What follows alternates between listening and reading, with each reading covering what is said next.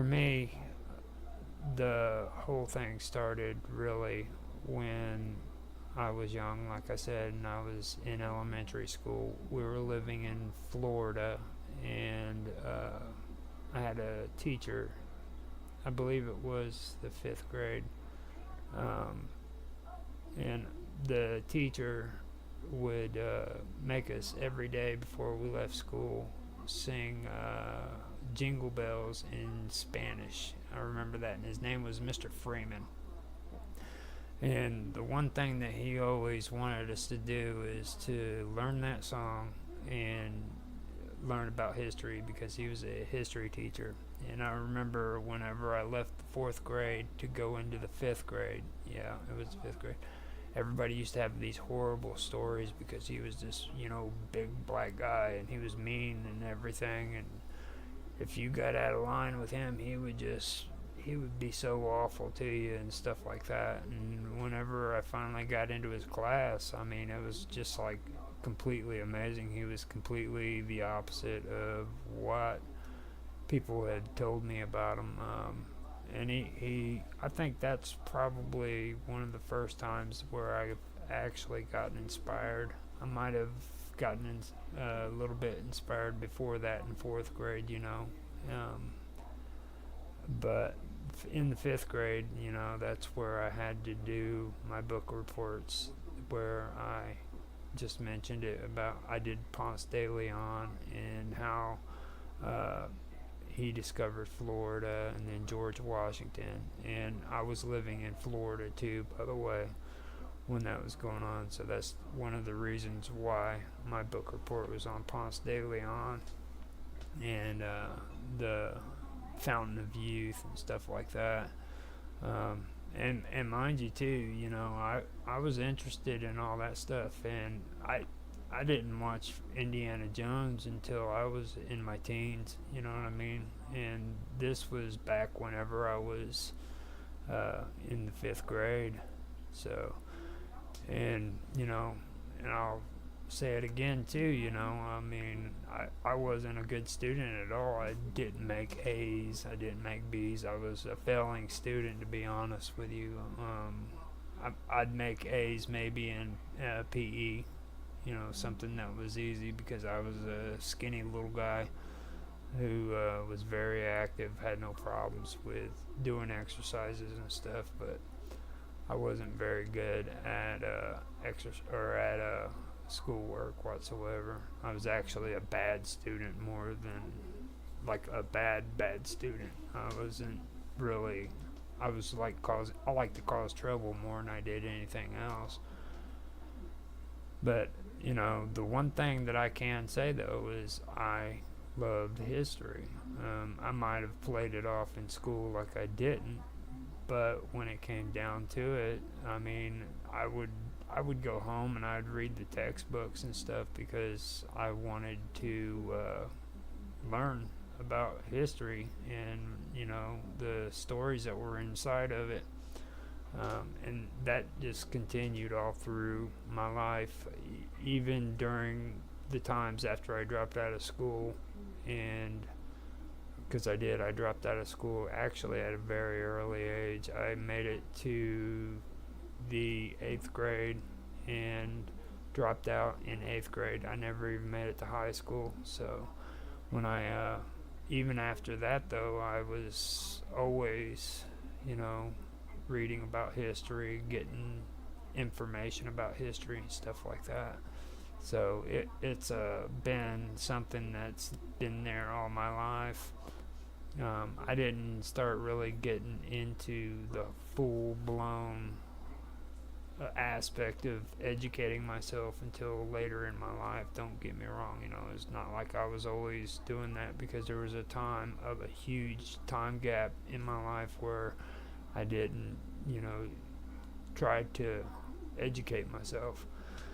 And it took me until I was in my late 30s, or just going into my 40s, before I finally figured out that, I'm only hurting myself. It doesn't matter if I'm in school or if I'm not in school. If I'm not learning something, then there's something wrong.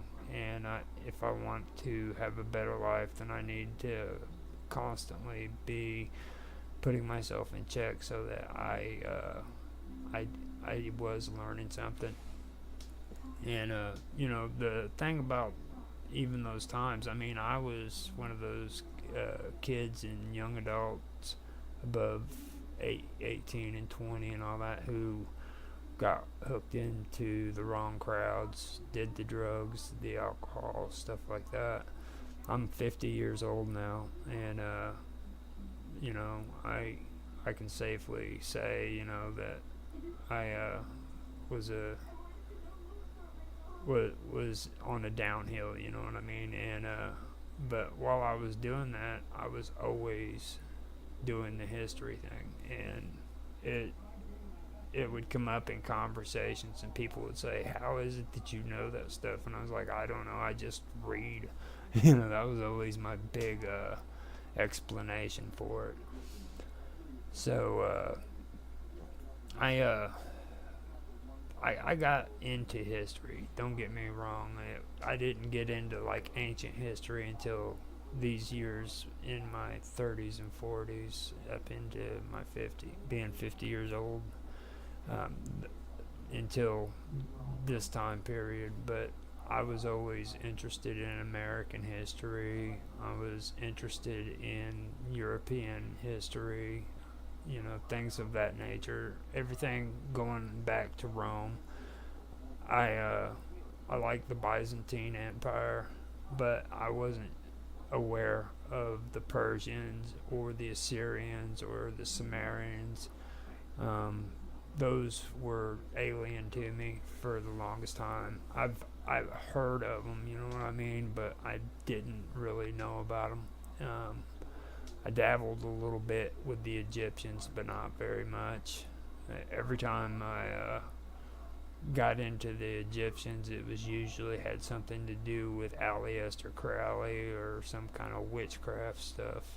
Like I was one of those 17-year-olds who believed in the Necronomicon. You know what I mean? And I didn't realize until I was about 23 that was just a fake book, and there was nothing real about it. But I was one of those kids. But anyhow, getting into that area too, I don't want people to misunderstand it at all either. Like when it comes to like ancient astronauts, yeah, I got into that. I did a full blown. I started getting curious in a lot of the ancient history because of stuff like ancient astronauts, and going in and researching Zechariah Sitchin, and finding out if what he was saying was actually true or not.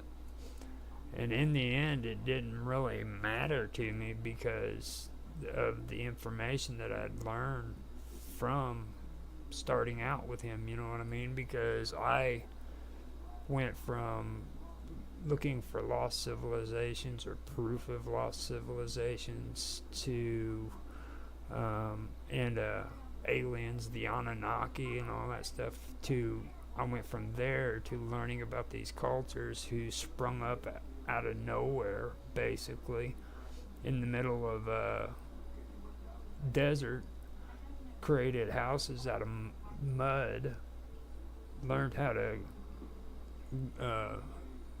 create crops and stuff, and then how they ended up migrating. I started learning about the Sumerians and their gods and their lore, and it went from there into the Egyptians. I started getting back into the Egyptians and taking it serious and learning about the Amtuat, which I've made posts about on my videos. But I do want to go further in the Egyptians too, because I know there's a lot more that I need to check out on there.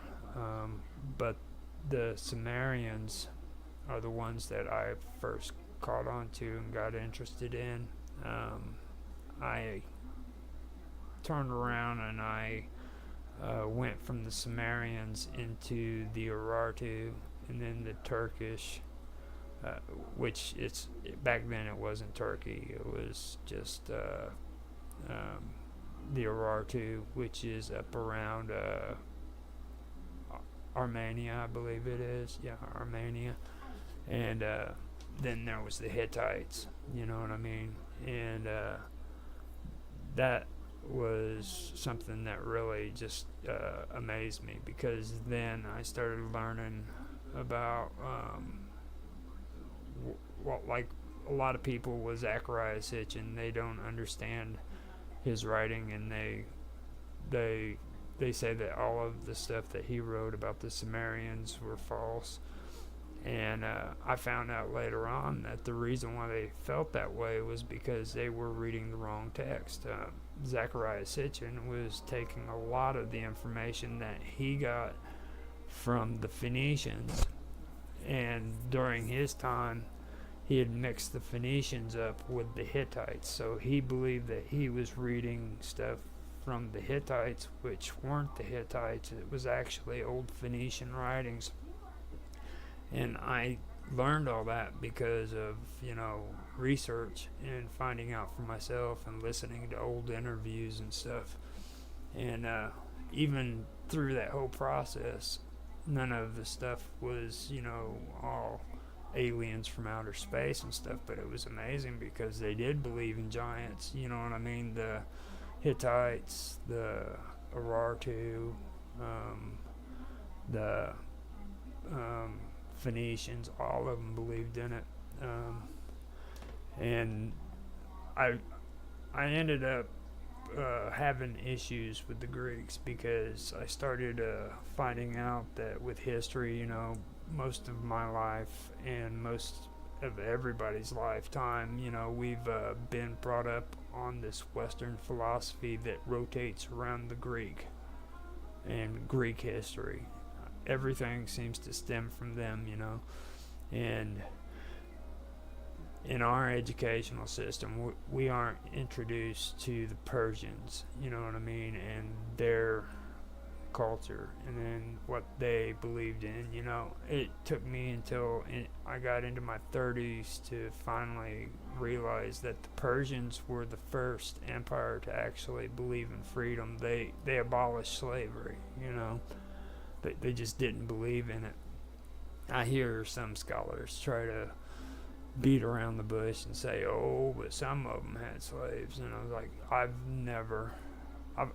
been reading the papers, okay, and there's never a place in there that mentions that the Persians ever owned any kind of slaves.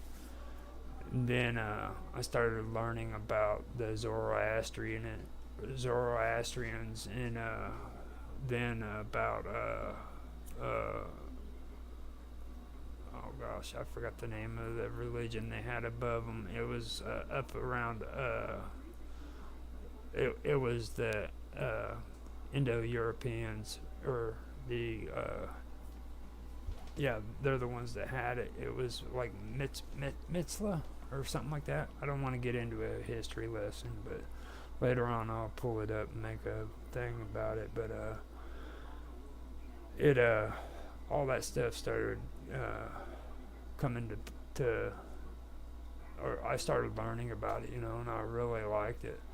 And I started learning about, these cultures that formed.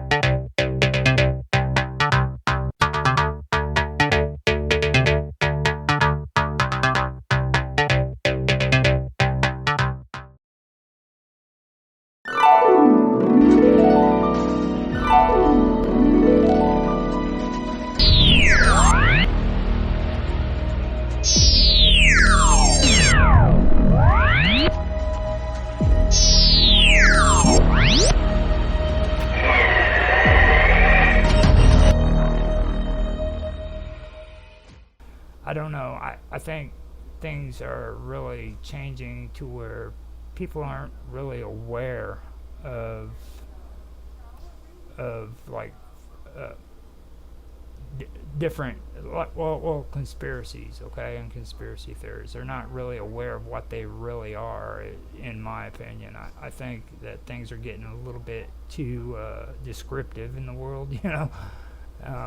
It's pretty messed up, to be honest with you. I read that and I'm like, I can't believe that somebody would honestly say that, you know what I mean? And then, like, saying that people who believe in conspiracy theories are, uneducated. I mean, I can name 3 people who freaking are ancient aliens who are freaking rocket scientists, or one that's a rocket scientist, but 3 of them that are educated and have professional lives.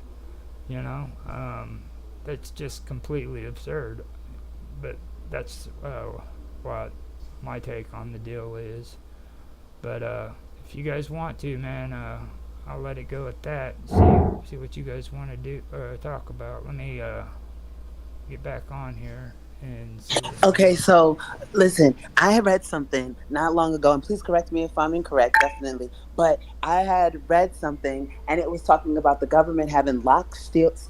I get excited about conspiracy, concealed documents in which they basically have like some classified file that you're not even allowed to comment on conspiracy theory. But the craziest part about it is, it's everything that we seem to be or say to be conspiracy. So it's like all this stuff locked in a vault. I don't know if it really is in a vault, but you get it. And it's like everything that we that are called conspiracies, but they're not. And they define them as hidden truths. And it's crazy because if they're defining conspiracy as hidden truths, it means it's not a conspiracy, a truth, but we're just hiding it from you. And it's known. I mean, I'm sure we know the government knows, but most people don't know that the government knows exactly what it's doing. It's like they're not conspiracy. And so the definition, I mean, but it's literally not it's not made up. They're not stories. That's just something I really would like to emphasize. Conspiracies are not made up. They're normally backed by facts that you have to kind of dig up, research that you have that's really hidden and hidden truths in order for you to actually find. And I wanted to know, did you ever hear any of that? Like, because like Oh yesterday, like yeah, that IRS government you document hear that that I all the showed time. You hear that all the time. I about the mean, aliens, right? Yeah. well, Picos, Dave, you got your hand raised. He If hasn't you want, seen that. you want to say something, Picos? As people brought up aliens. I actually have a little more background on that than most people. I'm not some kind of alien nut or anything, but my father was born in Artesia, New Mexico, and his grandfather actually worked on the pumps for the guy who had the crash, on his farm near Roswell. And my great grandfather talked to the guy about that stuff extensively. And I spent 8 years at NASA. And while I was there were 3 people that I talked to on a regular basis that had been there for 40 years. And they were quite talkative about the old ways around there. Officially, NASA had no stance on them existing, whatever. But all the old timers that were there during the Gemini program, they talked about it openly. There was the talk of the town when that UFO was trailing, was it Apollo 10? And I was doing some work in there, and I've heard people talk about Well, things that excuse me. probably I should. What's up? apologize. Can you elaborate? You said it was trailing Apollo 10. What's that about? I never heard of this before. Oh, There was a UFO? that's actually fairly well documented. That's one of the ones that was talked about. I think it was Apollo 10. It might have been a different Apollo mission, but That doesn't even matter, that part. I'm more so concerned with the fact that this is news that I can like Google or something. yeah, look up the quote, "We have a Santa Claus." Oh wow. If you if you Okay, look right. up, I'm about to do it right now. I gotta do one thing and I'm about to because do it. it was on Christmas Eve, and they asked for the location of what was the second phase. I forgot the names of each of the propulsion phases on the Apollo rockets, but they asked where their second phase was because they noticed they were being followed. And they told them it was way the hell off. I mean, so far they wouldn't have been able to see it. And they said, Houston, we have a Santa Claus. And that's when the radios they were using back then,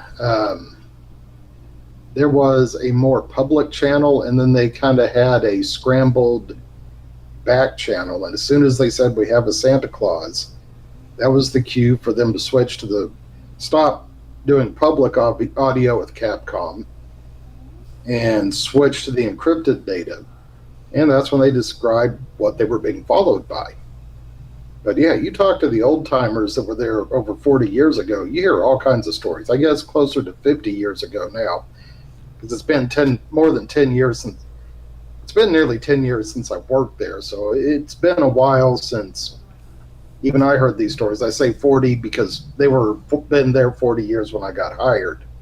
That's been a while. Yeah. But yeah, you talk to the old timers around there. They talked about the encounters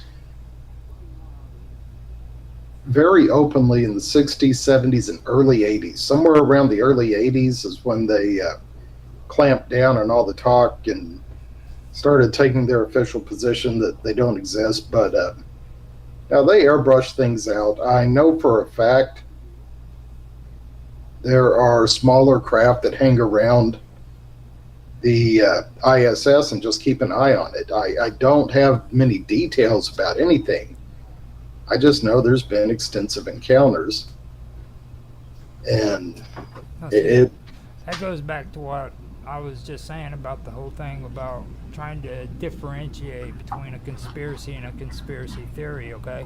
Now, I want to elaborate on the fact you're talking about educated men. You're talking about men of science who had been around the field for quite a few years, and they're just openly talking about aliens, you know what I mean?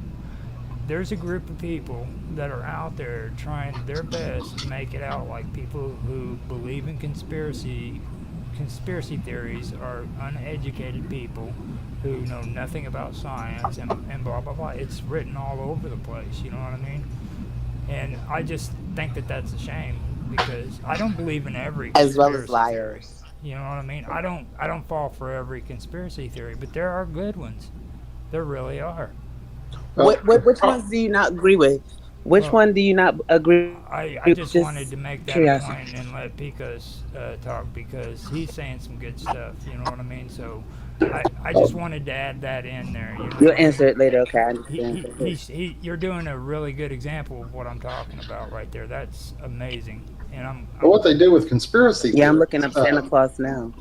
The word conspiracy theory itself was, I think, a CIA or FBI operation to get people to quit looking at the UFOs.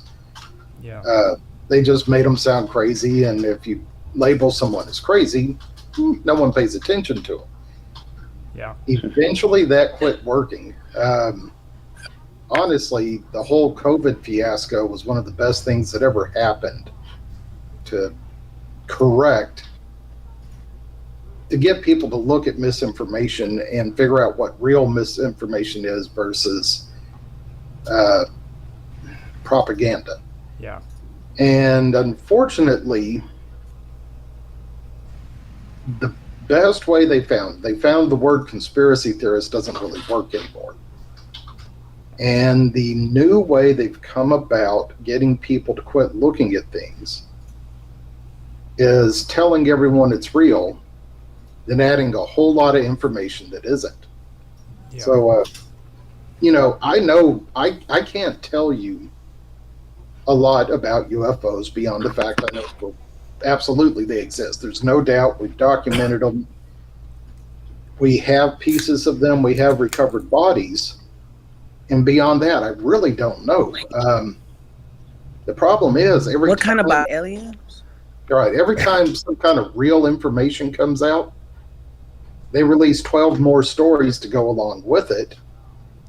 And by the time you assimilate all the data that's publicly available, mostly from tinfoil hat sites, you never know what's real or not. Now, do you think Chances that's are, if you look at everything, you found the truth somewhere, and you found 12 layers of bullshit around it. yeah? Now, my question is honestly, like those tinfoil outfits. Do you think that's on purpose? Like those are actually orchestrated? There is, Yes. there are intentional disinformation personalities. I think I've identified one on mines, but I'm not 100% sure. Kind of like the Q phenomenon. Q was real at first. The first 2 weeks or so that Q was around, that was real. But the keys got taken over, and it became a disinformation campaign. QAnon, AN. Yeah.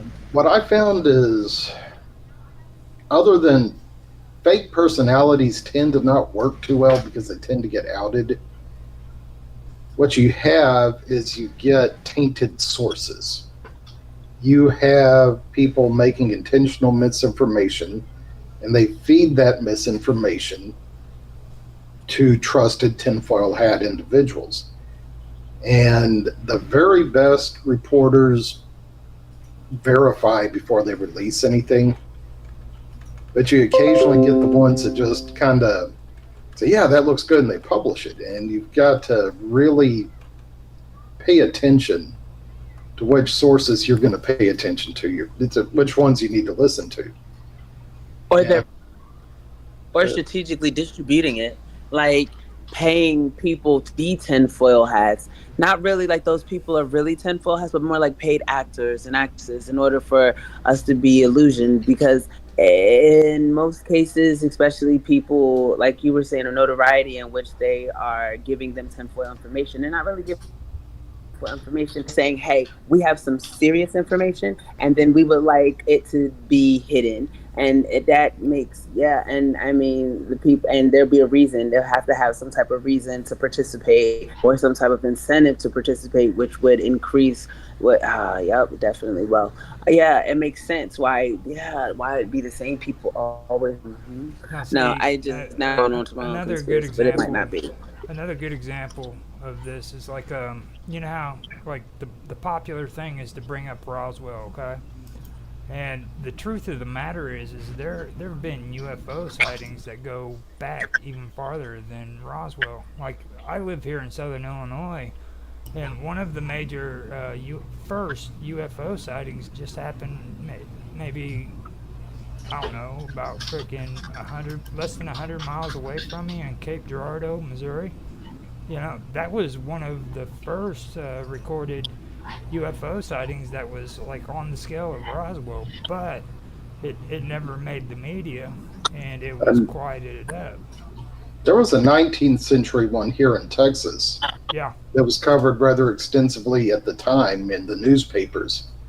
And apparently they threw the pieces of the craft down the well, gave the aliens a Christian burial, and the people who threw the pieces of the craft down the well pretty much all died of cancer or some kind of radiation poisoning. But it was pretty well documented in the 19th century. And sometime during the 1980s, there was a pretty big one that went down over the Soviet Union, cleared a big path of the forest. But you know, that's the kind of stuff they don't talk about much. And that's the kind of stuff that where I have levels of solidity when I address issues like this. You know, I've got the level I told you that I know about for sure. Then everything else after that's, you know, a different layer of probably, maybe not, could be bullshit. You know, it's just, I work in layers on that. And my solid layer is very thin. yeah. I know. I feel the same way, and I was talking about that the other day with the topic, and I was like, you know, it's about discernment. You have to use your own common sense and discern the truth from the false. If you don't know how to do that, then you're just going to go down an avenue that's going to mess you up. I mean, there's a lot of people on this topic that aren't really trying to come out with this stuff for your best interest, you know.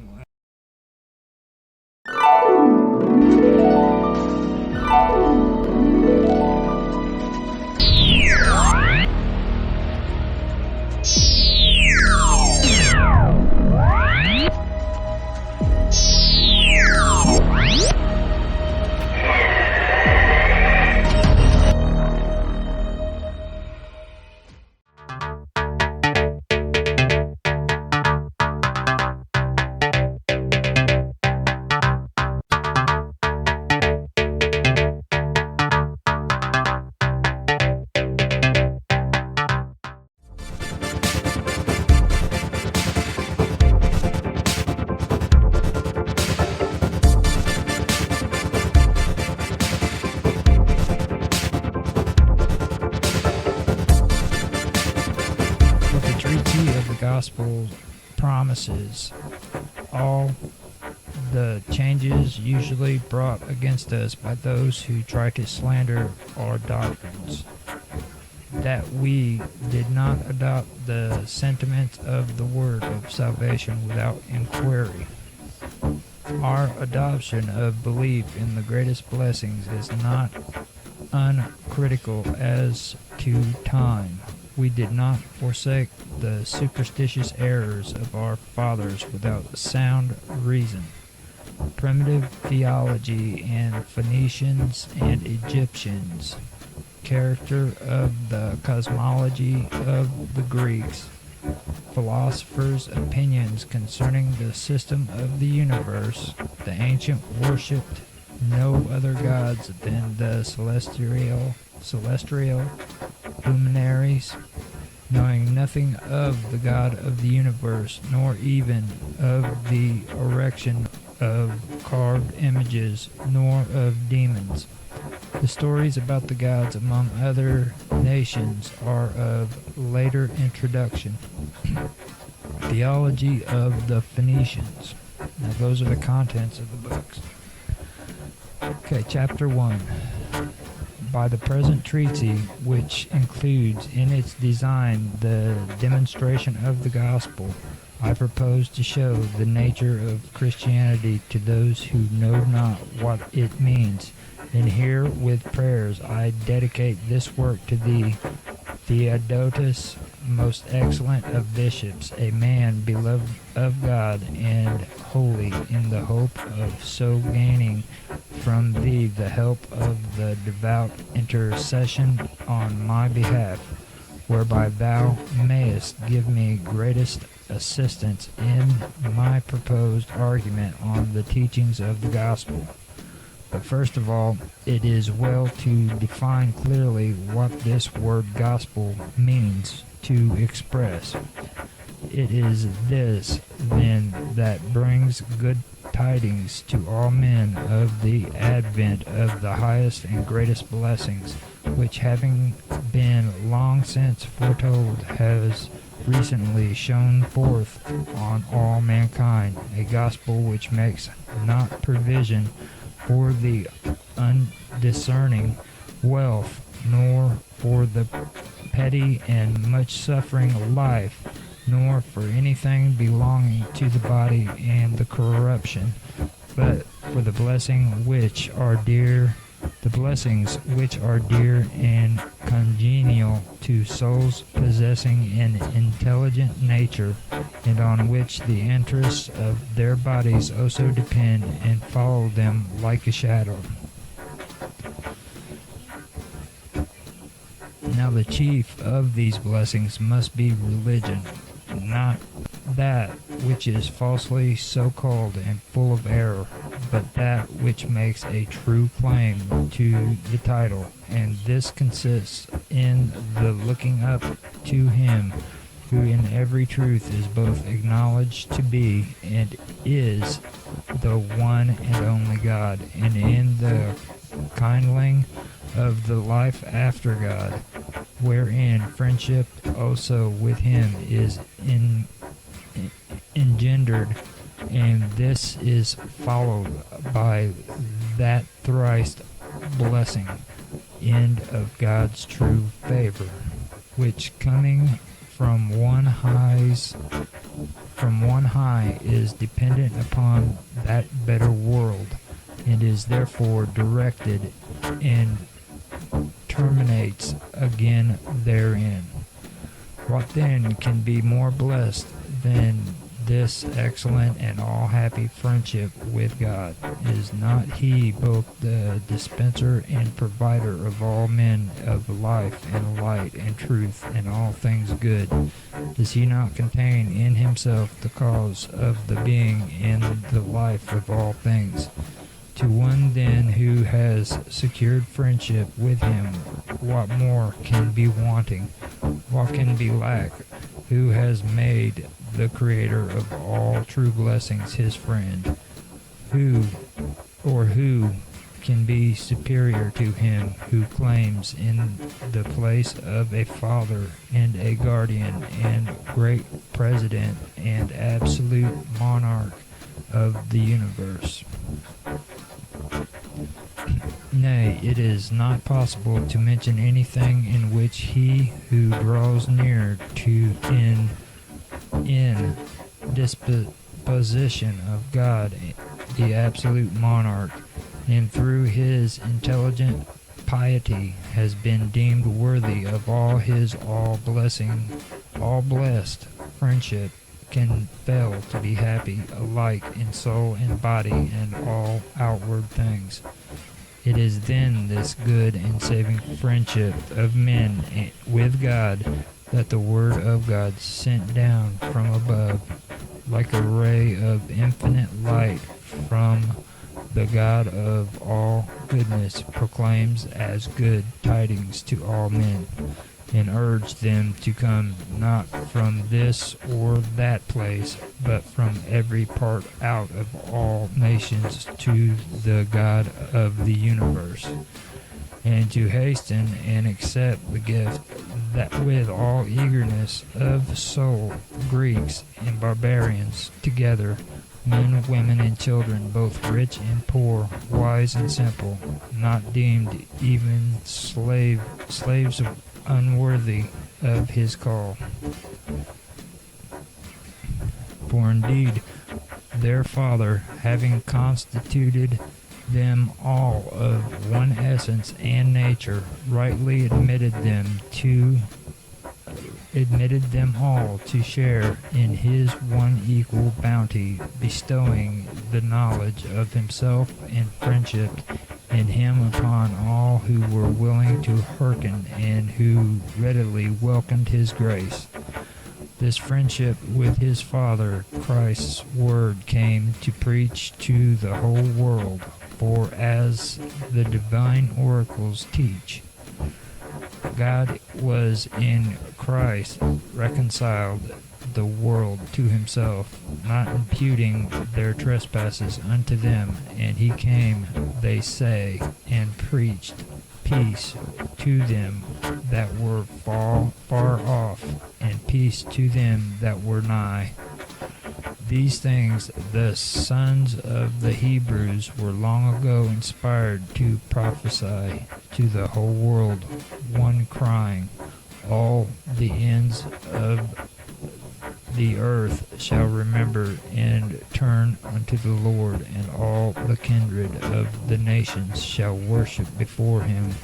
For the kingdom is the Lord's, and he is the ruler over the nations. And again, tell it out among the heathen that the Lord is king, for he hath also stabilized the world, which shall not be moved.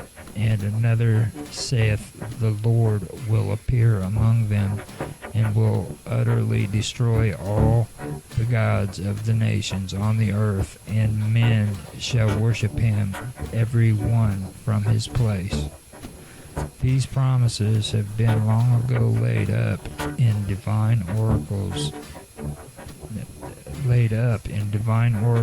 have now shone forth upon our own age, through the teachings of our Savior Jesus Christ, so that the knowledge of God among all nations, which was both proclaimed of old and looked for by those who were not ignorant of these matters, is duly preached to us by the Word, who has lately come from heaven, and shows that the actual fulfillment corresponds with the voices of the men of old.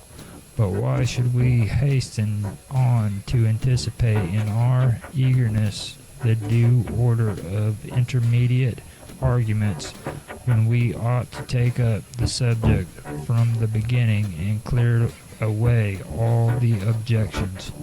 For some have supposed that Christianity has no reason to support it, but that those who desire the name confirm their opinion by an unreasoning faith and an assent without examination. and they assert that no one is able to by clear demonstration to furnish evidence of the truth of the things promised, but that they require their converts to adhere to faith only, and therefore they are called the faithful, because of their uncritical and untested faith. With good reason, therefore, in setting myself down to these treatises on the demonstration of the gospel, I think that I ought, as a preparation for the whole subject, to give brief explanations beforehand concerning the question which may reasonably be put to us both by Greeks and by those of the circumcision, and by every one who searches with exact inquiry into the opinions held among us. For in this way, I think my argument will proceed in due order to the more perfect teaching of the demonstration of the gospel, and to the understanding of our deeper doctrines, if my preparatory treatise should help as a guide by occupying the place of elementary instruction and introduction, and suiting itself to our recent converts from among the heathen. But to those who have passed beyond this, and are already in a state prepared for the reception of the higher truths, the subsequent part will convey the exact knowledge of the most stringent proofs of God's mysteries dispensation in regard to our Lord and Savior Jesus Christ. Let us then begin the preparation by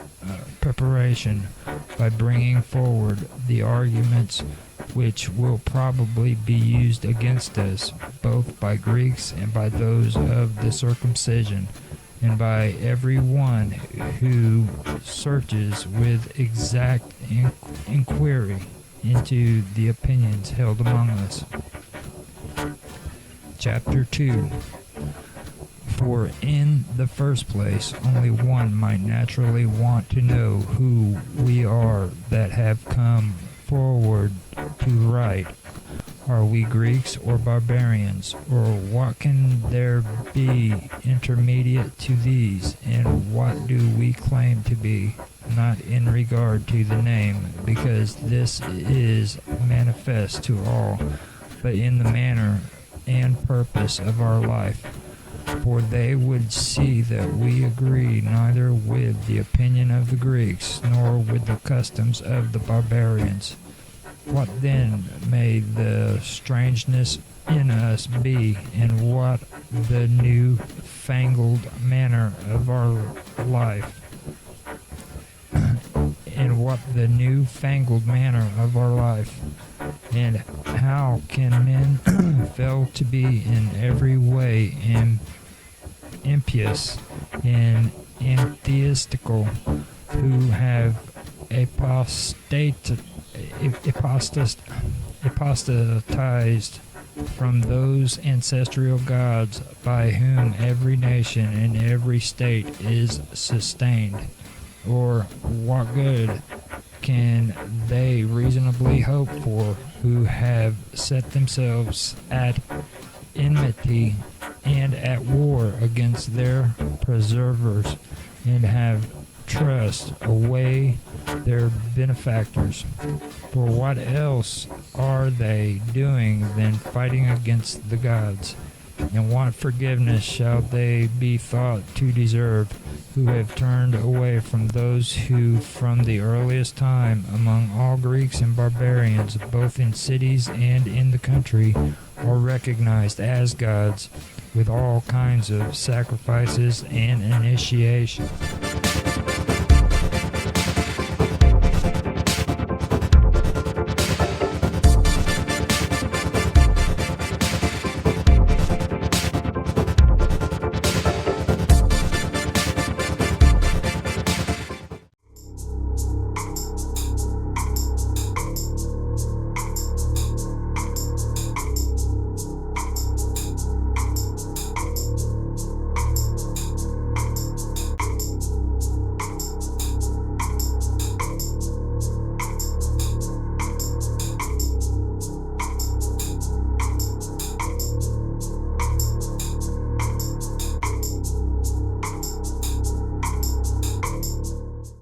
desert had been calm, the land stretching endless under a blood-orange sun that dipped on the horizon, but the air was heavy, thick with a silence that felt unnatural. Then came the sounds of hooves, relentless, echoing in the void. El Muerto, the headless rider, tearing across the barren lands with a spectral fury. His black horse's eyes glowed a faint red, as if from within, and though he had no head, his presence radiated an unmistakably rage. Once feared in life as a bandit, now El Muerto was feared in death for the vengeance that kept him bound to this earth. His form moved like a shadow, half in this world and half beyond, eternally searching for the rest he would never find. He had once battled the living and the law, but now it was not the living he faced. It was something older, something that death could not conquer. He rode deep into what had once been the heart of an empire, land soaked in the blood of ancient rituals and steeped in the power of gods long forgotten. Unwittingly, his pursuit had led him to the ruins of an Aztec temple, a place where the dead did not sleep. The winds whispered, carrying with them the faint echoes of drums, the scent of blood that had long dried but never disappeared. Here beneath the ruins lay the restless spirits of warriors and priestesses who had once served gods whose names had been lost to time. But something stirred in the ruins that night, something far darker than any restless souls. The earth beneath the temple trembled, and from the depths of the underworld a figure rose. Meklalenti, the god of death, materialized from the shadows, his skeletal form towering above the temple ruins. His hollow eyes blazed with ancient rage, and with a silent command, the ground crackled open, releasing the undead from their eternal slumber.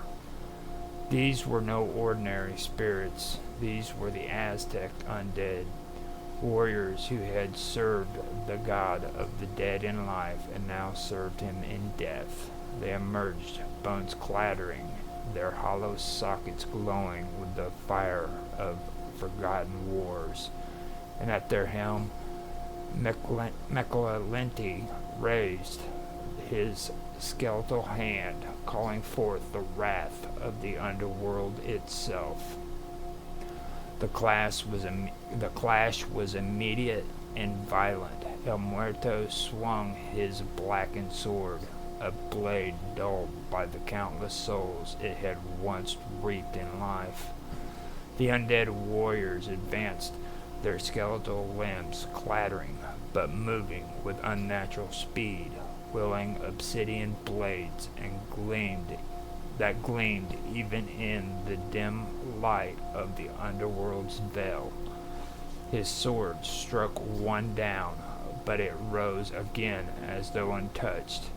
Another grabbed the reins of his horse, pulling him to the ground, while a priestess with the face of death itself hissed her ancient curse, her voice echoing with the force of 1,000 souls. For the first time in his cursed afterlife, El Muerto felt something akin to fear. The warriors, unlike the lawmen who had once killed him, knew no restraint. The gods of death and the sun had abandoned them to endless war, their existence a cycle of battle that could not be stopped by mere mortal will. His rage and vengeance, though mighty, were no match for the ancient powers they wielded. Yet El Muerto had never known surrender, not even in death. He rose, tearing free from the grasp of the undead, and mounted his horse once more. But as he did, Mechlente descended from the shadows, his skeletal wings spreading wide as he prepared to meet the rider in a battle that would shake the very foundations of the underworld. The battle between El Muerto and Mechlente began with a storm of fury. The god of death swung his obsidian claw with unimaginable force, each striking, splitting the earth beneath them.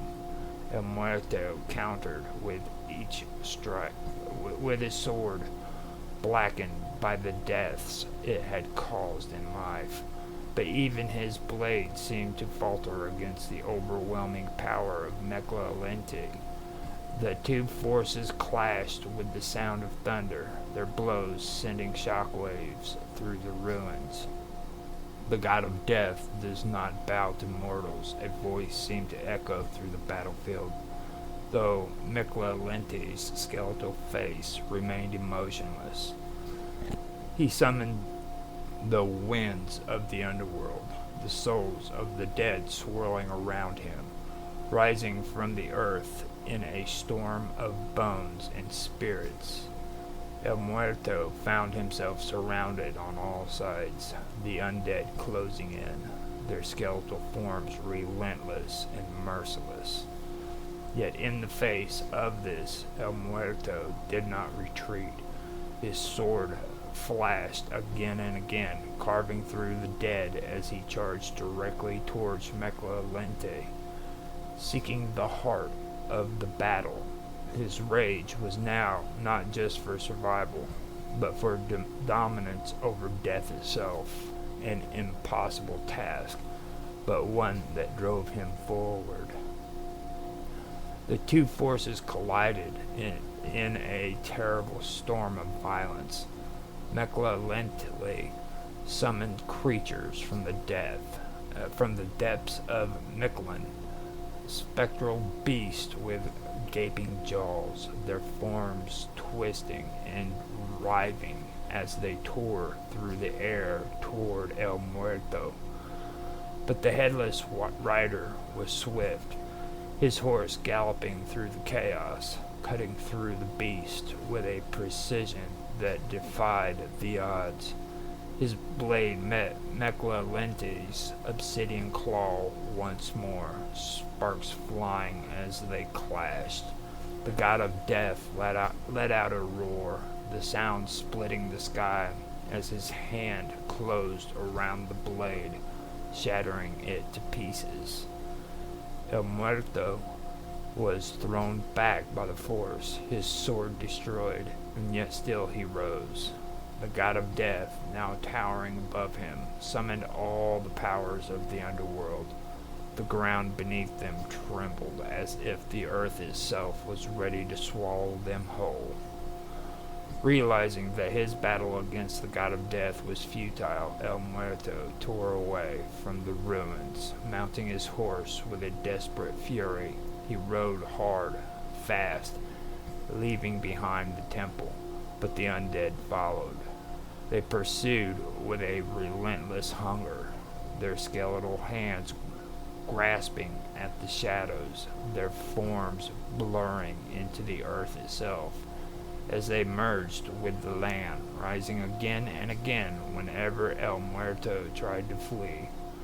Mechlente's vengeance was endless, and his undead army chased El Muerto wherever he rode, leaving destruction in their wake. Villages once peaceful were ravaged, their people slaughtered as the undead tore through them in pursuit of the rider. Each time El Muerto thought he had escaped, the undead would rise from the earth, driven by the will of their god to hunt him down. In his desperation, El Muerto pushed his horse harder, trying to outrun the ancient curse that clung to him. But no matter where he rode, the undead followed, their skeletal hands reaching for him, their hollow eyes glowing with the fire of vengeance. The pursuit was endless, and for the first time El Muerto felt the weight of defeat pressing down on him. The final confrontation came as El Muerto reached a great chasm in the earth, a place where the desert ended and the world seemed to drop off into the abyss. Behind him, the undead warriors gathered once again, their skeletal forms glistening in the moonlight as they advanced. And there, on the other side of the chasm, stood Michelangelo, his wings spread wide as he called for the rider's surrender. But El Muerto did not stop. Instead, he spurred his horse forward, galloping towards the edge of the cliff, the skeletal warriors close behind. The undead reached out their hands, grasping for the reins of his horse, but with a final leap, the horse and rider plunged into the abyss.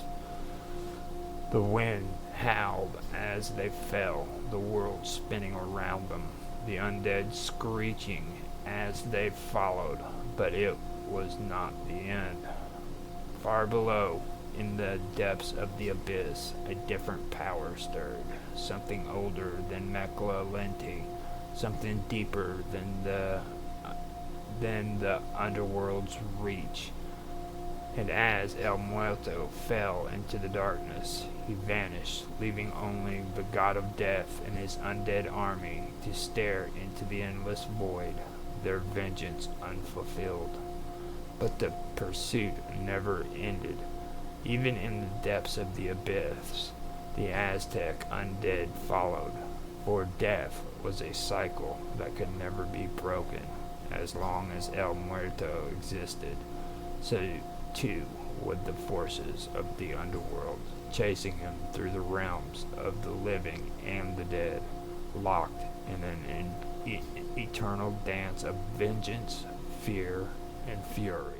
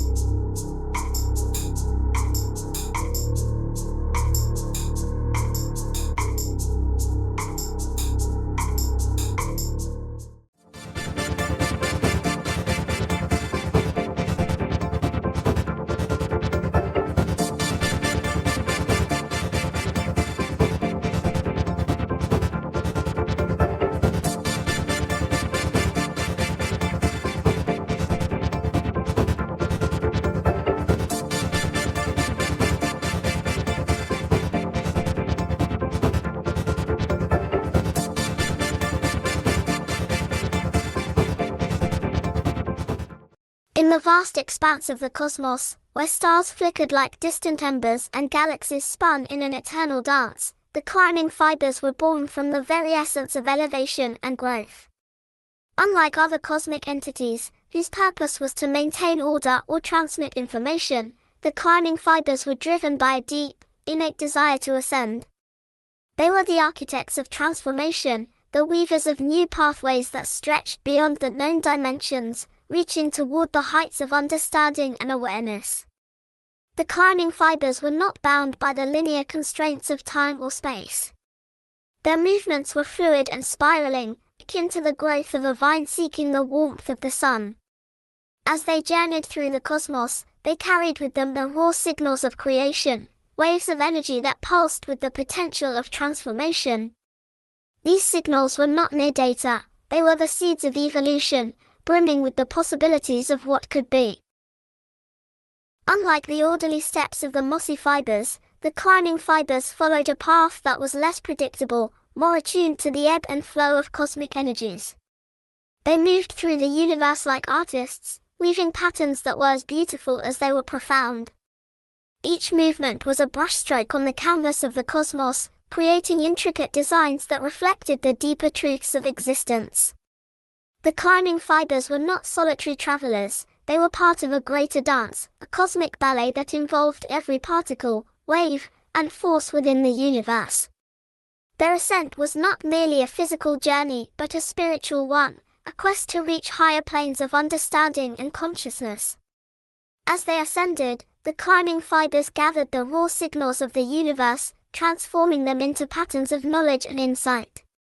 These patterns were not static, they were dynamic, ever-changing as the climbing fibers wove them into the fabric of reality. The climbing fibers did not simply transmit information, they elevated it, infusing it with the energy of growth and transformation. This process was essential for the evolution of the cosmos, allowing new ideas, new forms, and new possibilities to emerge from the primordial soup of existence. As the climbing fibers wove their patterns through the cosmos, they created pathways of transformation that connected different realms of existence. These pathways were not straight lines but complex, spiraling threads that intertwined with one another, creating a vast network of connections.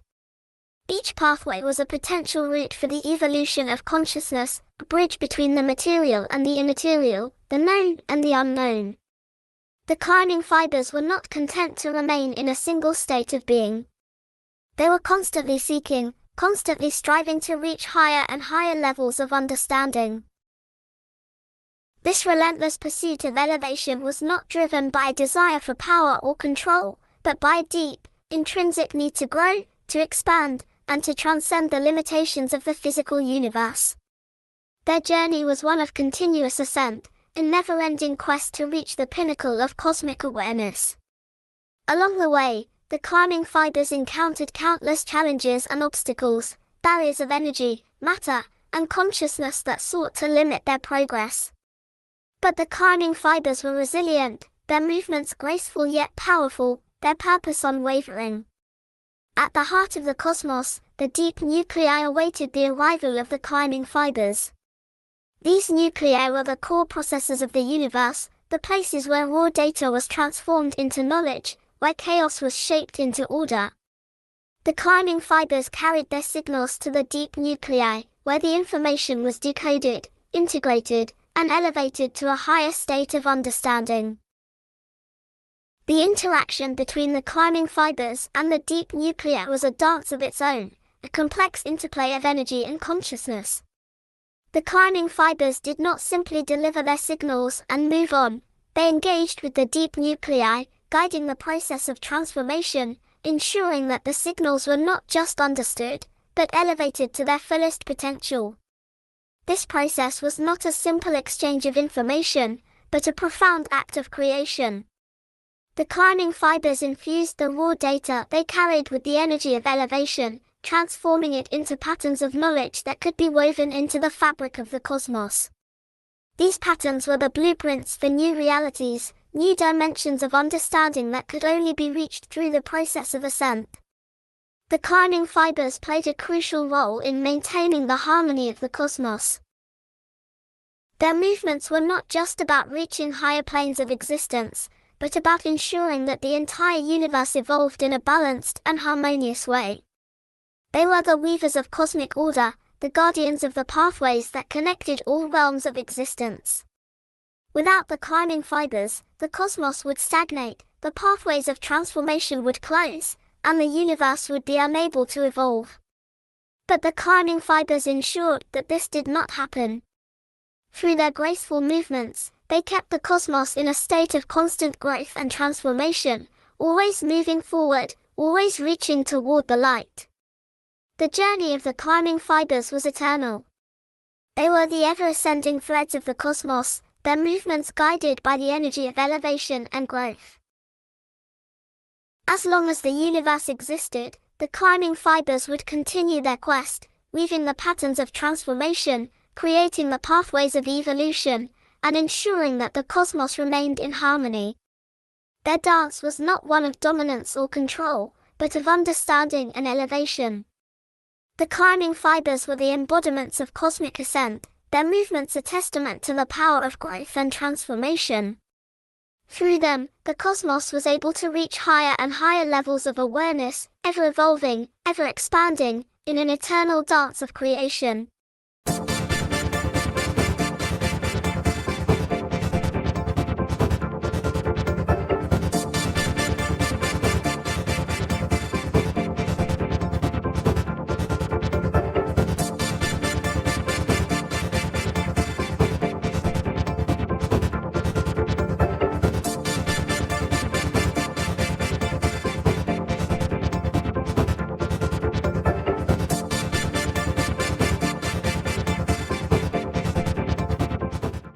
In the Tarchesat and upon earth, according to ancient times, each person carried his soul, consisting of his heart, his shadow, his name, the things that make him unique, his personality as well as his soul before and his soul after death as well as his mind and his intellect. In death the priests would open the dead's mouth so that the person's essence and personality within their soul could reunite after death. The essence had to be released while offerings of food and drink were served to keep the personality of the soul alive. The essence and the personality when united made them effective. The sun who was Ra would rise in the sky and travel through the body of the goddess Nut. Then swallowed by Nut by night as the day would be brought to an end by the god Tem. The moon is reborn to travel again through her as well while Ra would travel through her belly. Then again the moon would be swallowed as well and Ra would be reborn again as he rose in the east because of the rebirth of creation because of Sa and who accompanied by Heka as divine power to create all life traveling upon a sun boat. Nut was the protector of the dead as they entered the afterlife. Represented by stars, cows, a sow, a naked woman or a sycamore tree. Each time Ra enters Tarchesat at night he has to confront Apophis in battle till the following morning in the Duat, the underworld. As the dead travel through the Duat they are protected by Ra, Sa, U, and Katu, the four sons of Horus and Werthikau as well as many others. That is the sun, the sky, magic and enchantment, the word, and creative power such as divine knowledge and utterance as well as the light.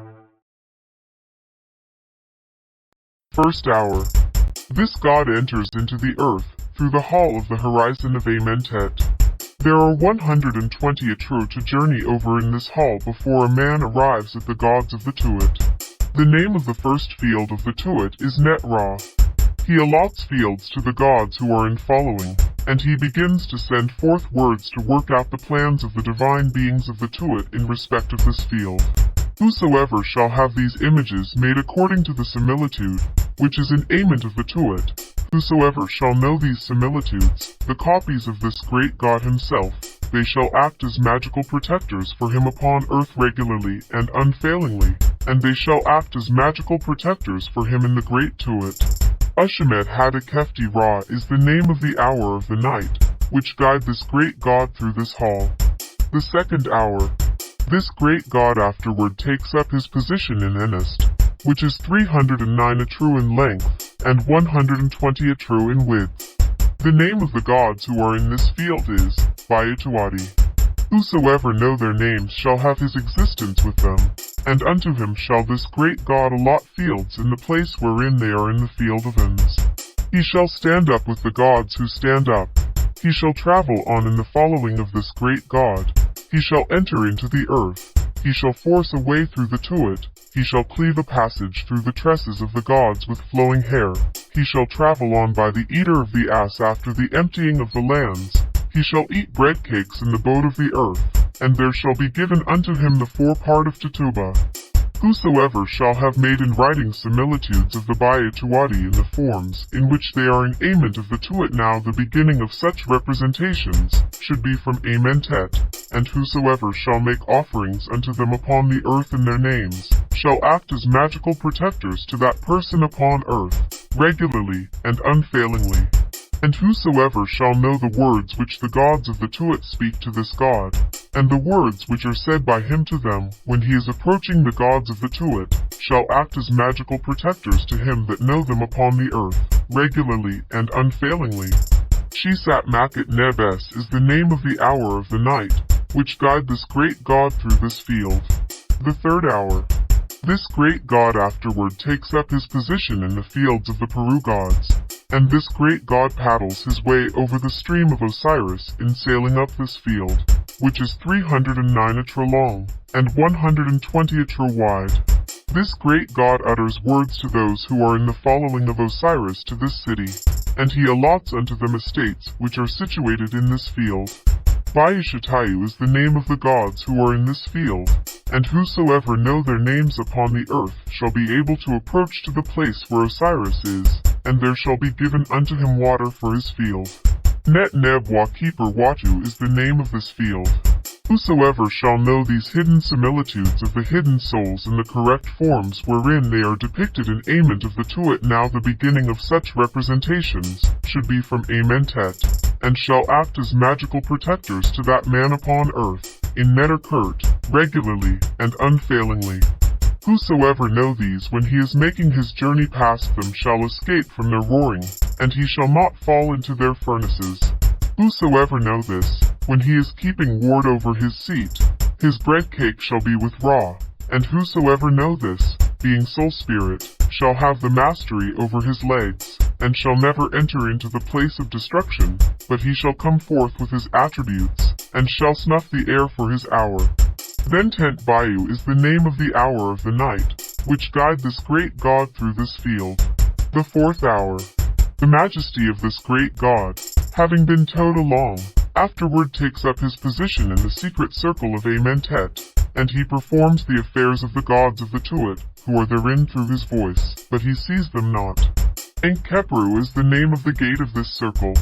Amatsatho is the name of this circle. Whosoever knows this representation of the hidden roads of Ristetet, and the holy paths of the Amahet, and the secret doors, which are in the land of Seeker, the god who is upon his sand, shall be in the condition of him that eat the bread cakes which are for the mouth of the living gods in the temple of Tem. Whosoever know this shall be in the condition of him that is mought on the ways, and he shall journey over the roads of Risatho, and he shall see the representations of the Amahet.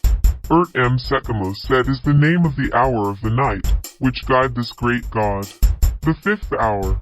This great god is towed along over the ways of Maud of the Tuat through the upper half of this secret circle of the god Seeker, who is upon his sand, and he neither looks upon nor gazes at the secret figure of the earth which contain the flesh of this god. The gods who are in this god hear the words of Ra, who cries unto them from where this god is. Aha-Neteru is the name of the door.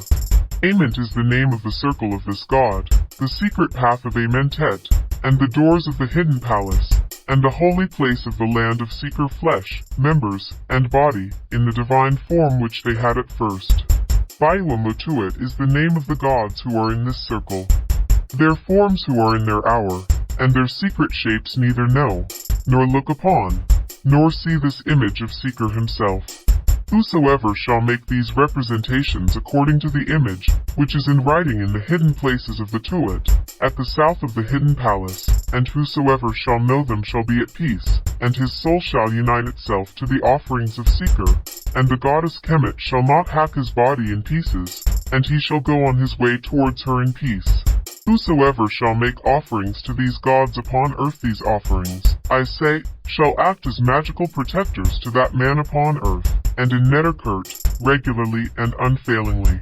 Semherb Wyas is the name of the hour of the night, which guide this great god through this field. The sixth hour.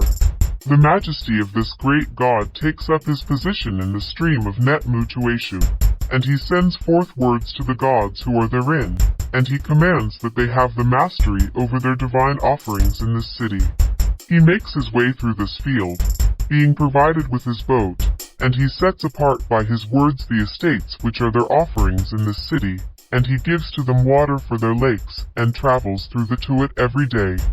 Septmetu is the name of the door of this city. The secret roads of Amentet, and the manner wherein this great god is being rowed along over the water therein in his boat to perform the plans of the gods of the Tuat, the gathering together by their names, the manifestations of their shapes, and secret hours. Such are the things of which the secret representation of the Tuat is not known to men and women. Whosoever shall make this image in writing, according to the representation of the same, which is in the hidden things of the Tuat, at the south of the hidden palace, and whosoever shall know them shall be in the condition of one who award offerings in abundance in the Tuat, and he shall be united to the offerings of the gods who are in the following of Osiris, and his parents shall make the offerings which are obligatory on the earth. The majesty of this great god send forth words, and he gives divine offerings to the Tuat, and he stands up by them, and they see him, and they have dominion over their fields, and the gifts made to them, and they effect their transformations because of the words which this great god has spoken unto them. Metchet Nettueshu is the name of this field. which is the road of the boat of Ra. Mesprit Armat is the name of the hour of the night, which guide this great god through this country. The 7th hour. The majesty of this great god takes up his position in the secret place of Osiris, and the majesty of this great god sends forth words to the gods who dwell therein.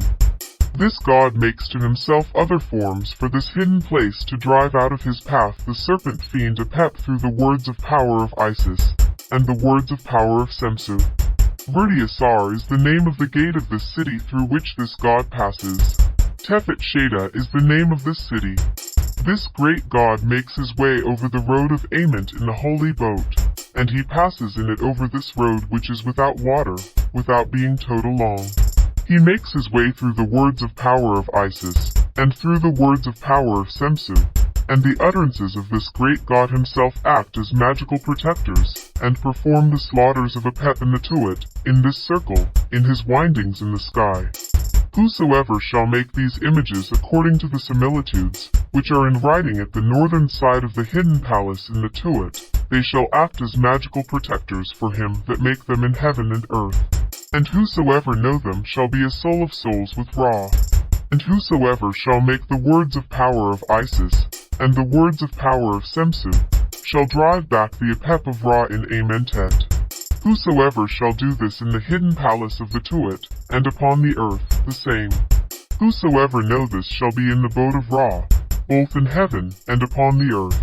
But he that has no knowledge of this representation shall not know how to drive back Neha-Ra. Now the ridge of the earth of Neha-Ra in the Tuat is 450 cubits in length, and he fills it with the undulations of his body. The regions which belong to him are made for him, and the great god does not make his way over him, when he makes him turn aside out of the way for him, from the secret place of Osiris, when this god makes his way through this city in the form of the serpent Mehen. Whosoever shall know this upon the earth, the serpent Neha-Ra shall not drink his water, and the soul of him that know it shall not be entreated evil by the gods who are in this circle, and whosoever knoweth the crocodile of Shao shall not devour his soul. Kasef-Hi-Hesek Neha-Ra is the name of the hour of the night, which guide this great god through this circle. The 8th hour. When the majesty of this great god has taken up his position in the secret circles of those who are in their sand, he sends forth words to them from out of his boat, and the gods tow him along within the holy embrace of the serpent Mehen. Aha and Erdef is the name of the gate of this city. Tebet Neter is the name of this city. As for the secret circle of Amentet, this great god makes his way over it in his boat, through the towing of the gods who are in the Tuat. Whosoever shall make an image of these things according to the similitude, which is in writing on the north wall of the hidden palace in the Tuat, and whosoever shall know them by their names, shall be in the condition of one who is fully provided with swathing on the earth, and shall never be repulsed at the secret gates, and have abundant offerings in the great funeral hall regularly and unfailingly for millions of years. Net-Usha is the name of the hour of the night, which guide this great god. The 9th hour. When the majesty of this great god has taken up his position in this circle, he sends forth words from his boat to the gods who dwell therein, and the sailors join the boat of this great god in this city. Sakeb is the name of the gate of this city through which this great god passes to take up his position on the stream which is in this city. Besaru is the name of this city, which is the secret circle of Amentet, wherein this great god and his sailors take up their positions in the Tuat. Whosoever make an image of these things and their names according to the similitudes, which are in writing on the east of the hidden palace of the Tuat, and whosoever know their names upon the earth, and their habitations in Amentet, shall rest in his habitation in the Tuat, and he shall stand up among the lords of the provisions of the gods, and his voice shall be mocked before the Chacha beings on the day of the reckoning of Pharaoh. And these things shall act as magical protectors to him that know them upon the earth. Mak-Nebes is the name of the hour of the night, which guide this great god in this circle. The 10th hour. The majesty of this great god takes up his position in this circle, and he sends forth words to the gods who are in it. Al-Karamesaru is the name of the gate of this city through which this great god passes. Mech-Kayutabu is the name of this city. The secret circle of Amentet, where Kepra joins himself before Ra, and the gods, the spirits, and the dead cry out over the secret representations of Akert. Whosoever shall make these images according to the figures, which are depicted on the east of Ament, and whosoever know them by their names shall journey in the Tuat, and shall travel through it, and not be driven back, and shall flourish with Ra. Tentenet Hesk Kakabu is the name of the hour of the night, which guide this great god through the secret ways of this city. The 11th hour. The majesty of this great god takes up his position in this circle, and he sends forth words to the gods who are therein. Sekentuashu is the name of the gate of this city through which this great god passes. Re-en-Karat Apt-Kot is the name of this city. The secret circle of the Tuat in which this great god passes on his way, and comes forth at the eastern mountain of the sky, the Eater of Eternity.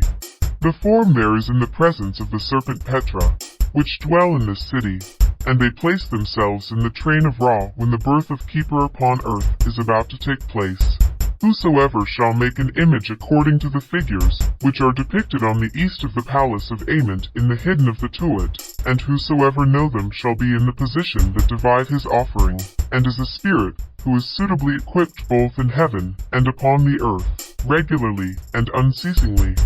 Sebet Nebwa Kasef Cbum Perdef is the name of the hour of the night, which guide this great god in this circle. The 12th hour. The majesty of this great god takes up his position in this circle at the limits of the thick darkness, and this great god is born under the form of Kepra in this circle. The gods Nu, Amli, Het, and Hehad are in this circle at the birth of this great god, when he makes his appearance from the Tuat, and takes up his place in the Metet boat, and rises from between the thighs of the goddess Nut. Then in Neteru is the name of the gate of this city. Keeper Kikue Mesti is the name of this city. The secret circle of the Tuat, where this great god is born, when he makes his appearance in Nu, and takes up his place in the body of Nut. Whosoever shall make an image according to the figures, which are depicted on the east of the palace of Ament of the Tuat, they shall be magical protectors to him that know them both in heaven and on earth. At this point the light begins, and it is the end of the thick darkness, which Ra travels through in Amentet, and of the secret matters which this great god performed therein. He who has no knowledge of the whole or part of the secret representations of the Tuat shall be condemned to destruction.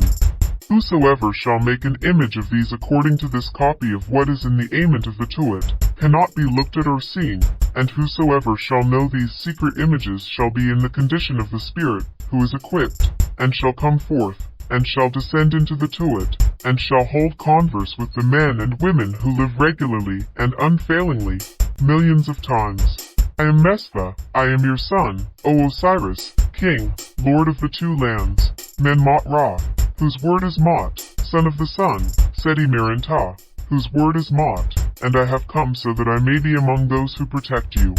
I intend to flourish your house, which shall be doubly established, by the command of Ta, and by the command of Ra himself.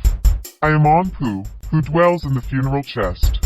Mother Isis descends providing bandages for me, Osiris, King Menmot Ra, whose word is Mot, son of the sun, Seti Merintah, whose word is Mot, from him that works against me.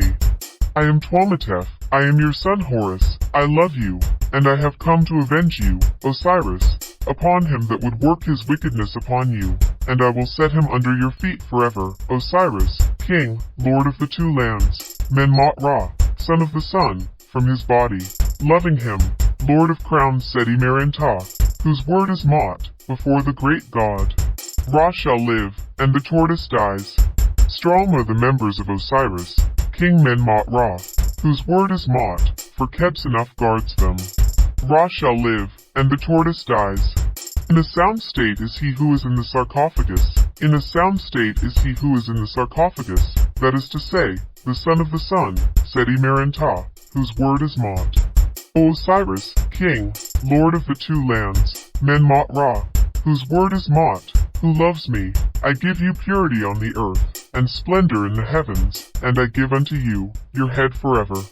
This is my son, Osiris, King, Menmot Ra, whose word is Mot.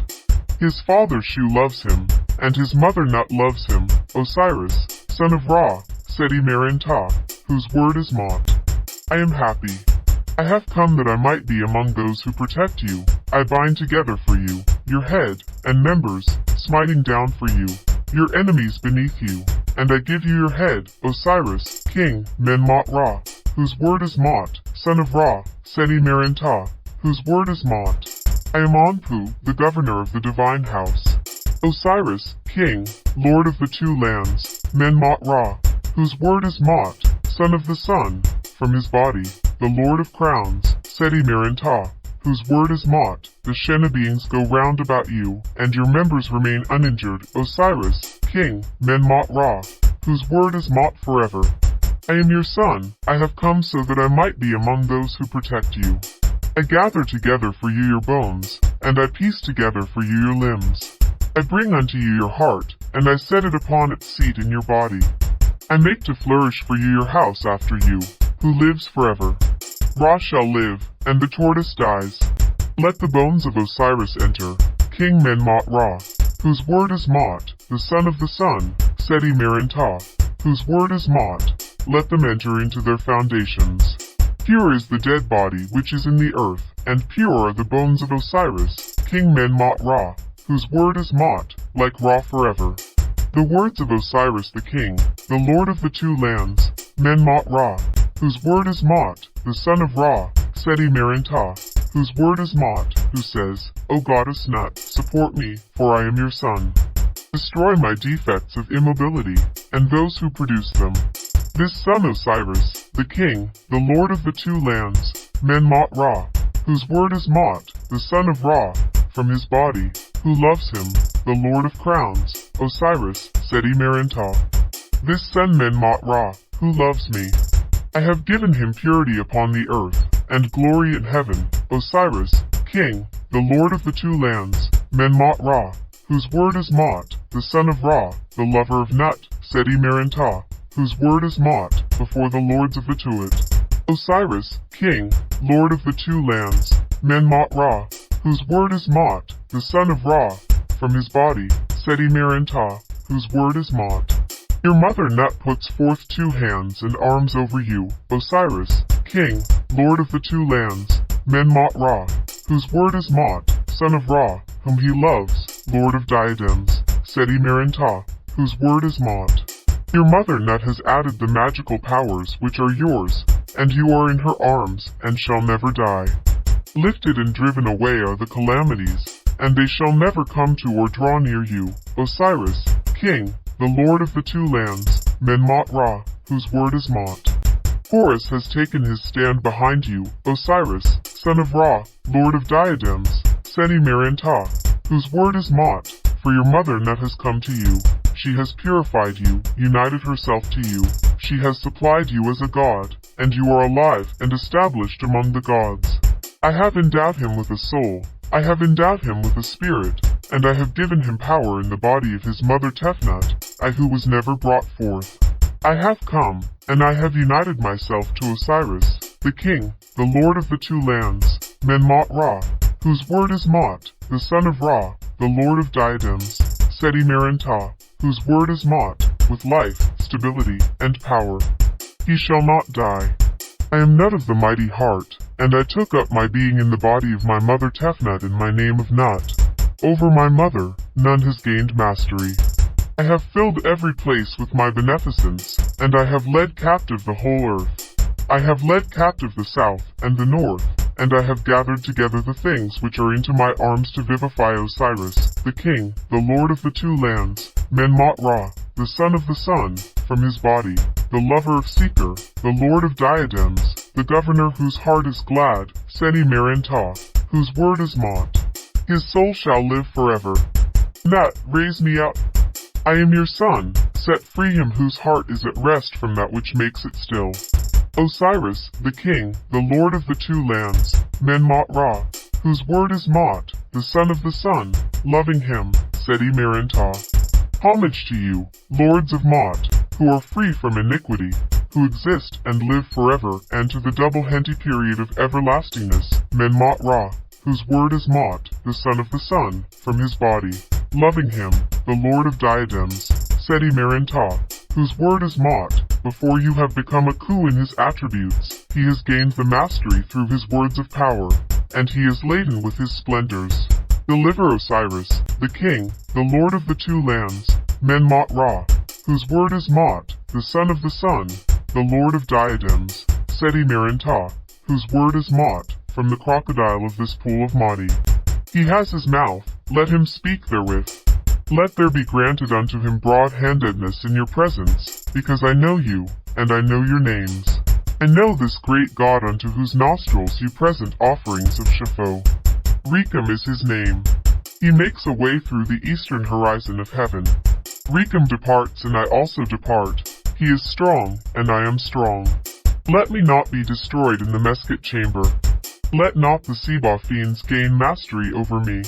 Drive not me away from your gates, and shut not fast your arms against Osiris, the king, the lord of the two lands, Men-Mot Ra, whose word is Mot, the son of the sun, from his body, loving him, the lord of diadems, Seti Merintah, whose word is Mot, because bread is in the city of Pi, and my ale is in the city of Tep, and my arms are united in the divine house which my father has given to me. He has established for me a house in the high place of the lands, and there are wheat and barley therein, the quantity of which is unknown. The son of my body acts for me there as Kerheb. Grant you unto me sepulchral offerings of incense, and myrrhed unguent, and all beautiful and pure things of every kind whereon the god live. Osiris, the king, Men-Mot Ra, whose word is Mot, the son of the sun, from his body, loving him, the lord of diadems, the ruler of the joy of heart, Seti Merintah, whose word is Mot, exist forever in all the transformations which it pleases. He floats down the river, he sails up into Sekataru, he reaches Sekhet-Hetep. I am the double lion god. Ward off that destroyer from my father Osiris, the king, the lord of the two lands, Men-Mot Ra, whose word is Mot, and let his divine protection be under my legs, and let them live. Strengthen Osiris, son of the sun, lord of diadems, Seti Merintah, whose word is Mot, with your hand. Grasp him with your hand. Let him enter your hand. Let him enter your hand. Osiris, king, lord of the two lands, Men-Mot Ra, whose word is Mot, you shall not perish. Nut comes and she fashions you as the great fashioner, and you shall never decay. She fashions you. She turns your weakness into strength. She gathers together your members. She brings your heart into your body, and she placed you at the head of the living doubles, Osiris, king, lord of the two lands, Men-Mot Ra, whose word is Mot, before the beautiful god, the lord of Tachezert. Hail, you gods who bring Anu. You gods who run Pihu. You who dwell in his embrace, you great God, grant you that may come unto me my soul from wheresoever it may be.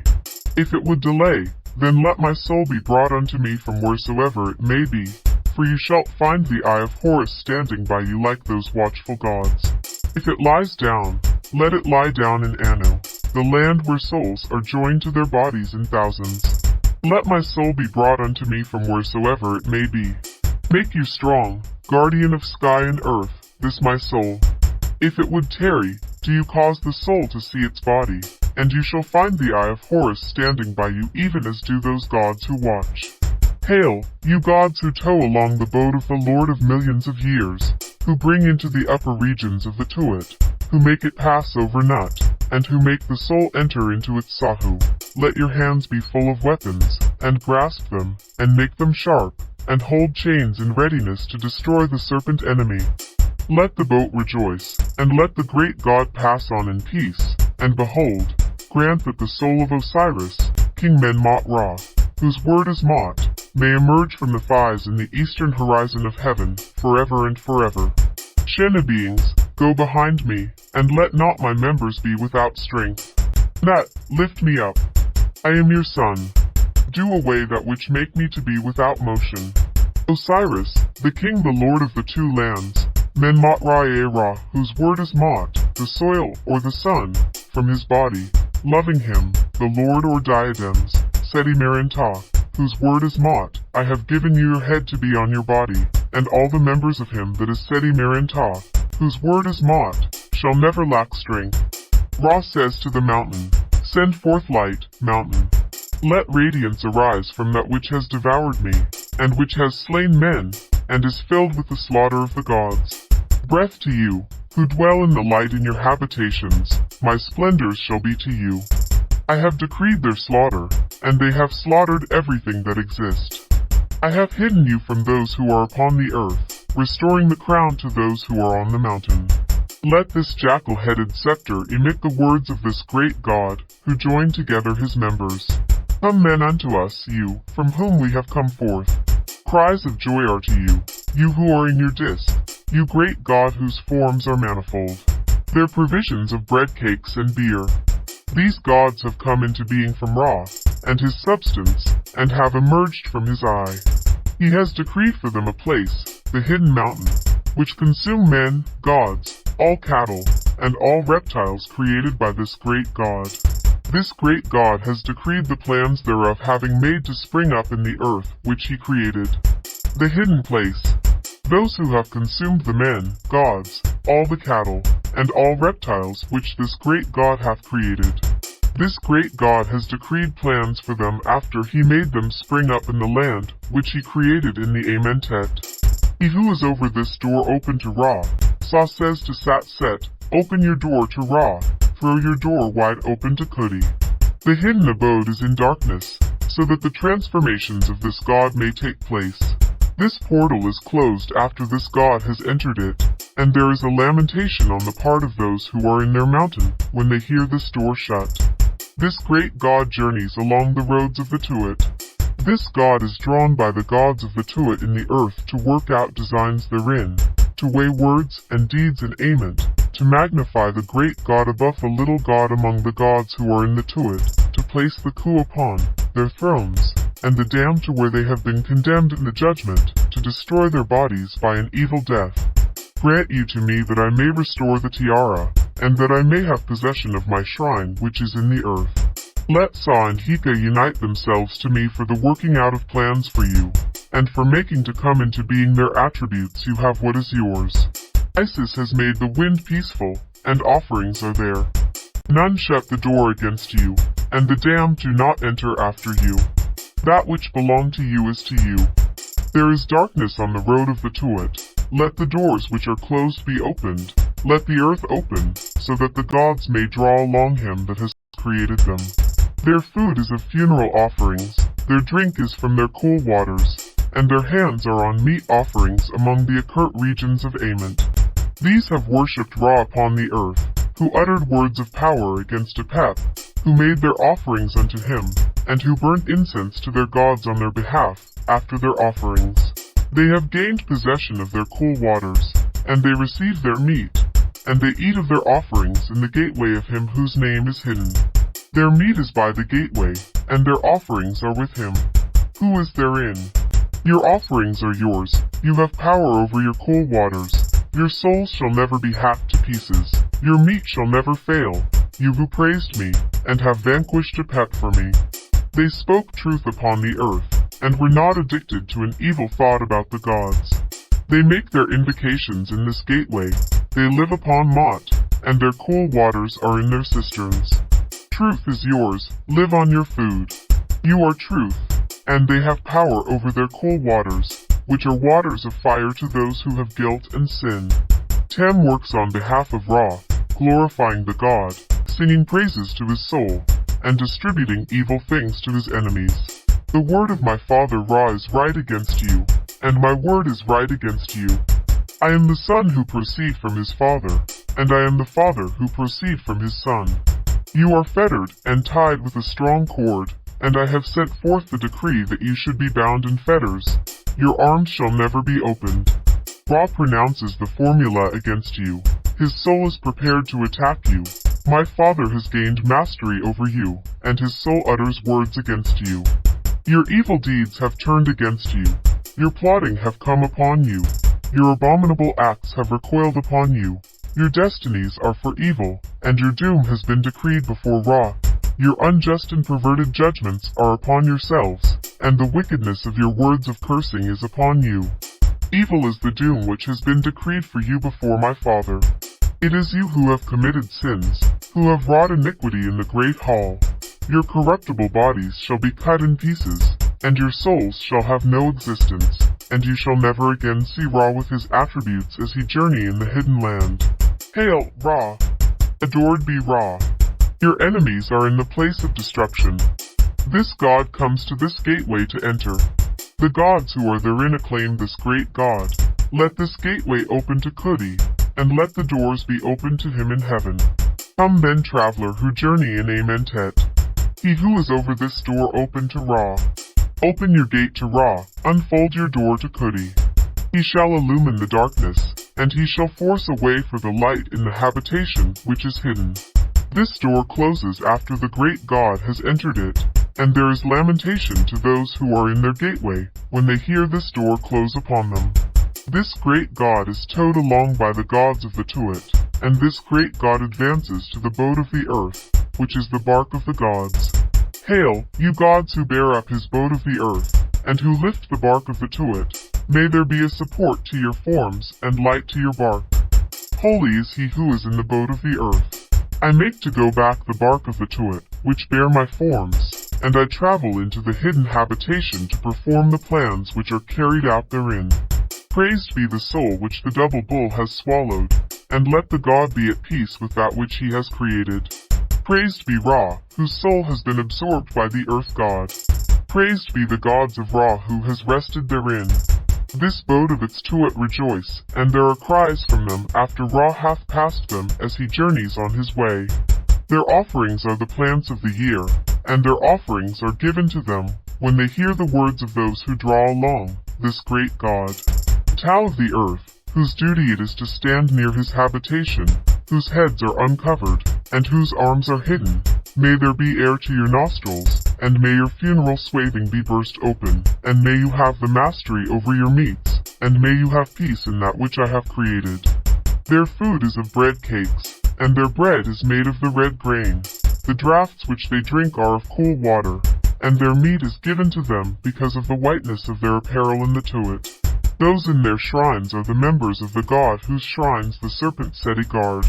Open your shrines, so that my radiance may penetrate the darkness in which you're in. I found you weeping and lamenting, with your shrines tightly closed, but air shall be given to your nostrils, and I have decreed that you shall have an abundance of overflowing. Hail, Ra, come into our lake great god who never fails. The Shena gods who are before and behind him pay homage, and rejoice in Ra when he traverses their region, and when the great god journeys through the secret place. Their food consists of loaves of bread, their drink is made from the red barley, their cool waters come from their cisterns, and the serpent of fire, Seti, gives them the things whereon they live there. The door which shut them encloses after this god has passed through their midst, and they utter cries of grief when they hear their doors shut upon them. The lake of water which is in the Tuat, and is surrounded by the gods who are arrayed in apparel, and who have heads uncovered. This lake is filled with green herbs. The water of this lake is boiling, and the birds take to flight when they see the waters, and when they smell the foetid smell in it. Gods whose duty is to guard the green herbs of your lake, whose heads are uncovered, and whose limbs are covered with garments. May there be air to your nostrils, and may offerings be made to you of the green herbs, and may your meat be from your lake. The water shall be yours, but to you it shall not be boiling, and the heat shall not be on your bodies. Come unto us, who sail in your boat, whose eye is of blazing fire which consume, and has a pupil which send forth light. The beings of the Tuat shout with joy when you approach. Send forth your light upon us, great God who has fire in your eye. Their food consists of loaves of bread and green herbs, and their drink is of the Kemtet plants, and their cool water is from their cisterns. The food shall be given to them in abundance from this lake. The first group shows us what Tem has done for Ra, and how he has protected the god by words of magical power, and has overthrown the serpent Seba. You are prostrate, and shall never more rise. You are enchanted by, and shall never more be found. The word of my father is Mod against you, and my word is Mod against you. I have destroyed you for Ra, and I have made an end of you for Kudi. Your head is slit, a pep, your folds are gashed. You shall never more envelop the boat of Ra. and you shall never again make a way into the divine bark. A flame of fire goes out against you from the hidden place, and we have condemned you to your dire doom. They live upon the food of Ra, and upon the cakes of Kentimenti. Offerings are made on their behalf upon the earth, and libations of cool water are made to them by the Lord of food before Ra. You are the gods who possess the life and scepter, and who have mastery over your scepters. Drive back the serpent Seba from Kudi, gash with knives the foul, and evil serpent Aphu. These are the gods who work enchantments on Apep, who open the earth to Ra, and who shut it against Apep in the gates of Kentiamenti. They are those who are in the hidden place, who praise Ra, destroy his enemies, and protect the Great One against the serpent Aphu, uttering cries of joy at the overthrow of the enemy of Ra. They live upon the meat of Ra, and on the cakes offered to Kentiamenti. Offerings are made on their behalf upon the earth, and they receive libations through word being mod and ament, and holy are they of an arm in their hidden place. They utter cries to Ra, and make lamentation for the great God after he has passed by them. For when he has departed they are enveloped in darkness, and their circle is closed upon them. This great God comes to this gateway, and enters through it, and the gods therein acclaim him. Open the earth, force a way through the Tuat and the region which is above, and dispel our darkness. Hail, Ra, come to us. He who is over this door open to Ra. Open your gate to Ra, unfold your doors to Kudi, that he may send light into the thick darkness, and make his radiance illumine the hidden habitation. This door is shut after this great God has passed through it, and there is a lamentation to those who are in this gateway, when they hear this door close upon them. This great God is drawn along by the gods of the Tuat. He journeys in the hidden place, and works in respect to the things which are there. Draw me along, beings of the Tuat. Look upon me, I have created you. Pull with your arms and draw me therewith, and turn aside to the eastern part of heaven, to the habitations which surround Ares, that hidden mountain, the light of which goes among the gods who receive me as I come forth among you into the hidden place. Draw me along, I work on your behalf in the gateway, which cover over the gods of the Tuat. Look upon me, gods, for I strike those who are in their sepulchres. Arise, gods. I have ordered for you the plan and manner of your existence, who are in your sepulchres, whose souls are broken, who live upon your filth and feed upon your offal. Rise before my disk, and put yourselves in a right state through my beams. The duties which you shall have in the Tuat conform with the things which I have decreed for you. Their food consists of flesh, and their ale is of the red barley, their libations are of cool water. There is a lamentation after they have heard their doors close upon them. They who stand upon their lake, and guide Ra in a straight line using their instruments. Hearken, goddesses of the hours of the night sky. Work, eat, and rest in your gateways, with your breasts towards the darkness, and your hind parts towards the light.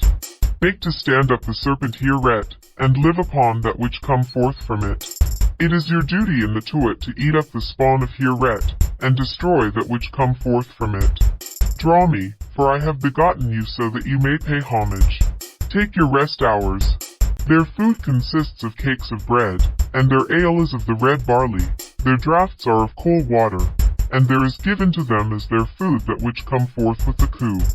They who bear along with their doubles, immersing themselves in that which flow in abundance from the slaughtered during the time of their existence, and carry the offerings which are rightly due to his abode.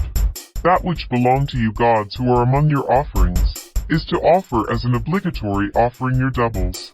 You have your offerings, your enemies are destroyed, and they are not. Your spirits are on their thrones, souls in their places. Adorations to Rakudi. Hail to thee, your soul whom are protected in the earth. Hail to you, as being eternity, the Lord of the years, and of the everlastingness, which has no diminution.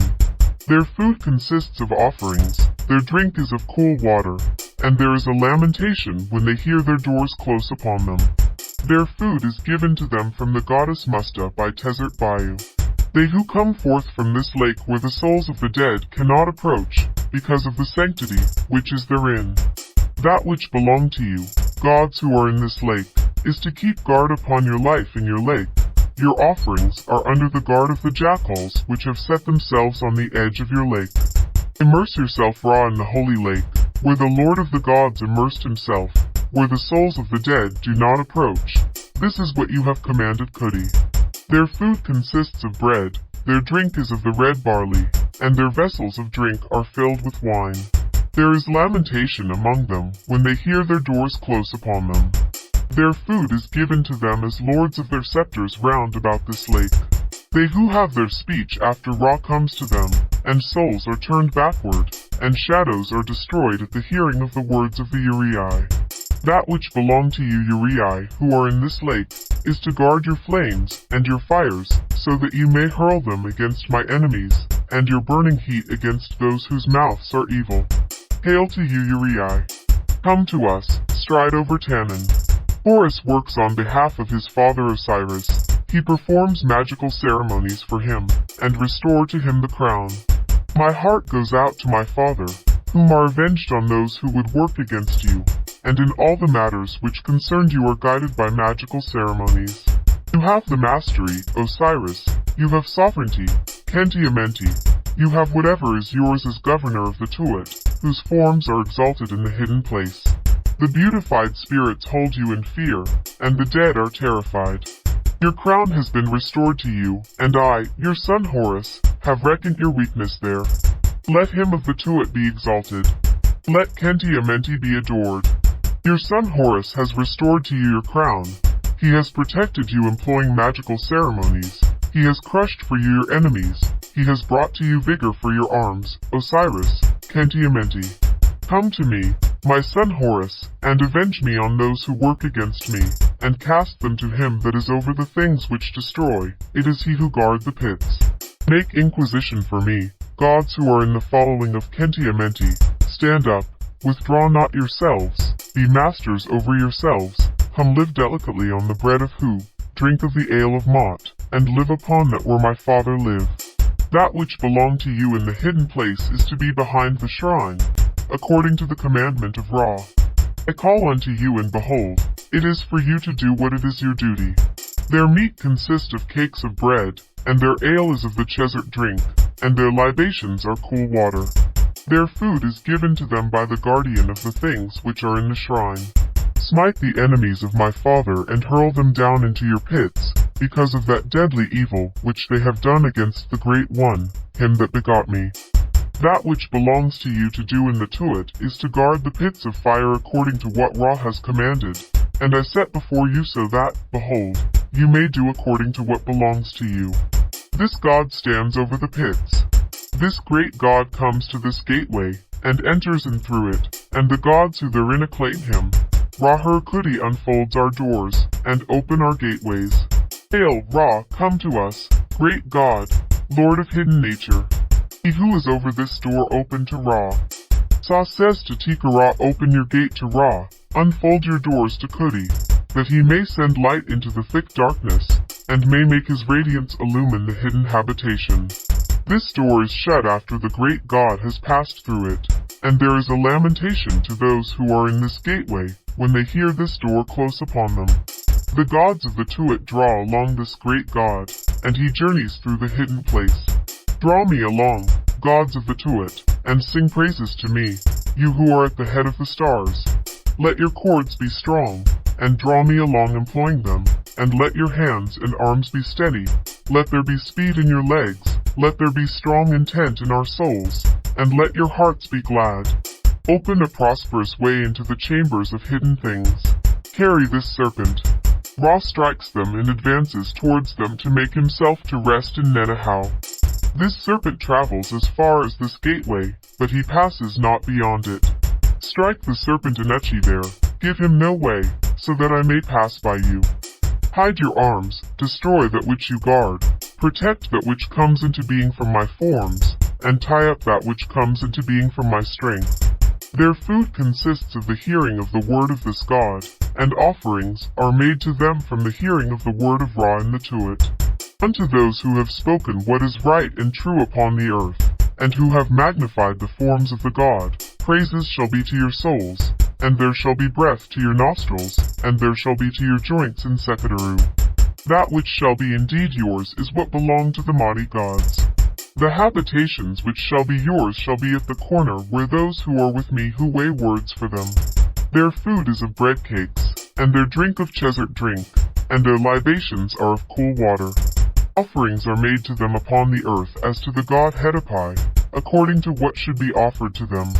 Let him that is over his corner cry out to those souls who are right, and true, and divine, and make them sit at peace in their habitations at the corner of those who are with me. They who make psalms to Ra in Amentet, and exalt Harukudi. New Ra upon the earth, and who made offerings unto him. Their offerings are in their place, and their glory is in the holy place of Ament. Come Ra, progress through the Tuat. Praise be to you. Enter among the holy with the serpent Mehen. There are offerings for you, who made offerings. I am content with what you did for me, both when I used to shine in the eastern part of heaven, and when I was sinking to rest in the chamber of my eye.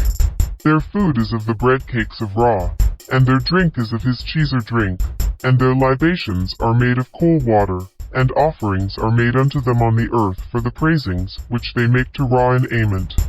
These are the ones who hold the measuring cord in Ament, and they go over there with the fields of the Ku.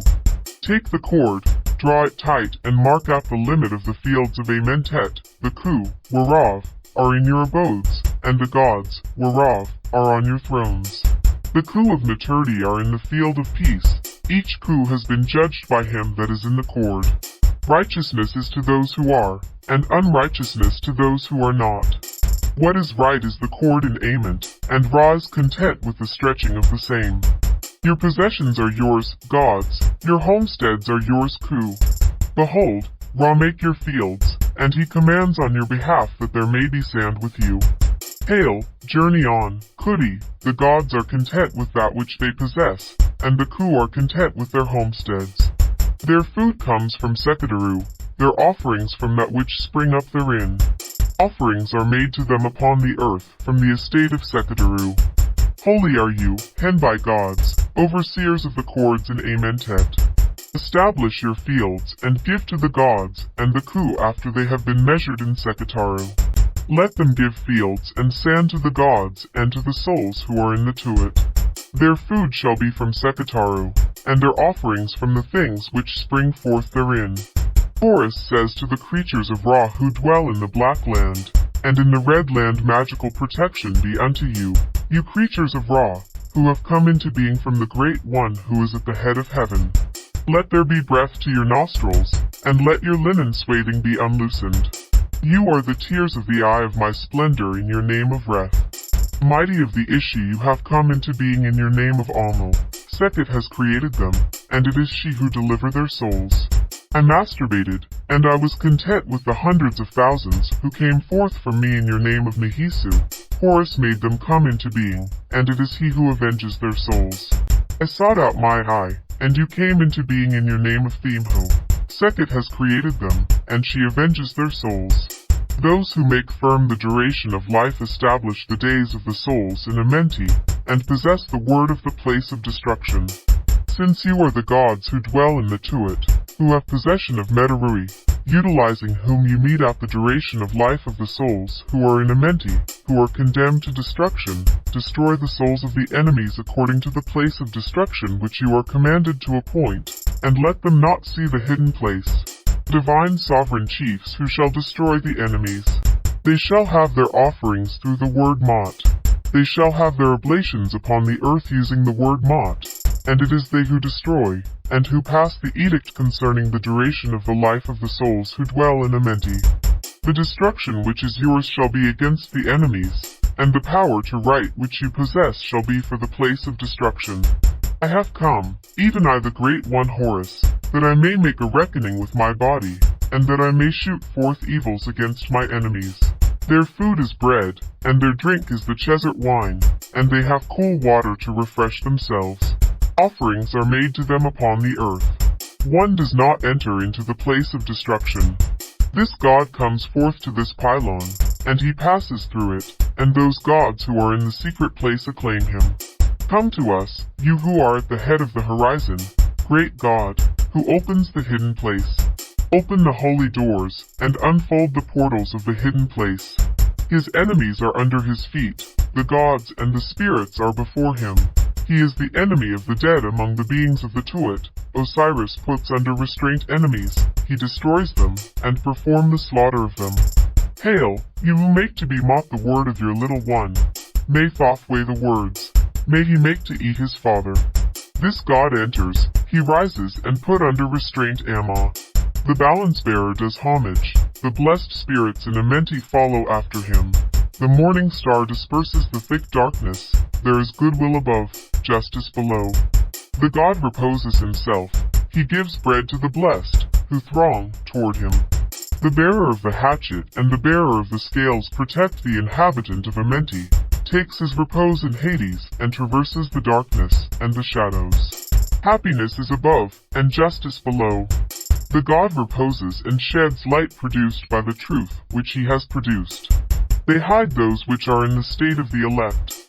They the country belonging to them, is a May in the land. Behold, these are they whose heads issue. What a mystery is their appearance of your images.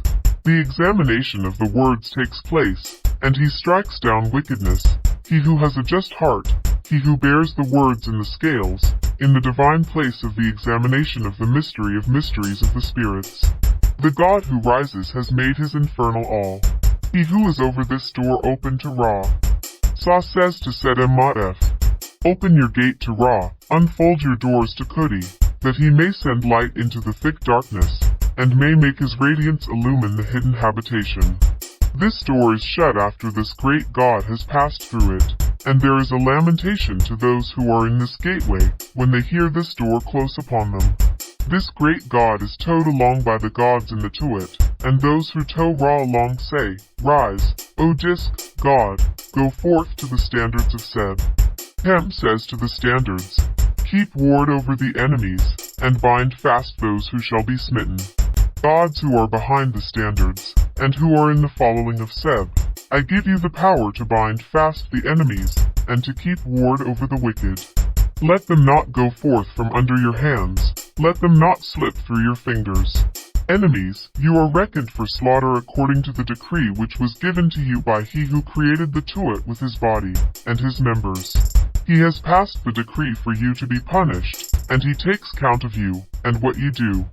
They who have offered up incense to the gods, and whose doubles have been washed, Mot, they have been reckoned up, and they are Mot in the presence of the great God, who destroy iniquities. Osiris says to them, you are Mot of Mot. Be at peace for what you have done, who are in the forms of those who are in my following, and who dwell in the house of him whose souls are holy. Live on what you live, and have the mastery over the cool waters in your lake. Perform work with the grain, and embrace the god of wheat, which is eaten. Their grain becomes glorious in the land through the light of Ra, when he appears, and send forth heat, and makes his way by them. The Lord of the joy of heart says to them, let your grain be glorious, and let the young shoots of your grain germinate. Let your offerings be for Ra. Let Nippur germinate, and let Sar be the source of food of the gods in the Tuat, in the fields of the Tuat. They gather together their grain, and they say unto Ra, let the fields of the Tuat be green with young plants. May Ra shine upon the members of Sar. When you shine, the young plants come into being, great God, creator of the grain. Their offerings of food are of grain, and their drink offerings are of cheeser, and their libations are made with cool water. Offerings are made to them on the earth of the grain of the fields of the Tuat. They who have their scythes, and who reaps the grain in their fields. Ra says to them, take your scythes, and reap your grain, for it is granted to you in your habitations. Join yourselves to me in the circle of the hidden forms. Hail to you, reapers! Their food is of bread, and their drink is of cheeser, and their libations are made with cool water.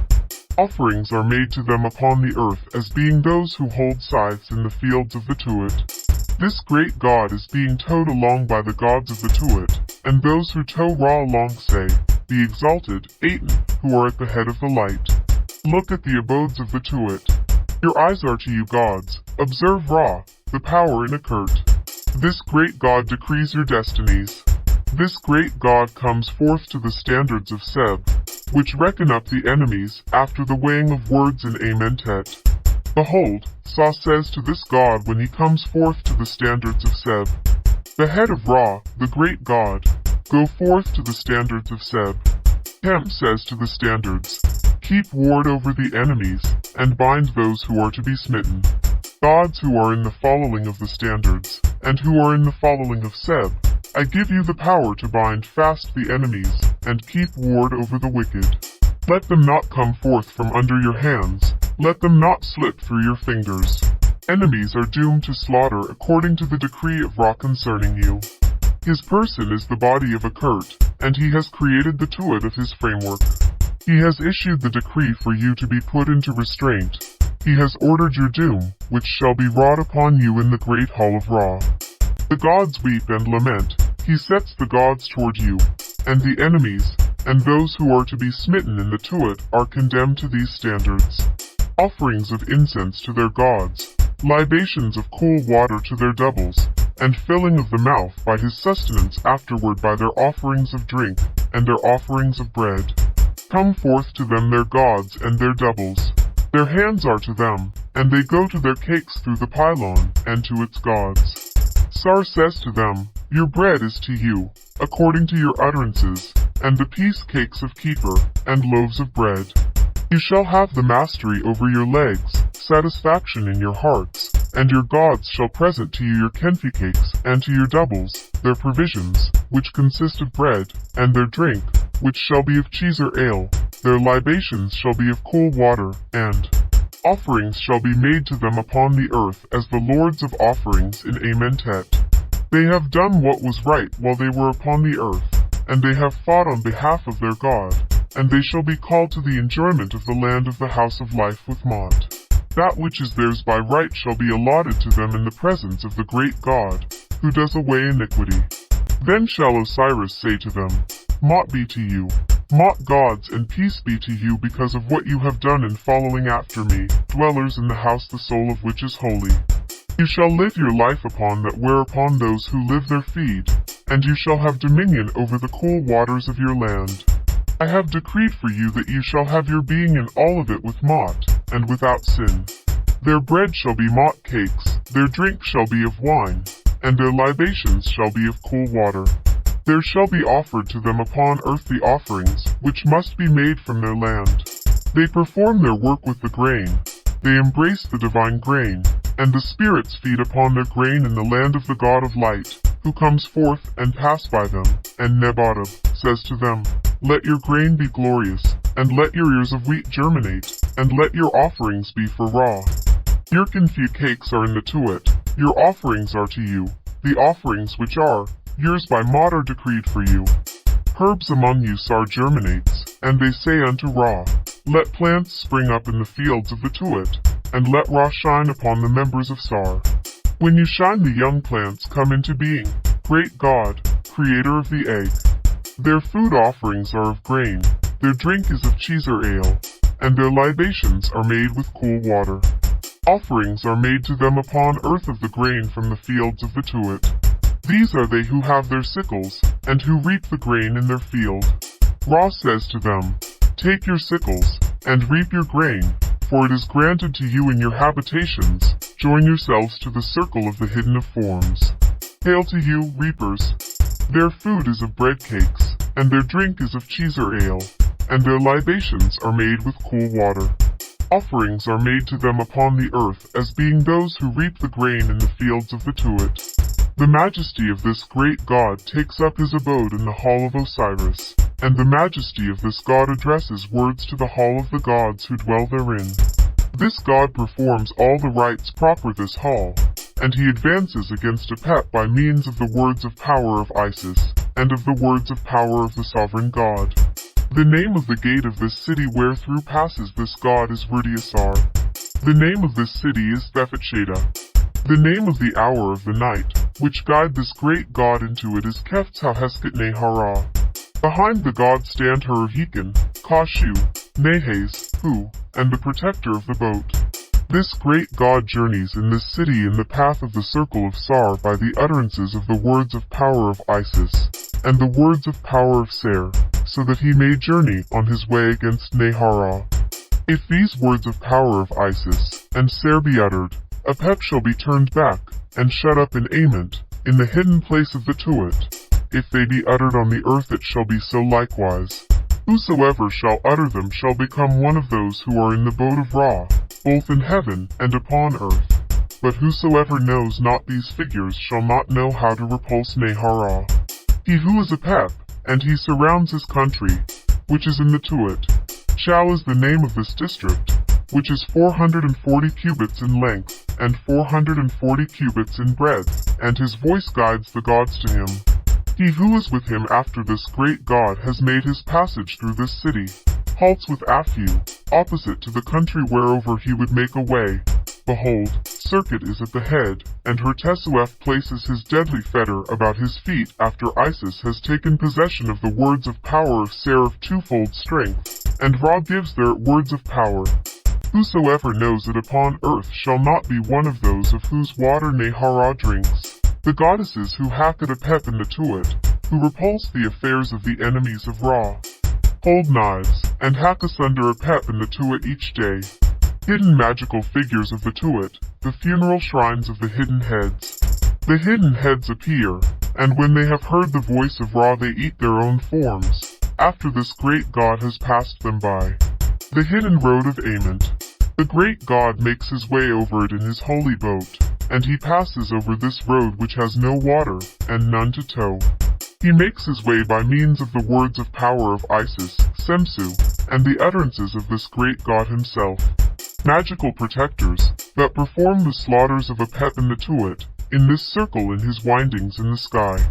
Whosoever shall make an image according to the similitudes, which are in writing at the northern side of the hidden palace in the Tuat, they shall act for him as magical protectors in heaven and in earth. Whosoever know them shall be as the spirits with Ra.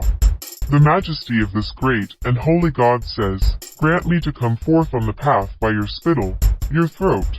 Let me utter the word which is Mot to Enkit, and let me open your fold, for I have come to illumine the darkness, and to embrace him that is in Mehen.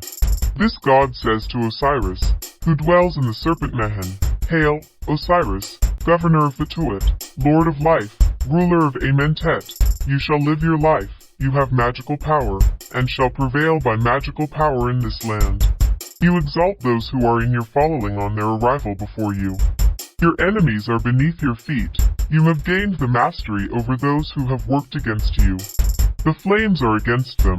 He burns them up with his blazing knife, which is over them, hacks them in pieces, chops them up with his slaughtering knife, and he reckons up his members each day. Let me pass over you in peace. The majesty of this God says, Spirits who are hostile to Osiris, who have rebelled against the governor of the Tuat, your hands and arms are fettered, and are tied tightly with bonds. Your souls are kept under ward, your shades are hacked in pieces. Enko has drawn the cords about you tightly, and you shall never be able to escape from his restraint. The work of this figure who is in the Tuat is to send the stars and hours on their way in the Tuat. The majesty of Horus of the Tuat says to the starry gods, You who are Mot in your flesh, whose magical powers have come into being for you, who are united to your stars, who yourselves rise up for Ra in the horizon which is in the Tuat each day, be in his following, and let your stars guide his two hands so that he may journey through the beautiful Ament in peace. You gods who stand up, who dwell in our land, light up your stars in the sky so that I may unite with the master of the horizon. The majesty of Herutuwadi says to the hours who are in this city, Hours who have the power of coming into being, are endowed with stars, who avenge Ra, fight on behalf of him that is on the horizon, take our forms, carry your symbols, lift ye up your heads, and guide Ra, who is on the horizon, into the beautiful Amentet in peace. Behold the gods and goddesses who guide this great God along the hidden way of this city. He who is Abshau is the warden of the symbols of this city. When he hears the voice of the boat of Ra, which is addressed to the eye which is in his cheek, the head which is in his dominion makes its appearance, and then it eats its own form after this great God has passed it by. Whosoever knows Abshau shall not devour his soul. The majesty of this great God takes up its place in the circles of the hidden gods who are on their sand, and he addresses to them words in his boat while the gods tow him along through the city by means of the magical powers of the serpent Mehen. The name of the gate of this city is Aha and Nef. The name of this city is Tebet Neteres. The name of the hour of the night, which guide this great god, is Netusha. The hidden circles of Ament, which are passed through by the great god, his boat being towed along by the gods who dwell in the Tuat. Let them be made according to the figures on the north of the hidden palace in the Tuat. Whosoever know them by their names shall be the possessor of swathing upon earth, and he shall not be repulsed at the hidden gates, and he shall have offerings in very great abundance regularly and perpetually. This god makes his way into this city, being towed along by the gods of the Tuat, in his hidden form of Mehen. This god sends forth a cry to the regions of every circle of this city, and also to the gods who are therein, and it is the voice of them which this god hears after he has sent forth a cry to them. The figures of their bodies remain always with their dead bodies, which are under their sand, their gates open to the voice of this god each day, and then they hide themselves after he has passed by them. Their work in the Tuat is to tow Ra along over the ways of this city. They rise up after they have towed him along into this hall, and they say to him, Come to your hidden image our God, and to all the sepulchres of Kenti-Amenti, unite yourself strongly to it. May you be entreated to lighten the darkness of those who are on their sands. We beseech you to come and unite yourself Ra, to those who tow you along. These are the gods of the Tuat who tow alone Ra, in the place where the gods have their sepulchres, and he is acclaimed by those who are in this city. The image is secret of Taphanan, of Horus, the gods are with them. Those who are on the path along which this god is towed have their swathing before them in the form in which the god himself had them. This our great god cries out to those who have their life in them, in their heads, in their forms, and this god cries out to them by their names. Their work is to seize the enemies of Ra throughout the city, and then make their heads pass under their swords after this god has passed them by. Those in the Tuat with their swathing of linen in front of them, in the form in which the god himself had them, are they to whom he cries out to after he has come to the place where they are. They cry out to this god with their voices joyful but hidden, and this god sings a song of joy at their voices. After this great god has passed by them, and when the darkness of night has covered them over, they receive the diadems of Ra, and the soul of Taphanan unites itself to the earth. Those who are seated on their instruments for weaving after the manner of Horus, the heir, and youthful one. This god cries out to their souls after he has entered into this city of the gods who are on their sand, and there are heard the voices of those who are shut in this circle, which are like the hum of many bees of honey, when their souls cry out to Ra. The name of this circle is Sashida. Those who are seated upon their instruments for weaving, which are set firmly on their sand, according to the mystery which Horus made.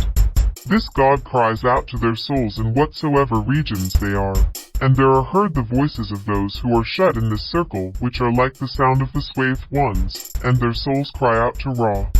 The name of this circle is Tuat.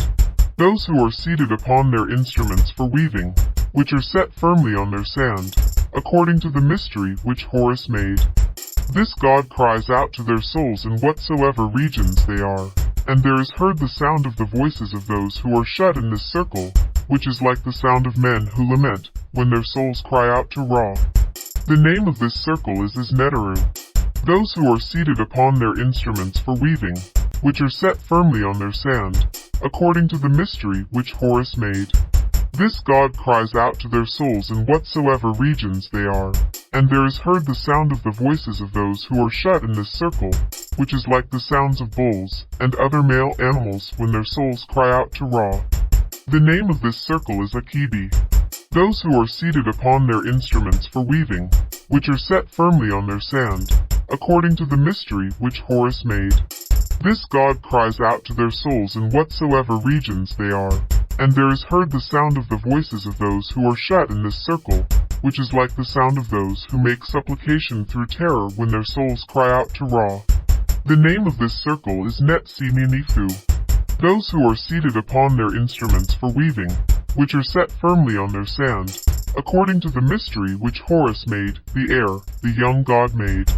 This great god cries out to their souls after he has entered into this city of the gods who are upon their sand. And when this god cries out to them in the two eternity, there is heard the sound of those who are shut in this circle, which is like the voices of male cats when they cry out, and their souls cry out to Ra. The name of this circle is Hedapit Nebes. Those who are seated upon their instruments for weaving, which are set firmly on their sand, according to the mystery which Horus made. This god cries out to their souls, in whatsoever regions they are in the two eternity, and there is heard the sound of the voices of those who are shut in this circle, which is like the sound of the confused murmur of the living when their souls cry out to Ra. The name of this circle is Hednet Kenil. Those who have their instruments for weaving before them, and are set firmly on their sand, according to the mystery which Horus made. This god cries out to their souls, in whatsoever regions they are in the two eternity, and there is heard the sound of the voices of those who are shut in this circle, which is like the sound of the voices of those who go down to the battlefield of Nu when their souls cry out to Ra. The name of this circle is Hapsimus. Those who have their instruments of weaving before them, and are set firmly on their sand, according to the mystery which Horus made. This god cries out to their souls in whatsoever regions they are in the two eternity, and there is heard the sound of voices of those who are shut in this circle, which is like the sound of the cry of the divine hawk of horns when their souls cry out to Ra.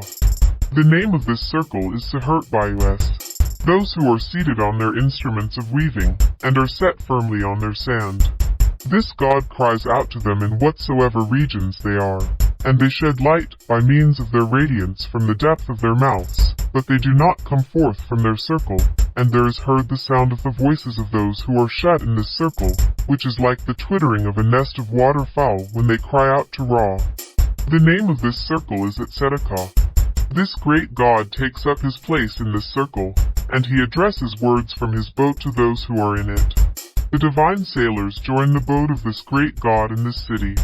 The name of the gate of this city through which this god enters, and takes up his place on the stream, which is in this city, is Sa-em-Keb. The name of this city is Besteru Enket Keperu. The name of the hour of the night, which guide this great god, is Tuatet Maktet and Nebebes. The hidden circle of Amentet, through which this great god travels, and takes up his place in the Tuat. If these things be made with their names after the manner of this figure, which is depicted at the east of the hidden house of the Tuat, and if a man know their names while he is on earth, know their places in Amenti, he shall attain his own place in the Tuat, and he shall stand up in all places which belong to the gods whose voices are Mot, even as the divine sovereign chiefs of Ra, and the mighty ones of the palace, and shall be a benefit to him on earth. This great god joins those who will transport him through this city, and his sailors join his boat wherein he is in his hidden form of Mehen. This great god addresses words to the gods who dwell in this city, to the gods who are the sailors of the boat of Ra, and to those who will transport him through the horizon, so that he may take up his position in the eastern hall of heaven. Their work in the Tuat is to transport Ra through this city every day, and they take their stand by the stream in this city on the boat, and it is they who give water with their paddles to the spirits who are in this city, and they sing hymns to the Lord of the Disk, and they make to arise his soul in his forms by means of their hidden words every day. Those who are in this city are they who give offerings of food to the gods who are in the Tuat. Ra decrees for them loaves of bread and vessels of beer, and the gods journey on in the following of this great god to the eastern horizon of the sky, with Hetep Neteru Tuat following him. Those who are seated firmly on their instruments for weaving, and are in the form of the figures which Horus made. Ra says to them, "You who are in your holy swathing, who are arrayed in your garments, whom Horus covered up when he hid his father in the Tuat, which concealed the gods, uncover your heads, unveil your faces, and perform the things which must be done for Osiris. Ascribe your praise to the Lord of Amentet, and make your word Mot against his enemies every day." These beings are the Chacha of this god, and they avenge by their words Osiris each day, and the work they do in the Tuat is to overthrow the enemies of Osiris. Those with their bodies of the Tuat are they who are in the forms which Horus made. This great god cries out to them after he has arrived at the place where they are, and they come to life, and they hear his voice. Their work in the Tuat is to raise the praises of Osiris, and to embrace the hidden soul by means of their words, bring life, strength to the risings of the god of the Tuat, and they utter words on his behalf in the chamber each day. The names of the Uriai who kindle fires for the god, who is the governor of the Tuat, by means of the fire which is in their mouths. They swallow their flames after this god has passed by them. Those who are in the Tuat have bodies of fire, and lighten the darkness in the Tuat for Osiris, by means of the flames which come from their mouths. It is they who bring about the destruction of those who are overthrown in the Tuat. It is they who drive back the serpents of every kind which are on the ground, and are unknown in their forms to the god of the Tuat. They make themselves to live by means of the blood of those whom they hack to pieces each day, when those advance who endow with magical power the dead by the mystery of their formulae. Those who know this shall see their magical formulae, and shall not pass through their flames. This great god takes up his place in this circle, and he utters words to the gods who dwell therein. The name of the door of this city through which this great god enters is Akerpa Mesaru. The name of this city is Metet Ka Uchabo. The name of the hour of the night, which guide this great god to the hidden paths of this city, is Tentenet Yvit Kakabu. This great god makes his journey through the city, in his boat, and his sailors, who are the gods, convey him along. This god takes up his place in the city in the water, whereupon those who live in the water make use of their weapons, and spring into life at the sound of the working of the sailors, who are gods. Those who are on the two sides of Fes Rao, the soil of Sekri, the governor of the Tuat. This figure, even in the form in which it is, travels after this great god into its horizon, and it enters in with him in the earth every day. He who is in his boat stands up in the thick darkness in the hall of the eastern horizon, and takes up his position in his place every day. He forms the serpent watcher of the Tuat in the holy place of Kentiamenti.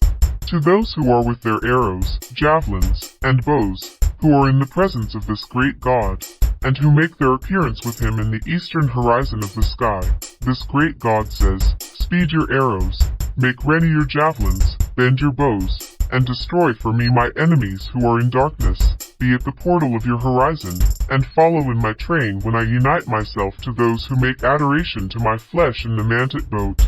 It is they who drive back the Sebi serpent of Neha Ra in the thick darkness, and when this great god passes on into the eastern hall of the horizon, they also travel on in the train of this god. The hidden circle of Amentet, where Keeper unites himself to the form of Ra, where the gods, the spirits, and the dead hasten in the hidden forms of Akert. If a copy of these things be made according to the figures, which are depicted on the east of the hidden chamber of the Tuat, and if a man know it, together with the names of the gods, he shall journey and pass through the Tuat, and not be turned back from making himself a companion of Ra. Those who are in the forms of the births of the God Keeper, who is carrying his horizon to this city, so that he may come forth into the eastern horizon of the sky. Those who are the two goddesses on the left come forth from the double serpent Menenui, and on the right come forth from the axe Setfit. They gather together the souls on earth. They make pure the mighty spirits in the Tuat by the hidden figures which are therein, and they swallow their own spirits after this great god has passed them by. To these goddesses who make the reckoning of his eye for Horus in the Tuat, Ra says, Make strong your spirits by means of strength, make the reckoning of his eye for Horus, establish his eye for Horus, make Horus unite himself to his emanation.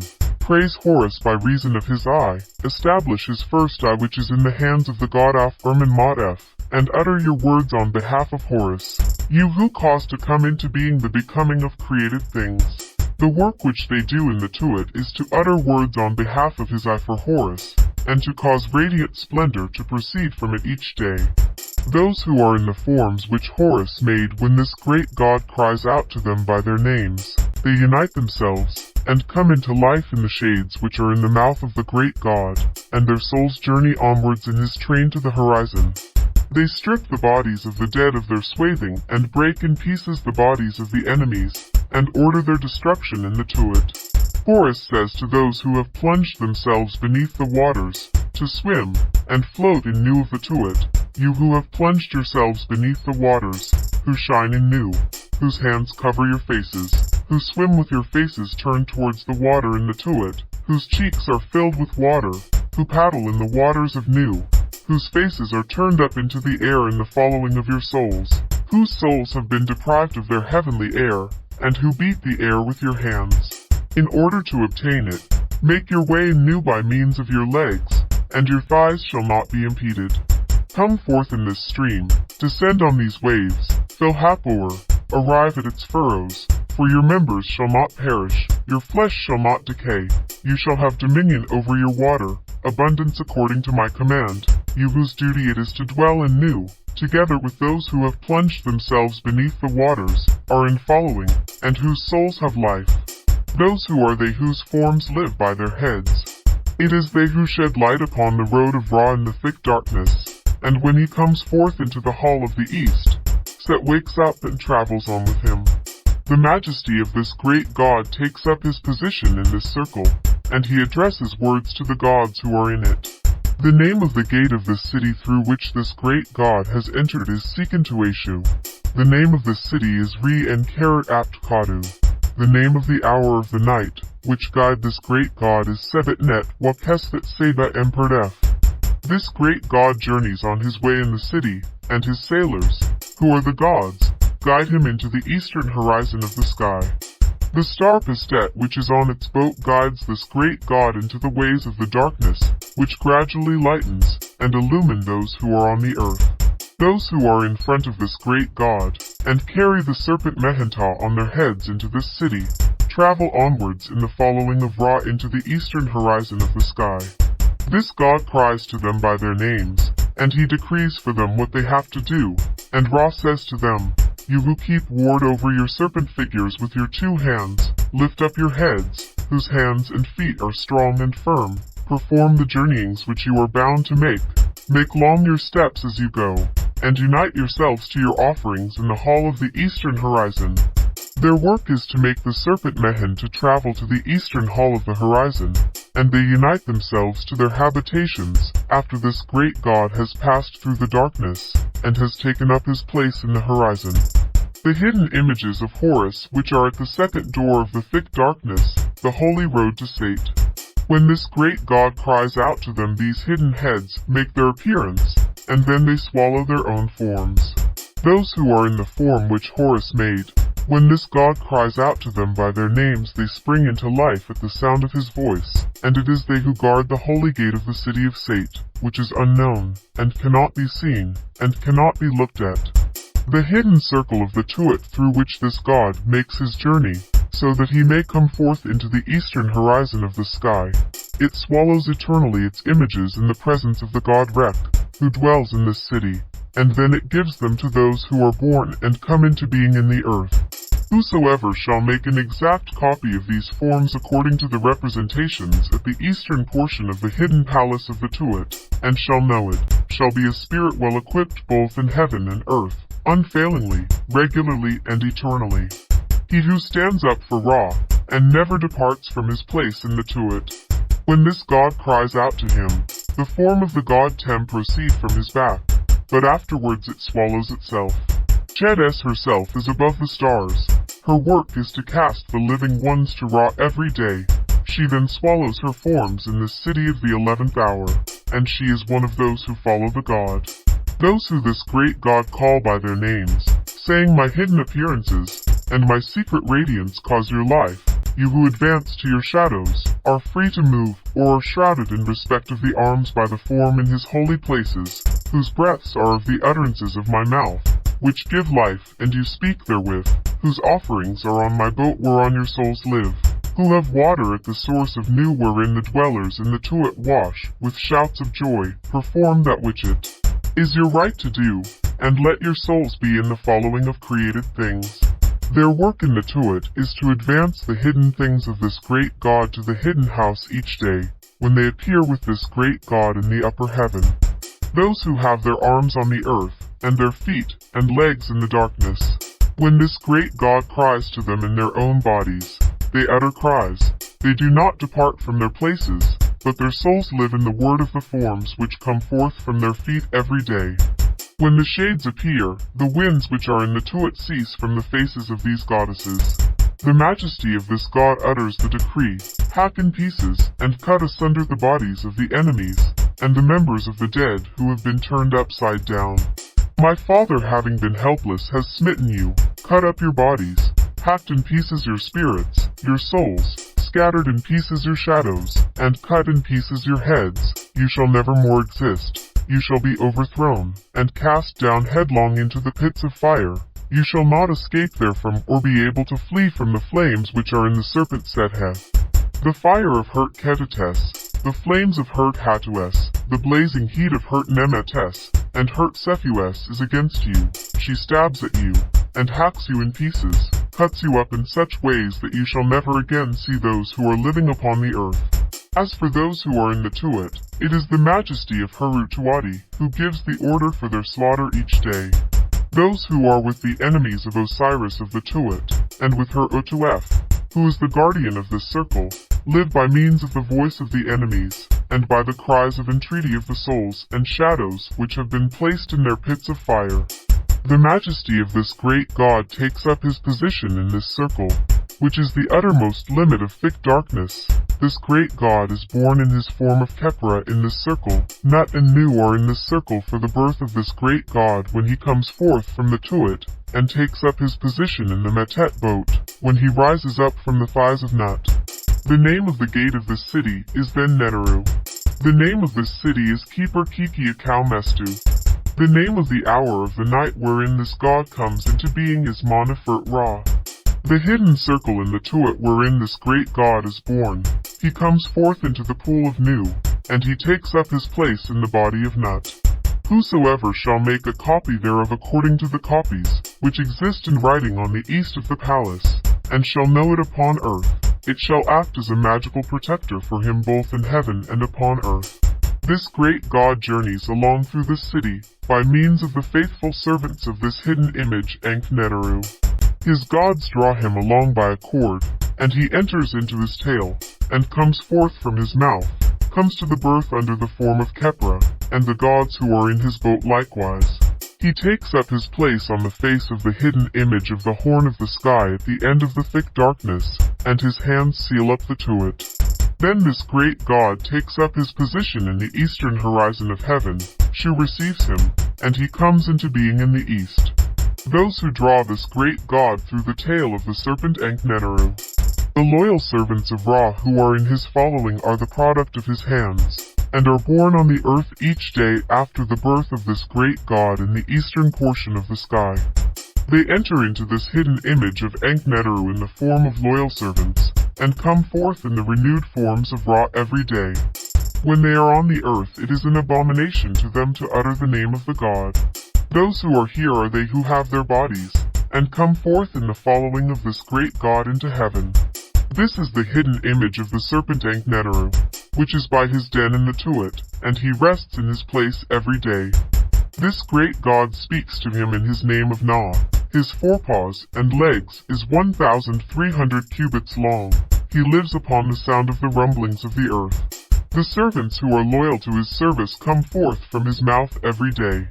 Those who take the towing rope of the boat of Ra, when it cometh forth from the serpent Ankh-Neteru, tow this great god into the sky, and lead him along the ways of the upper sky. They make to arise in the sky gentle winds and humid breezes. They order those who live upon earth to place themselves in the great boat in the sky. Those with their own bodies, from whom their uriae emerge, are in the following of this great god when he sets out for this city. They follow after this god, and flames which issue from their mouths drive away a pep on behalf of Ra into the hall of the east of the horizon. They journey the upper heavens in his following in their places. They restore these gods after this great god has passed by the hidden chamber of the sky, and then they take up their positions in their own abodes. They give pleasure to the hearts of the gods of Amentet through Ra-Hur-Kut. Their work upon the earth is to drive away those who are in the darkness by the flames of their uriae, which are behind them, and they guide Ra long, and they smite a pep for him in the sky. Those who sing praises to this great god from dawn, when he takes up his position in the hall of the east of the sky. They say unto Ra, you who are the producer of birth, who brings into being your own being, Lord of homage of every soul. Heaven belongs to your soul, which takes up its place therein, and the earth belongs to your body, Lord of homage. Your sails over the horizon, takes up your place in your shrine, the gods in their bodies praise you. Descend into the sky, and take your two souls through magical protectors. The work of these gods in the Tuat is to praise this great god. They stand in this city, and they count up the gods of the country of Mafkit. They descend to earth before Ra after he has taken up his position in the sky, and rise upon the eyes of mankind in their circles. Those who are in their own bodies join themselves to Ra in the sky to receive this great god at his coming forth among them in the east of the sky each day. They themselves belong to their halls of the horizon, but the forms which they have in the Tuat belong to this circle. Those with their paddles drive a pep to the back of the sky, after the birth of the god. Their work is to hold up the great disk in the eastern horizon of the sky every day. Behold the serpent Senmekef which burns the enemies of Ra at the dawn. These gods go about the heights of heaven in the following of this great god every day, and they receive their protection for this circle. Those who are behind the image of Osiris, over the thick darkness, are the words which this god say to them after this great god has journeyed by it. Life to you, who are over the darkness. Life to you in all your majesty. Life to you, governor of Amentet, Osiris, who are over the beings of Amentet. Life to you. Life to you. You who are over the Tuat, the winds of Ra are to your nostrils, and the nourishment of Keeper is with you. You live, and they live. Hail to Osiris, the Lord of the living gods who are with Osiris, and who came into being with him the first time. Those who are behind this hidden image in this circle wherein he live have their nourishment from the words of this god in their own Tuat. He who in the invisible form of Horus in the thick darkness is the hidden image which Shu lifts up beneath the sky, and Kebur comes forth in the earth in this image.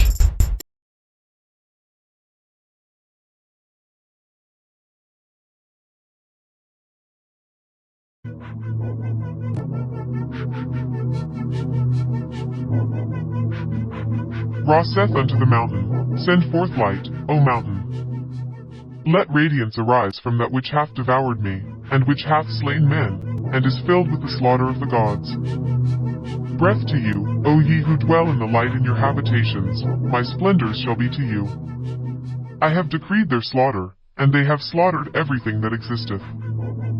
I have hidden you from those who are upon the earth, restoring the crown, or tiara, to those who are on the mountain. Let this jackal-headed scepter emit the words of this great God, who joineth together his members. Come then unto us, O thou from whom we have come forth. Cries of joy are to thee, O thou who art in thy disk, thou great God whose forms, or transformations, are manifold. Their provisions consist of bread cakes and beer. These gods have come into being from Ra, and his substance, and have emerged from his eye. He hath decreed for them, as a place, or abode, the hidden mountain, Amet-Set, which consumeth men, and gods, and all cattle, and all reptiles which are created by this great God. This great God hath decreed the plans, or designs, thereof having made them to spring up in the earth which he created. The hidden place. These are those who have consumed the men, and the gods, and all the cattle, and all the reptiles which this great God hath created. This great God hath decreed plans for them after he made them spring up in the land which he created, that is to say, in the Amentet which he made. He who is over, i.e., has the mastery over, this door openeth to Ra saith unto Sat-Set, Open thy door to Ra, throw wide open thy door to Kudi. The hidden abode is in darkness, so that the transformations of this God may take place. This portal is closed after this God hath entered in through it, and there is a lamentation on the part of those who are in their mountain, when they hear this door shut. This great God journeyeth along the roads of the Tuat. This God is drawn by the gods of the Tuat, to make divisions, or distinctions, in the earth, and to work out his designs therein, to weigh words and deeds in Amet, to magnify the great God above the little God among the gods. Who are in the Tuat, to place the Ku, i.e., the blessed dead, upon their thrones, and the damned, in the place to which they have been condemned in the judgment, and to destroy their bodies by an evil death. O grant ye to me that I may restore the tiara, and that I may have possession of my shrine which is in the earth. Let Sa and Hika unite themselves to me for the working out of plans for you, and for making to come into being their attributes, or forms. Ye have what is yours. Isis hath made to be at peace the wind, and offerings are there. None shutteth the door against you, and the damned do not enter in after you. That which belongeth to you is to you, O gods. There is darkness on the road of the Tuat, therefore let the doors which are closed be unfolded. Let the earth open, so that the gods may draw along him that hath created them. Their food, i.e., the food of these gods, is of the funeral offerings, and their drink is from their cool waters, and their hands are on meat offerings among the occult regions of Ament. These are they who have worshipped or praised Ra upon the earth, who uttered words of power against Apep, who made their offerings unto him, and who burnt, literally, made incense to their gods on their behalf, after their offerings. They have gained possession of their cool waters, and they receive their meat, and they eat of their offerings in the gateway of him whose name is hidden. Their meat is by the gateway, and their offerings are with him. Who is therein? Your offerings are yours, ye have power over your cool waters. Your souls shall never be hacked to pieces, your meat shall never fail, O ye who have praised me, and have vanquished Apep for me. These are they who spake truth upon the earth, and who were not addicted to an evil thought about the gods. They make their invocations in this gateway, they live upon Mot, i.e., truth, and their cool waters are in their cisterns. Truth is yours, live ye on your food. Ye yourselves are truth, and they have power over these their cool waters, which are waters of fire to those who have guilt and sin. Tem worketh on behalf of Ra, glorifying the god, and singing praises to his soul, and distributing evil things to his enemies.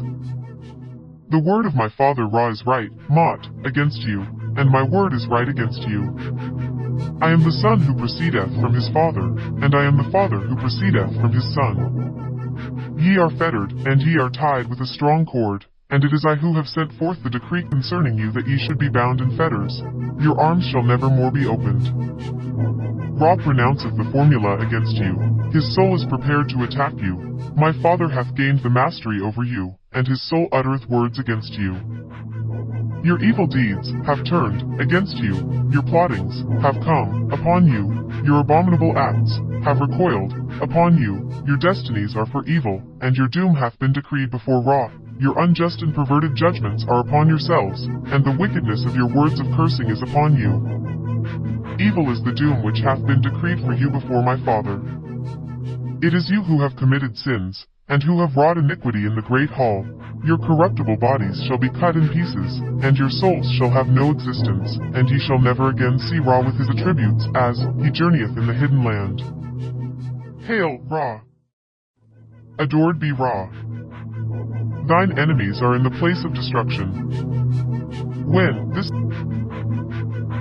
this god cometh to this gateway, to enter in through this gateway, the gods who are therein acclaim this great god, saying, Let this gateway be unfolded to Kudi, and let the doors be opened to him that is in heaven. Come then, O thou traveler, who dost journey in Amentet.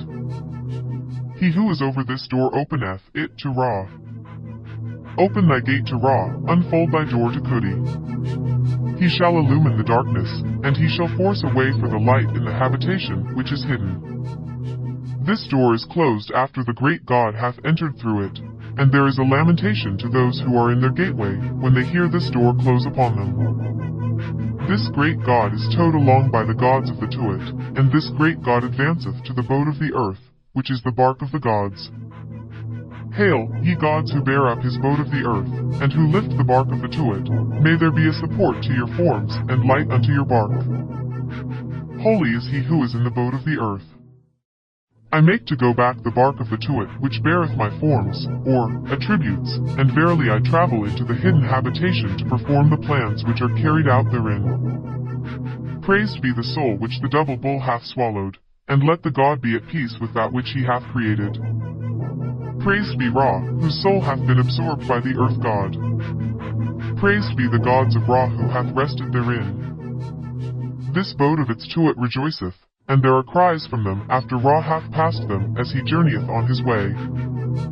Their offerings are the plants of the year, and their offerings are given to them when they hear the words of those who draw along this great God. O ye Tau of the earth, whose duty it is to stand near his habitation, whose heads are uncovered, and whose arms are hidden, may there be air to your nostrils, O Tau, and may your funeral swathings be burst open, and may you have the mastery over your meats, and may you have peace, or crest, in that which I have created. Their food is of bread cakes, and their bread is made of the red grain. The draughts which they drink are of cool water, and their meat is given unto them because of the whiteness, or brilliance, of their apparel in the Tuat. Those who are in their shrines are the members of the god whose shrines the serpent Seti guardeth. Open ye the doors of your shrines, so that my radiance may penetrate the darkness in which ye are. I found you weeping and lamenting, with your shrines tightly closed, but air shall be given to your nostrils, and I have decreed that ye shall have an abundance to overflowing in all things. Hail, Ra, come thou into our lake, O thou great God who never failest. The Shena gods who are before and behind him pay homage to him, and they rejoice in Ra when he traverses their region, and when the great God journeyeth through the secret place.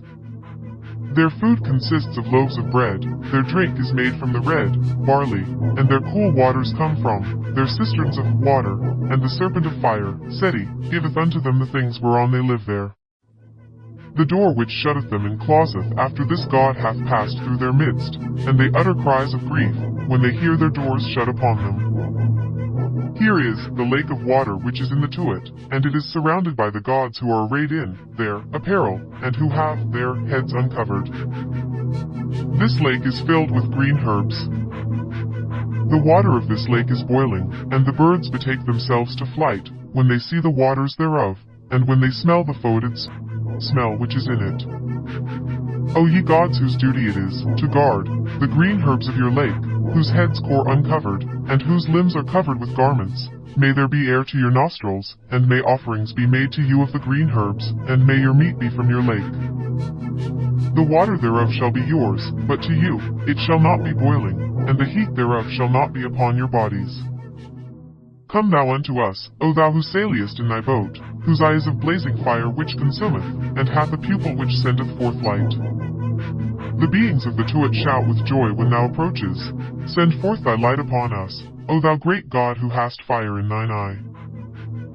Their food consists of loaves of bread and green herbs, and their drink, or beer, is of the Kemtet plants, and their cool water is from their cisterns of water.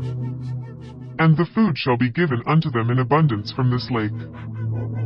The first group shows us what Tem hath done for Ra, and how he hath protected the god by words of magical power, and hath overthrown the serpent Seba.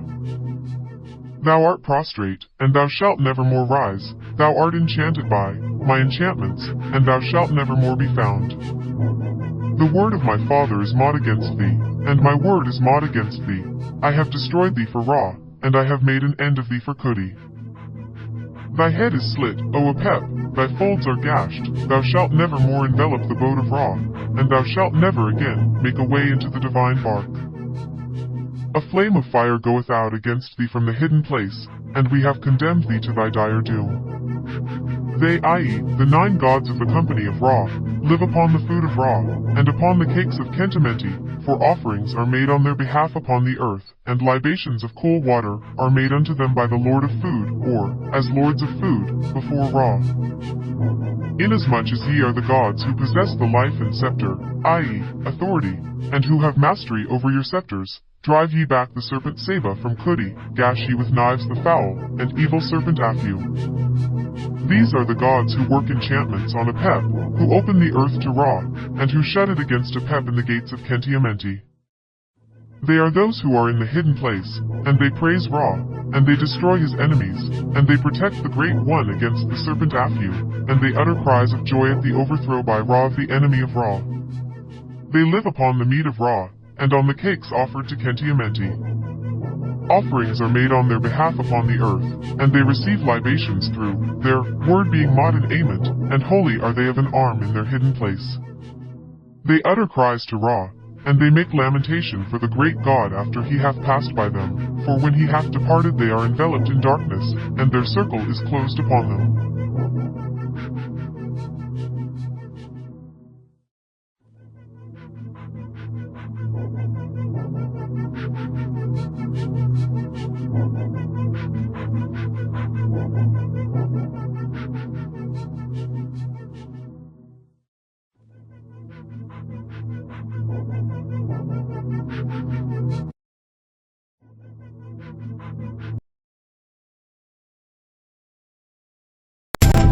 Watch us on YouTube and Facebook. Listen to our podcast and support us on Patreon. Thanks for stopping by.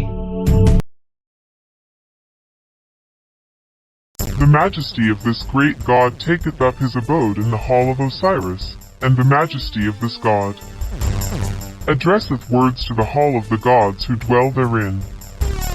This God performeth all the rites proper for entering this hall, and he advanceth on his way against Apep by means of the words of power of Isis, and by means of the words of power of the sovereign God. The name of the gate of this city wherethrough passes this God is Rudiasar. The name of this city is Thephatsheda. The name of the hour of the night, which guideth this great God into it, is Keftahesket Nehara. Behind the God stand Herahikin, Kashu, Nehes, Hu, and the protector of the boat.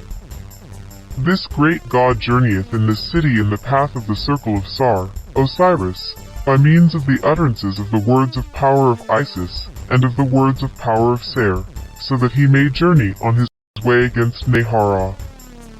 If these words of power of Isis, and those of Ser be uttered, Apep shall be turned back, and shall be shut up in Ament, in the hidden place of the Tuat. If they be uttered on the earth it shall be so likewise. Whosoever shall utter them shall become one of those who are in the boat of Ra, both in heaven and upon earth. But whosoever knoweth not these figures shall not know how to repulse Nehara. He who is in this picture is Apep, and he surroundeth his country, which is in the Tuat. Chau is the name of this district, which is 440 cubits in length, and 440 cubits in breadth, and his voice guideth the gods to him. He who is with him after this great God hath made his passage through this city, halteth with Aphu, opposite to the country whereover he would make a way.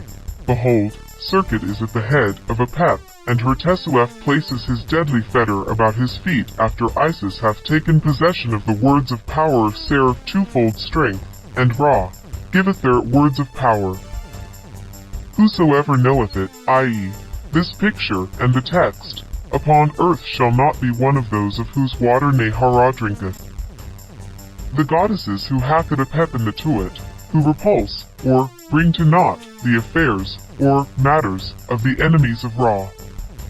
Those who are in this picture, and who hold knives, hack asunder Apep in the Tuat each day. These are the hidden magical figures of the Tuat, the funeral shrines of the hidden heads.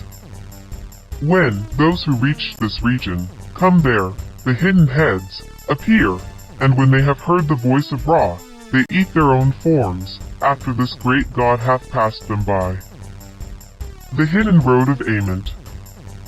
The great God makes his way over it in his holy boat, and he passes over this road which has no water, and none to tow. He makes his way by means of the words of power of Isis, and by means of the words of power of Semsu, and the utterances of this great God himself, act as magical protectors, and perform the slaughters of Apep and the Tuat, in this circle in his windings in the sky.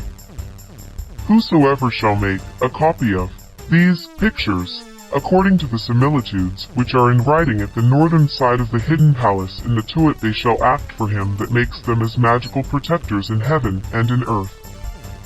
Whosoever knoweth them shall be as the spirits with Ra. The majesty of this great and holy God saith, Grant thou me to come forth on the path by thy spittle, and by thy throat, and let me utter the word which is mot to Enkhit, and let me open thy fold, for I have come to illumine the darkness, and to embrace him that is in Mehen. This god saith unto Osiris, who dwelleth in the serpent Mehen, Hail, Osiris, governor of the Tuat, thou lord of life, thou ruler of Amentet, thou shalt live thy life, thou hast magical power, and shalt prevail by magical power in this land. Thou dost exalt those who are in thy following on their arrival before thee. Thine enemies are beneath thy feet, thou hast gained the mastery over those who have worked against thee. The flames of fire are against them, he burneth them up with his blazing knife, which is over them, he hacketh them in pieces, and choppeth them up with his slaughtering knife, and he reckoneth up his members each day. O let me pass over thee in peace. The majesty of this god saith, O ye spirits who are hostile to Osiris, who have rebelled against the governor of the Tuat, your hands and arms are fettered, and ye are tied tightly with bonds, and your souls are kept under ward, and your shades are hacked in pieces. Enka hath drawn the cords about you so tightly that ye shall never be able to escape from his restraint. The work of this figure who is in this picture is in the Tuat, and it is for him to send the stars on their way, and to make the hours to go on their way in the Tuat. The majesty of Horus of the Tuat saith unto the starry gods, O ye who are modding your flesh, whose magical powers have come into being for you, who are united unto your stars, and who yourselves rise up for Ra in the horizon, which is in the Tuat each day, O be ye in his following, and let your stars guide his two hands so that he may journey through the beautiful Ament in peace. And, O ye gods who stand up, who dwell in our land, light up ye your stars in the sky so that I may unite myself with the master of the horizon. The majesty of Herutuadi saith unto the hours who are in this city, O ye hours who have the power of coming into being, O ye hours who are endowed with stars, O ye hours who avenge Ra, fight ye on behalf of him that is on the horizon, and take ye your forms, or attributes, and carry ye your symbols, and lift ye up your heads and guide this god, Ra, who is on the horizon, into the beautiful Amentet in peace.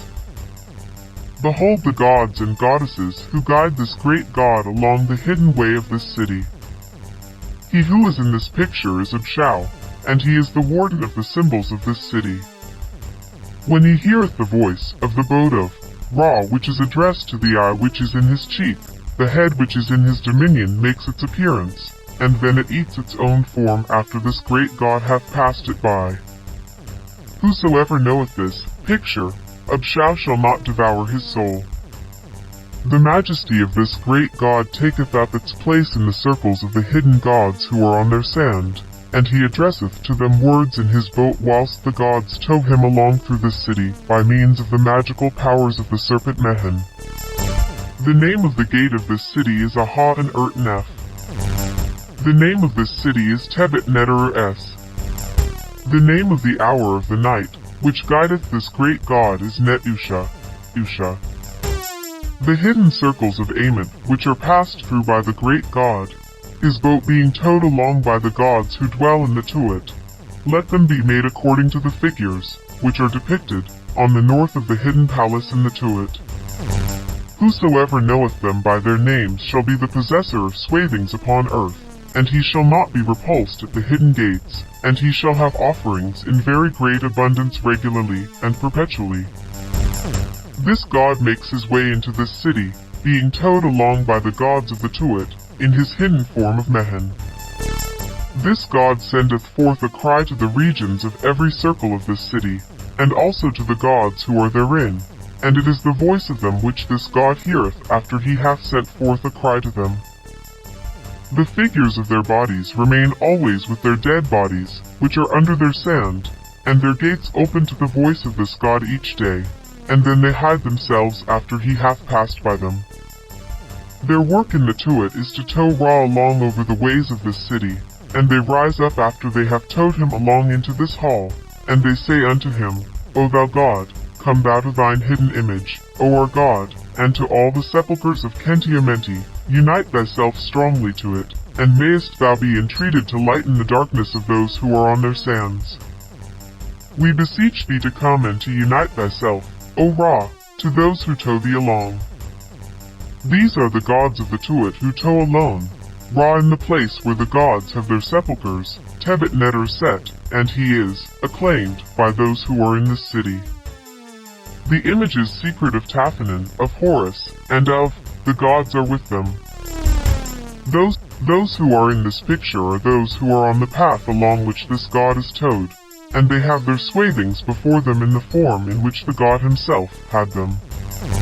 This our great God cries out unto those who have their life in them, in their heads and their forms, and this God cries out to them by their names.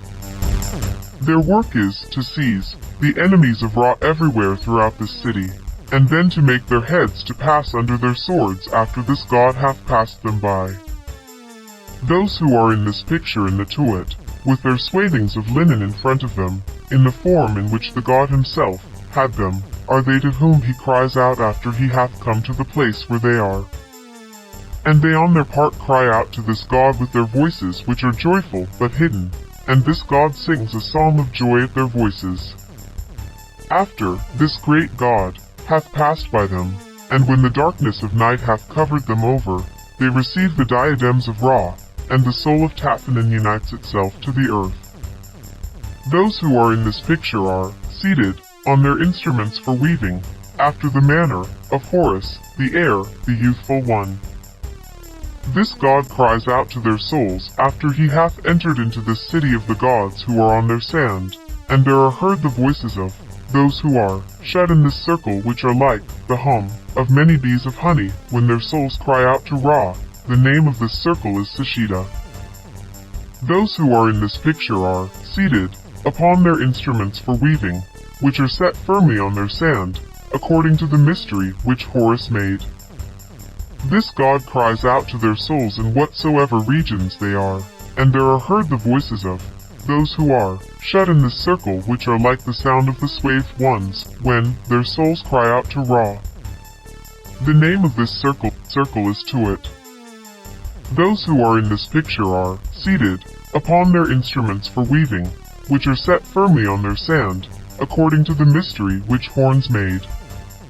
This God cries out to their souls in whatsoever regions they are, and there is heard the sound of the voices of those who are shut in this circle, which is like unto the sound of men who lament, when their souls cry out to Ra. The name of this circle is Neteru. Those who are in this picture are seated upon their instruments for weaving, which are set firmly on their sand, according to the mystery which Horns made. This God cries out to their souls in whatsoever regions they are, and there is heard the sound of the voices of those who are shut in this circle, which is like unto the sounds of bulls, and of other male animals when their souls cry out to Ra.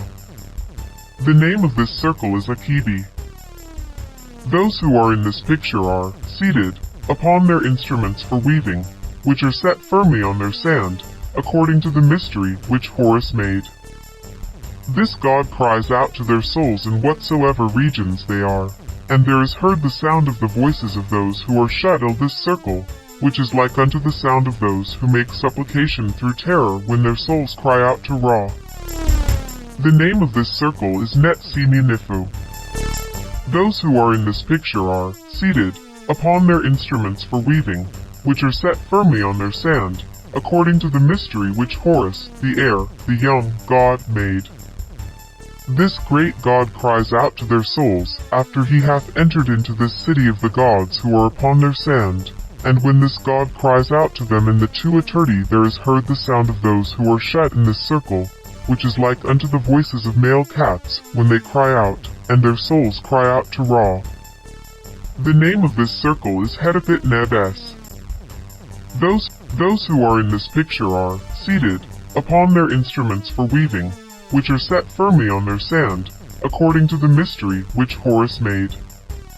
This God cries out to their souls in whatsoever regions they are in the Tuaturi, and there is heard the sound of the voices of those who are shut in this circle, which is like unto the sound of the confused murmur of the living when their souls cry out to Ra. The name of this circle is Hednet Kimio. Those who are in this picture have their instruments for weaving before them, and they are set firmly on their sand, according to the mystery which Horus made. This God cries out to their souls, in whatsoever regions they are in the two eterni, and there is heard the sound of the voices of those who are shut in this circle, which is like unto the sound of the voices of those who go down to the battlefield of Nu when their souls cry out to Ra. The name of this circle is Hapsimus. Those who are in this picture have their instruments of weaving before them, and they are set firmly on their sand, according to the mystery which Horns made. This God cries out to their souls in whatsoever regions they are in the two eterni, and there is heard the sound of voices of those who are shut in this circle, which is like unto the sound of the cry of the divine hawk of horns when their souls cry out to Ra. The name of this circle is Sehertbius. Those who are in this picture are seated on their instruments of weaving, and they are set firmly on their sand. This God cries out to them in whatsoever regions they are, and they shed light by means of their radiance, which cometh from the depth of their mouths, but they do not come forth from their circle, and there is heard the sound of the voices of those who are shut in this circle, which is like unto the twittering of the whole of the birds of a nest of waterfowl when they cry out to Ra. The name of this circle is Aat Sedekah. This great God taketh up his place in this circle, and he addresseth words from his boat to those who are in it. The divine sailors join the boat of this great God in this city.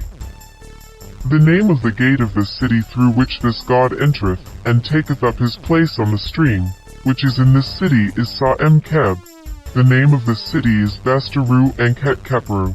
The name of the hour of the night, which guideth this great God, is Tuatet Make-Tet and Nebeb-Es.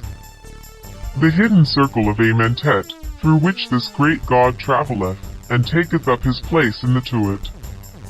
If these things be made with their names after the manner of this figure, which is depicted at the east of the hidden house of the Tuat, and if a man knoweth their names whilst he is upon earth, and knoweth their places in Amenti, he shall attain to his own place in the Tuat, and he shall stand up in all places which belong to the gods whose voices, or words, are Mot, even as the divine sovereign chiefs, Chacha of Ra, and the mighty ones of the palace, pharaohs, and this knowledge shall be of benefit to him upon earth.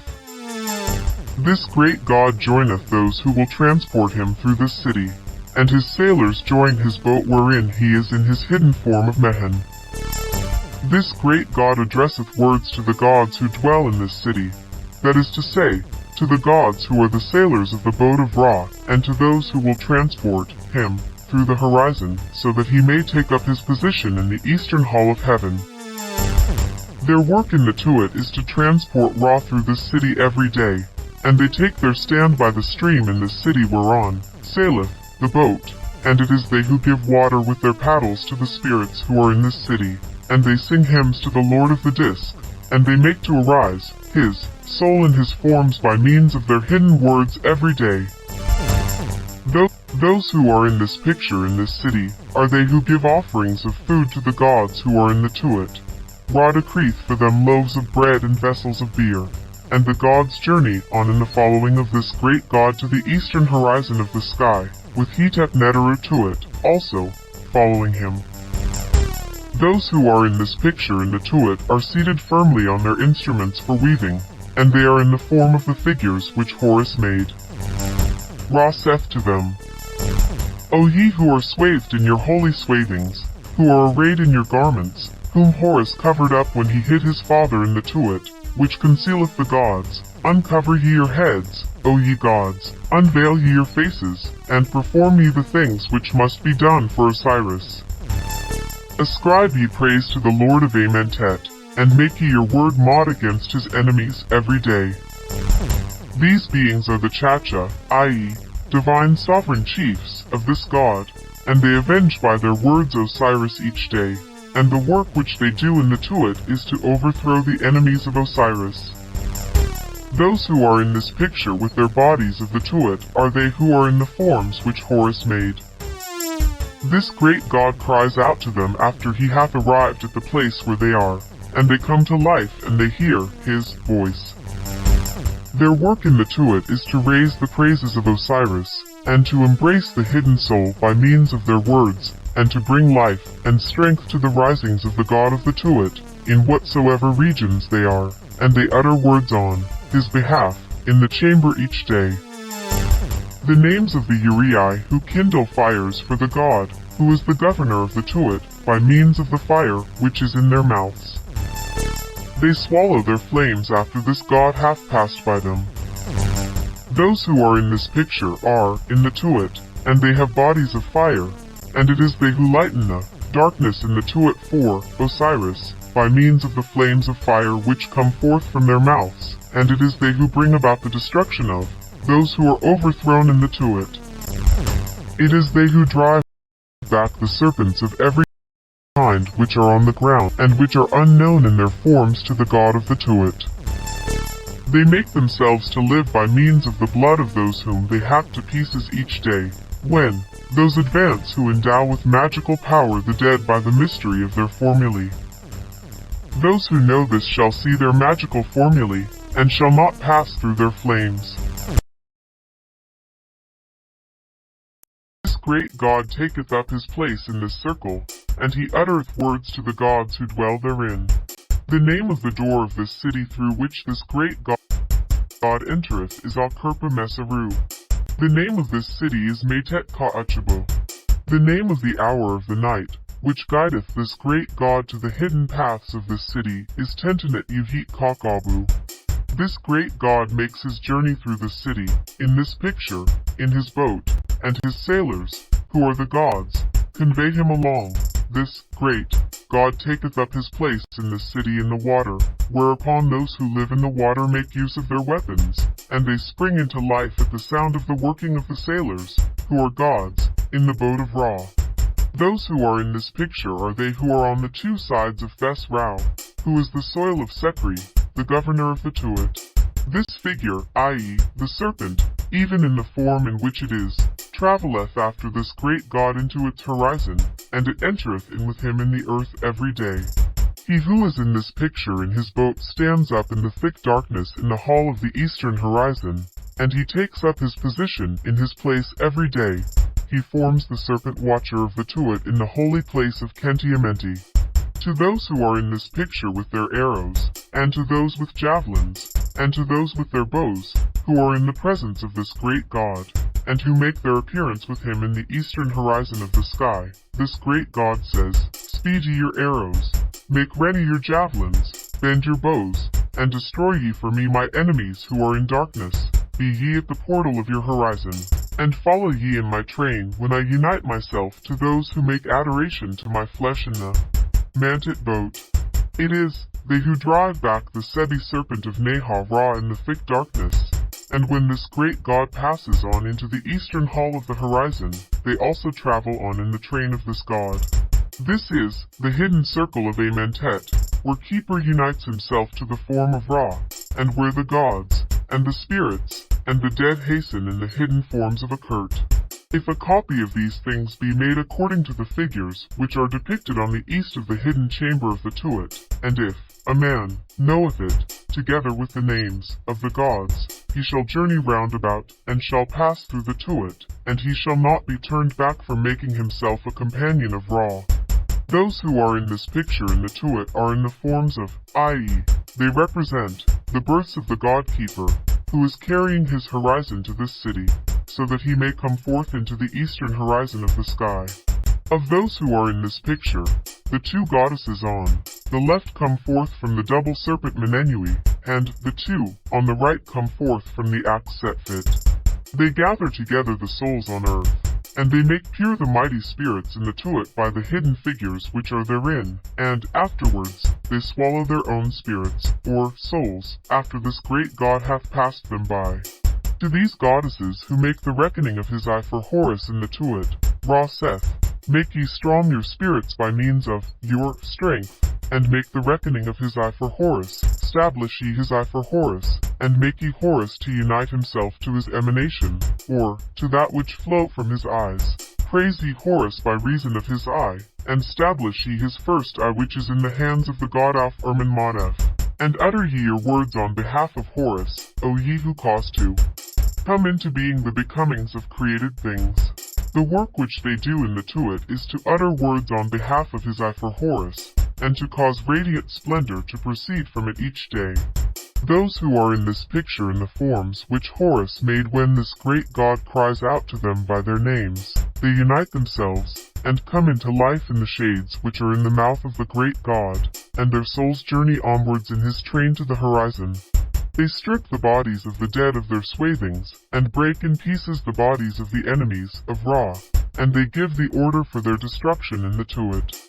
Horus saith unto those who have plunged themselves beneath the waters, and unto those who swim, and unto those who float in new of the Tuat, O ye who have plunged yourselves beneath the waters, who shine in new, O ye whose hands cover your faces, who swim with your faces turned towards the water in the Tuat, whose cheeks are filled with water, O ye who paddle in the waters of new, whose faces are turned up into the air in the following of your souls, whose souls have been deprived of their heavenly air, and who beat the air with your hands in order to obtain it. O make ye your way anew by means of your legs, and your thighs shall not be in any way impeded. Come ye forth in this stream, descend ye on these waves, fill ye Hathor, and arrive ye at its furrows, for your members shall not perish, and your flesh shall not decay, and ye shall have dominion over your water, and ye shall have abundance according to my command, O ye whose duty it is to dwell in new, together with those who have plunged themselves beneath the waters, and are in his following, and whose souls have life. Those who are in this picture are they whose forms, or figures, live by their heads. It is they who shed light upon the road of Ra in the thick darkness, and when he comes forth into the hall of the east, Set wakes up and travels on with him. The majesty of this great God taketh up his position in this circle, and he addresseth words unto the gods who are in it. The name of the gate of this city through which this great God hath entered is Sekentueshu. The name of this city is Re and Keret Apt Kadu. The name of the hour of the night, which guides this great God, is Sebet Net Wakestet Seba Emperdef. This great God journeyeth on his way in the city in this picture, and his sailors, who are the gods, guide him into the eastern horizon of the sky. The star Pistet which is on its boat guides this great God into the ways of the darkness, which gradually lightens, and illumineth those who are on the earth. Those who are in this picture are in front of this great God, and they carry the serpent Mehentah on their heads into this city, and they travel onwards in the following of Ra into the eastern horizon of the sky. This God cries unto them by their names, and he decrees for them what they have to do, and Ra saith unto them, O ye who keep ward over your serpent figures with your 2 hands, lift ye up your heads, whose hands are strong, whose feet are firm, who perform the journeyings which ye are bound to make, who make long your steps as ye go. Unite ye yourselves to your offerings in the hall of the eastern horizon.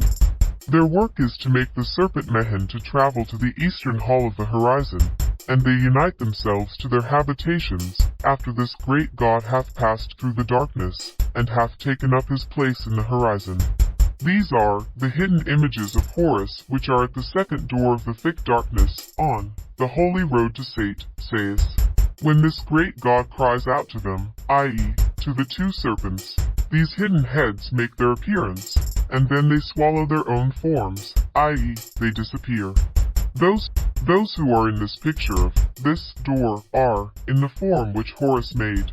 When this God cries out to them by their names, they spring into life at the sound of his voice, and it is they who guard the holy gate of the city of Sate, Sais, which is unknown, and cannot be seen, and cannot be looked at. This is the hidden circle of the Tuat through which this God makes his journey, so that he may come forth into the eastern horizon of the sky. It swallows eternally its images, or forms, in the presence of the God Rek, who dwells in this city, and then it giveth them to those who are born and come into being in the earth. Whosoever shall make an exact copy of these forms according to the representations of the same at the eastern portion of the hidden palace of the Tuat, and shall know it, shall be a spirit well equipped both in heaven and earth, unfailingly, and regularly and eternally. He who is in this picture stands up for Ra, and he never departeth from his place in the Tuat.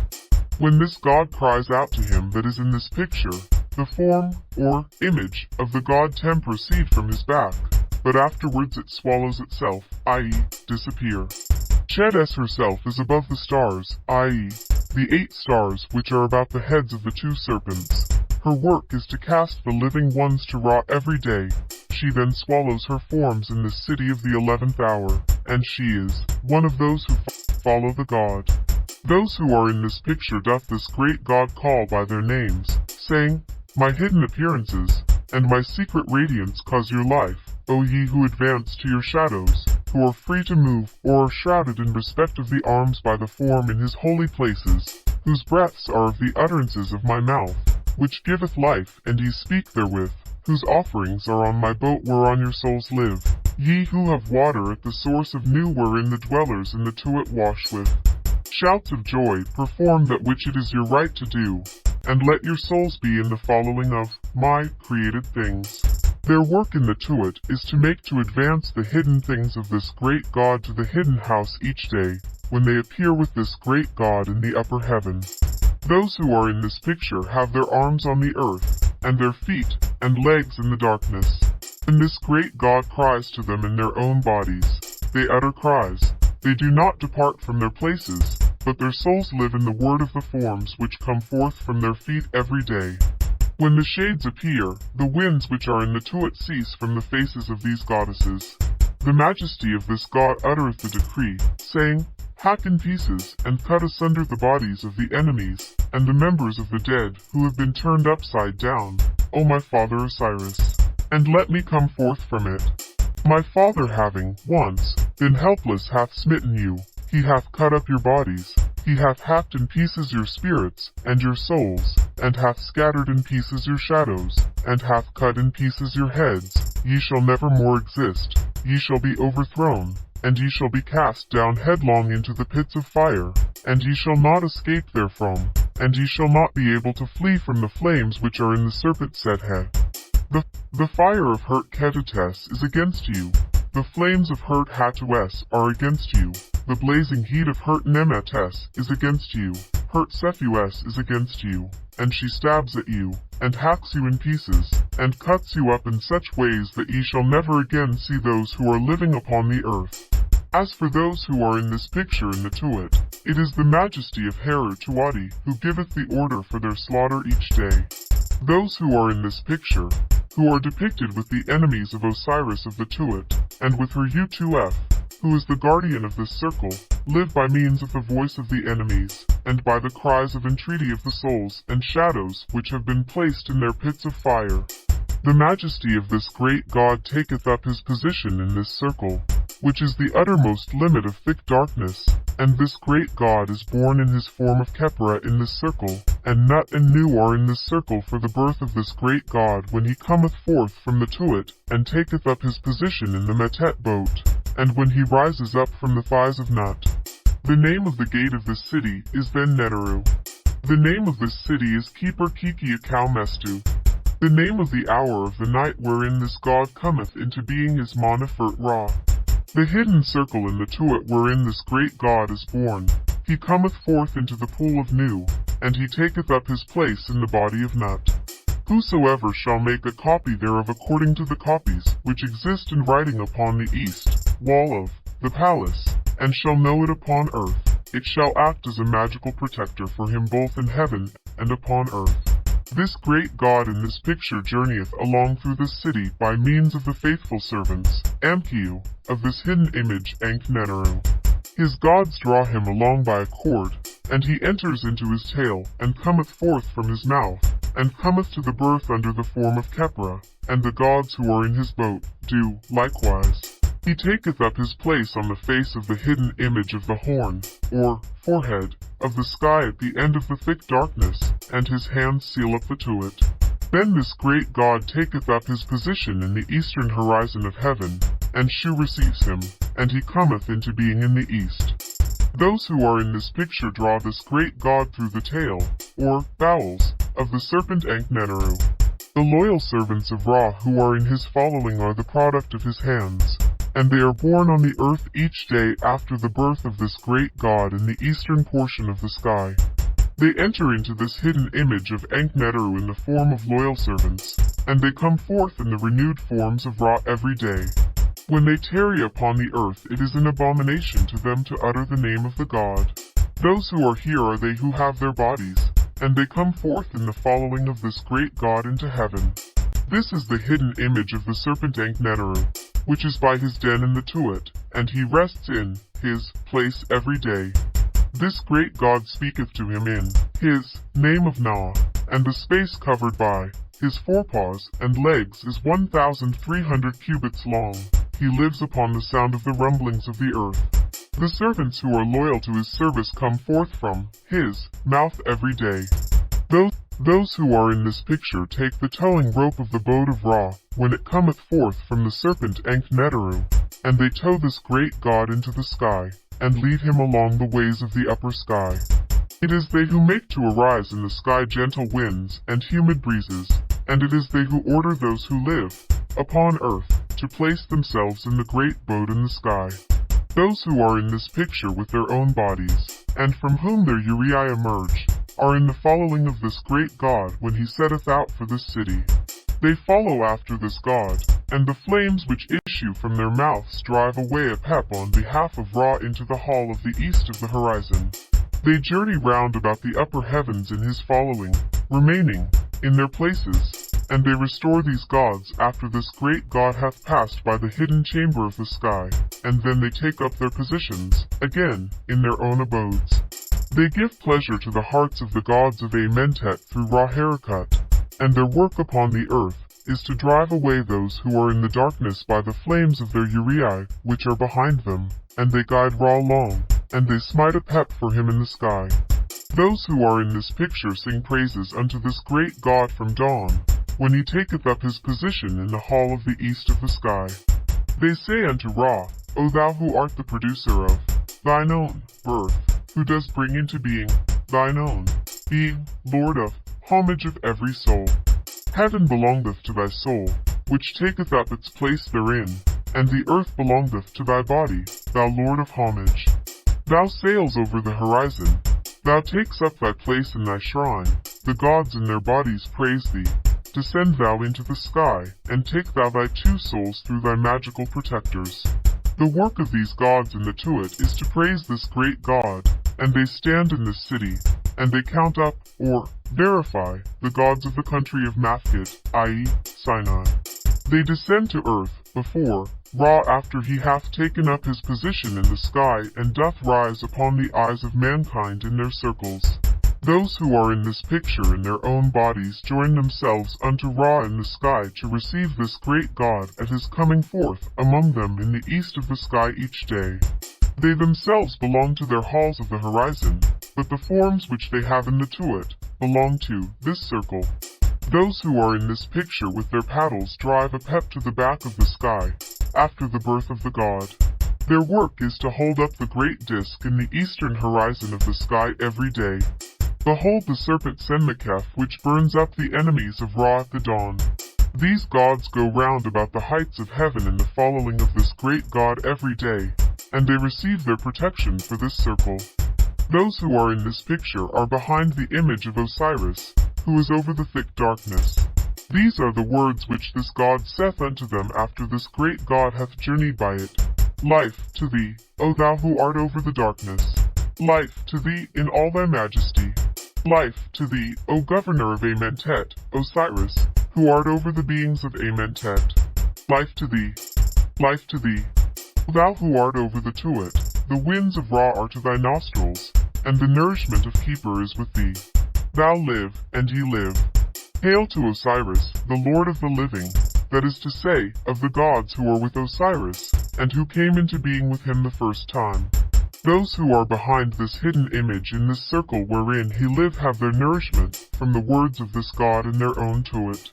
He who is in this picture in the invisible form of Horus in the thick darkness is the hidden image which Shu lifts up beneath the sky, and Kebor cometh forth in the earth in this image.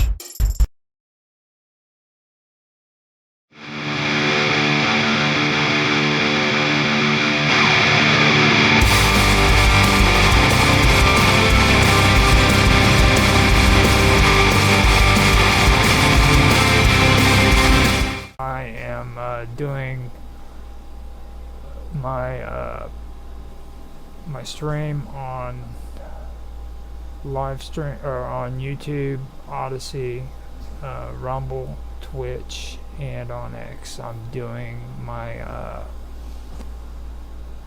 I'm gonna have to get used to this shit. My space. my new spaces. That's what it's called. So if you guys want to join me there, you are more than welcome to. I am also on a Skype. So if you guys want to come in and join me, you can go through Skype. I am on live with Roger Hanson there as well. So feel free to come in and join me if you want to. So what happened is I decided to get on X Premium and give it a shot. Now, the reason why I did that was because I recently had some bad things happening with me when it comes to Minds.com. I was being monetized on there, and they proceeded to shut off all funds. So that caused me to, well, have to look elsewhere in order to get my content out and be able to get paid for it, basically. So I did some searching around. I wanted to, this all happened back in, I believe, October. I believe it was around October, and I was wanting to try to find other areas to where I could earn from besides streaming, to be honest with you. And it paid off here and there. I had a couple people that wanted some CGI that I did for them, but other than that, I didn't find any other solutions to try to make a little bit of cash on this. So I kept doing my live streams, and I started doing like podcasts and live stream, however you want to call it, back in August, whenever Minds finally went live stream. They not only have recording, but now they have live stream as well. So I got excited about that, and I decided that I needed to do something. So me and a couple friends of mine, Mark Edworthy and Tan Hai Tran with Karma Love, all started talking, and we said, why don't we just do some podcasts and some live streams, so, and that's how it started. Well, shortly after, that's when the monetization on Minds.com stopped, so I decided to do what I said, go look for other avenues when it comes to getting money, and I couldn't find any, basically, to tell you the truth. Now, Rumble is pretty cool. I went on Rumble, and they started monetizing me straight off. So all of us, I mean, right from the get-go, it was pretty good. They actually gave me monetization right from the get-go, and I can pull up stats and earnings. This is from Rumble. I have started all the way back in October, I believe, October the 21st, and I've got $1.37, which really isn't all that great, considering they're probably going to want $100 before they're willing to cash out. I don't really know much about all that stuff, but what I can tell you is that I actually am glad that at least it's got a payout, you know what I mean? Now, to be honest with you, this is the first night that I actually have done another live with Roger Hanson. It's been a while. I started breaking off and doing other topics and other subjects, which I'm not upset about. I really do like it. In the process, during this whole time, I started working with musicians when it come to getting their music out. I was lucky enough to meet a friend of mine called Austin Todd. He's a musician, and he also helps me out on the Wonderful World of Weirdness, which, by the way, I partnered up with Old John, or John Clark, whichever name he goes by that anybody's familiar with, and I became a partner in the Wonderful World of Weirdness on YouTube. So that was another thing that happened. So now I'm working with Austin Todd with music, also with John when it comes to music, and with another person that goes by Within the Vacuum. Besides doing the music thing, I'm gathering up people's music that they're willing to volunteer for Operation Secret Santa. That's done through Jaffe Ryder from World Pirate Radio Network, and I've been collecting that up and getting it ready for January. So we have a pretty good lineup of things that are getting ready to take place on that front. So that's the music part that I was going through and doing this year. So I ended up getting that started. Now, besides that, what I also have done is, like I said, I ended up going in on a partnership with Wonderful World of Weirdness, which is pretty cool. It was actually pretty good.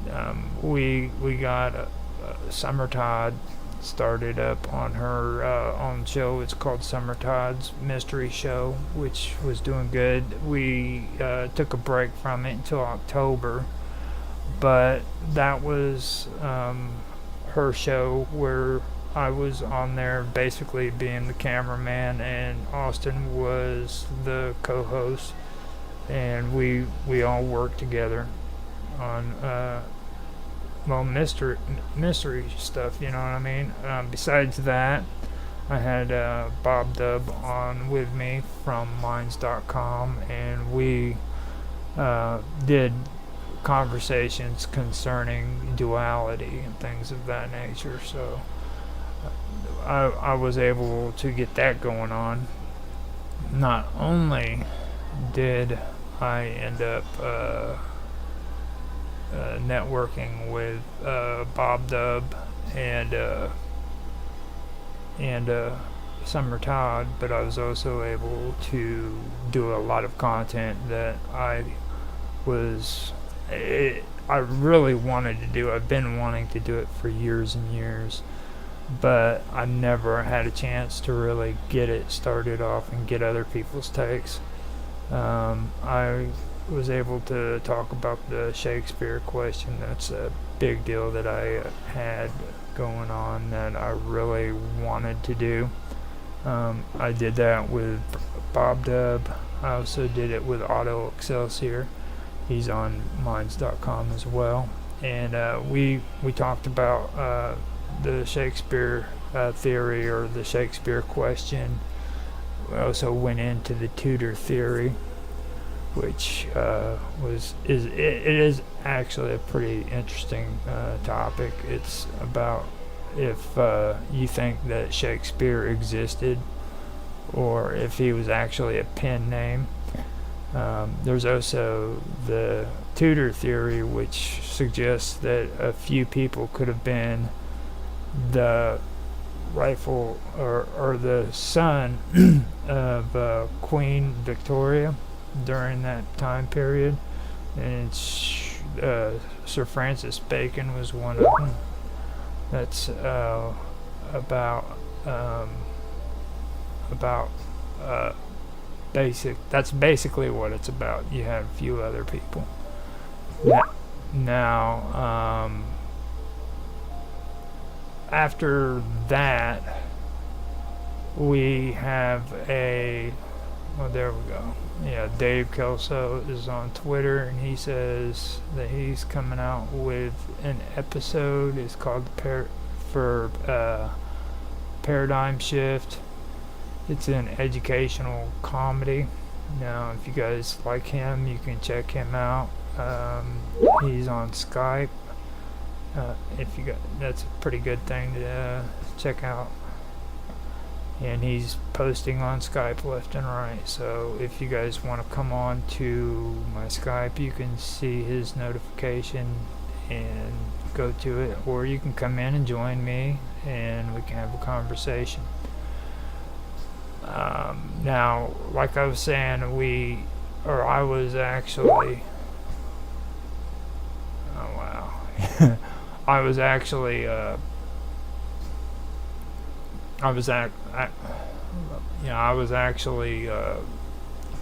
doing the topic about Shakespeare, and it got pretty good. It started bringing up topics that I was having before on my channel, strange stories, where I was discussing Saint Germain and things of that. It's old stories from the Middle Ages, the Age of Enlightenment, and stuff of that nature, which I thought was pretty cool. So I did enjoy that, and I did that with Bob Dub, and I also did it with Auto Excelsior, so that was pretty cool.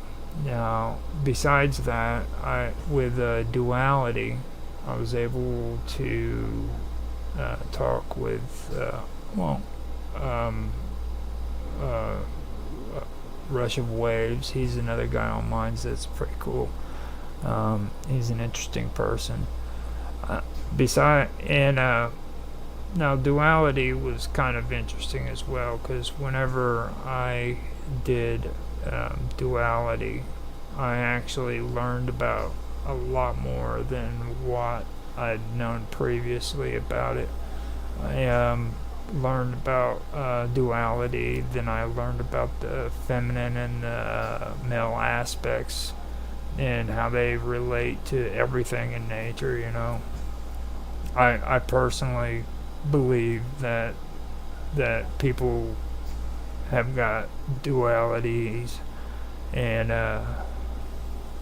the male or the feminine and the male aspects all screwed up. Like, they have no clue what the heck is going on there, because it relates to all of nature, you know, stuff like that. And not only nature, but science and buoyancy, things of that nature. And then, like, I actually wanted to start a series and maybe call it frickin' Bumblebees and what was it? No, Hummingbirds and Bumblebees, maybe something like that, you know, because that's something that I think would be pretty cool. Now, I also want to say too that through this whole journey, I was checking out or trying to find a person that I used to network on Minds with, called Minds Gaming, and it took me the longest time to figure out how to find him and maybe get him on the show and do an interview. Well, as time went on and I started networking with Bob Dub, I actually ended up finding out how to get in contact with him, and when I did, it was pretty cool, because we started doing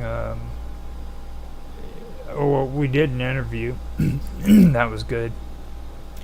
And Minds Gaming is pretty interesting because he has Minds Underground, but as well as that, he's been doing projects with Glitch, where he's been doing like a VR chat room, and besides that, he's also creating his own cryptocurrency, which I thought was pretty cool. So that's why I have my own cryptocurrency, because I did it through him on MintMe.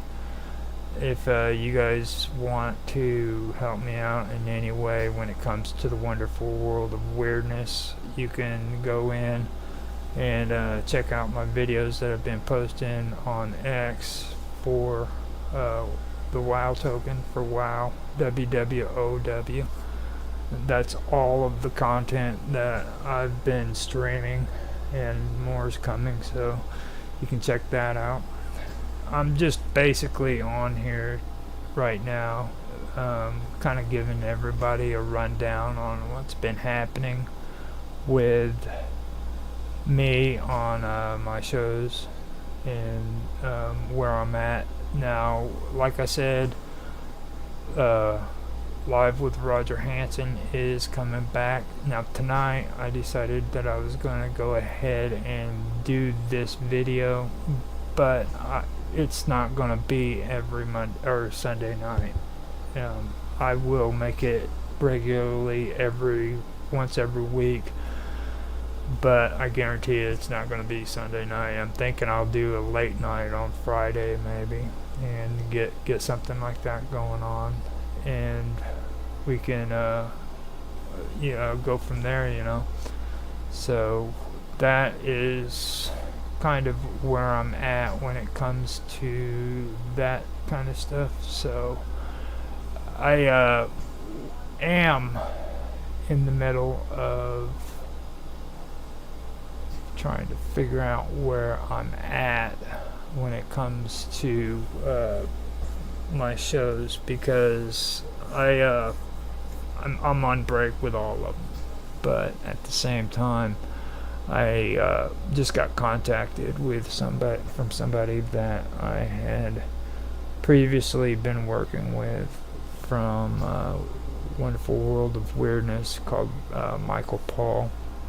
Now I had some pretty good interviews, or I had a pretty good interview with him, and I was able to do some shows with him on Wonderful World of Weirdness with John, and I liked what he had to say, so there's a good chance that I might be setting something up to where we could be doing some stuff on the Wonderful World of Weirdness. If you guys are interested in that, check out WoW Talk. That is where I'll be doing my live feeds for the Wonderful World of Weirdness. I'm also uploading all the time on there, so it's got some good stuff on it. Right now I'm going through Ancient Mysteries. I'm also doing strange stories and conspiracies, and it's pretty good. And that, plus I'm editing and uploading WoW Talk as well, and I think that if you guys are into that kind of stuff, I think you would like it. Here before long, I'll be continuing on another series that I'm doing called Everything About Aliens. So far we've been talking about the Naga and the Agarshans, as well as Shambhala and stuff of that nature. And on WoW Talk, I've actually got stuff that's going to be coming up with the uploads. It'll be discussing a lot of things going from the Sumerians all the way up to up to Hindu beliefs, and then into ancient Indian beliefs concerning the Thunderbird, things of that nature. So it's got some good stuff going on there, and basically that's what I've been doing on the Wonderful World of Weirdness. I do want to continue on some other topics. I want to dive deeper into the esoterics. That's something that I really do enjoy doing, so I am getting ready to do that and have things ready. So if you guys are interested in maybe coming on and wanting to be a part of that, you are more than welcome to. Wow Talk is on Jitsi. No, not Jitsi. Well, Jitsi if I do it, but it's on Skype as well as Discord. Wonderful World of Weirdness is on Discord, and you guys can go check that stuff out. So now that I've gotten it out of the way and I started finished talking about Wow Talk, I'd also like to remind everybody that I am on X right now in the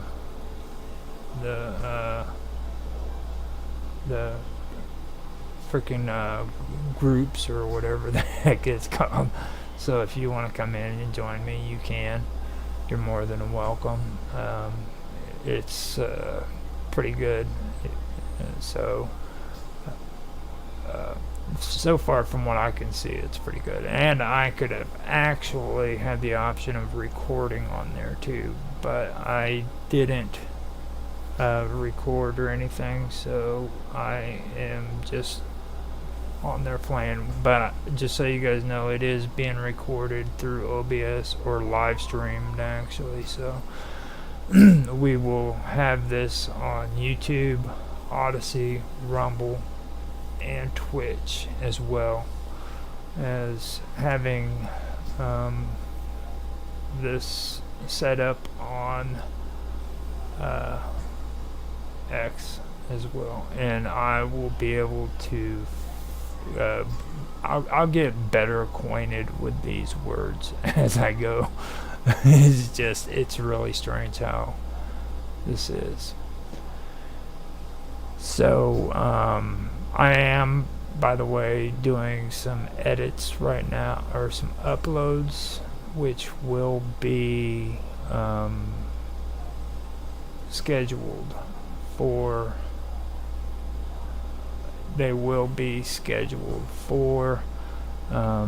Rumble, or no, for X. It's got to be edited or uploaded and then scheduled.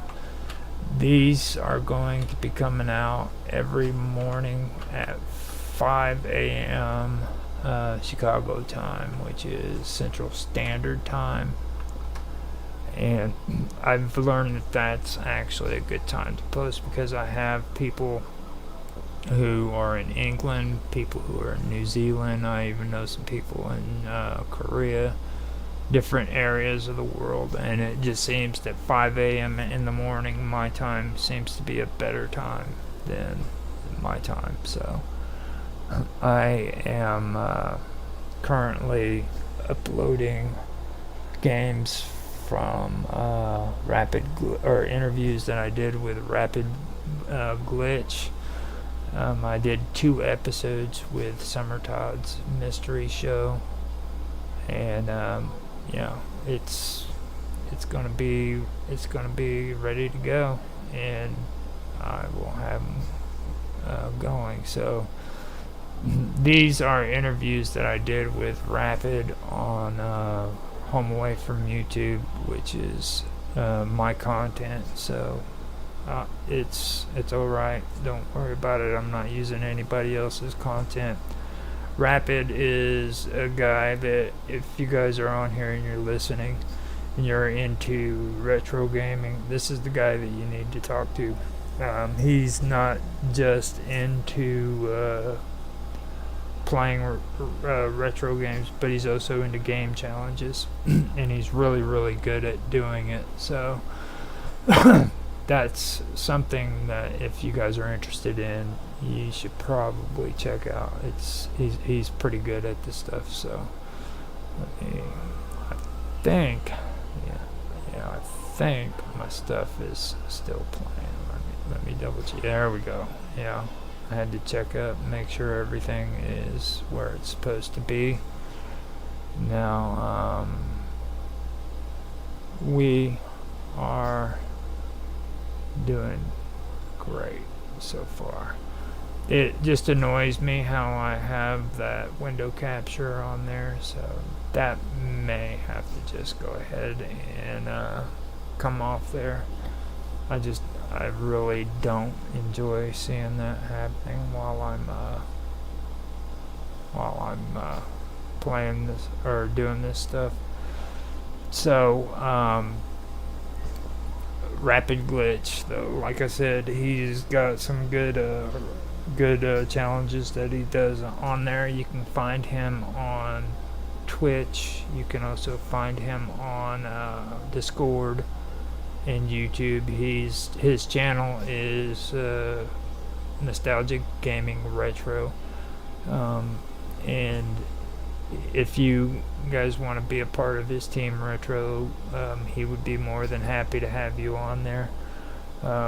Right now, I just finished up a game that I was doing with him called everybody should know it if you're into gaming. It's Elder Scrolls Arena, and I'm gonna tell you something right now. That is a wild freaking game. Alright, I've gotten through 8 episodes of this game, and it is insane. I actually went through and I caught a part of it an area where a lot of streamers thought that the game was broke, but in reality it wasn't. So I was able to get it on video. That is going to be coming out pretty soon, so if you guys want to check that out, feel free to. And like I said, this is all on Nostalgia Gaming Retro. Now, we have been having plans with another guy by the name of, on YouTube, he goes by Disney Magic Zach. He's the guy who's in charge of Home Away from YouTube on YouTube, Rumble, and also on Discord.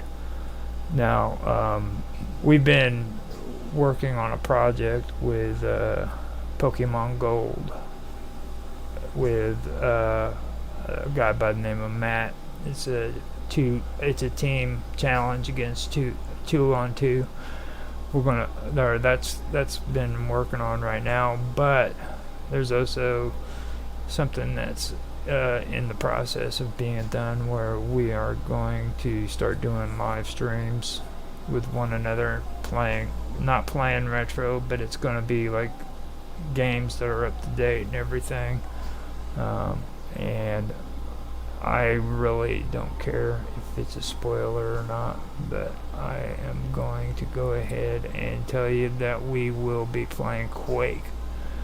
Now, right now on my channel, I'm doing Doom on live stream, so I remember the original Doom, and now that I'm playing the new one, it's completely mind-blowing. I actually do enjoy it, and that is something else. So if that one is that good, so I can imagine how good Quake's going to be. It's got to be good. I've got a couple of other friends on Minds Chat who I know is going to want to do some PvP as well, so I'm real happy that I was able to get these games. Maybe we can get together and do it and play these games together. Now, I'd also like to do a shout out to Disney Magic Zach. He's somebody that I actually did some side work on for Disney. When I was telling you I was working on some CGI, I actually was pretty happy with doing that because I was able to do a model of Cinderella Castle. Now I'm gonna tell you something that blew me out of the water. I couldn't believe how cool it was to freaking do something like that until I actually did it. That castle is extraordinary. That's all I can say. It's just completely extraordinary. I had to take a ground level view with a picture, and then I put another picture back behind where I wanted the model to be so that I could use it as a reference photos in order to try to get it as close to size as what I could. And just some of the things that goes into the dimensions when it comes to that castle are just completely amazing. If you guys ever want to hear about that, you can find the interviews that I did with Zach on his channel, Disney Magic Zach, and he's got some good stuff on there if you're interested in Walt Disney World. So these are some of the things that I've been able to do in the last year, when it comes to streaming, and I really have enjoyed it. It's been pretty cool, to be honest with you. I've enjoyed it thoroughly. I think it's a good deal, and not only that, but I've learned so much more from doing this stuff. So I think that it's something that I needed to do, because before I was just into video gaming, and don't get me wrong, I've got like 5 other channels with 5 different topics and stuff of that nature, but I never, or I did try it at one point to live stream, but to be honest with you, I didn't have the computer that could handle it at the time, and the streams turned out pretty horrible. They're on some of my YouTube channels that I have, if you want to go back and look at the older ones. But it took until this last year before I actually had the equipment that I needed to where I could do a decent, live streams with interviews and podcasts and stuff of that nature. And doing this has really taught me a lot. It's taught me about myself and about other people. It's also taught me how to work my equipment better, like with OBS. I've got to admit, I was a lot better than what I thought I was, and I didn't know that until now. Like, I've been checking out how people do their streams, and to be honest with you, I think if it wasn't for video gaming, I would have never become as good at doing this stuff as what I have become.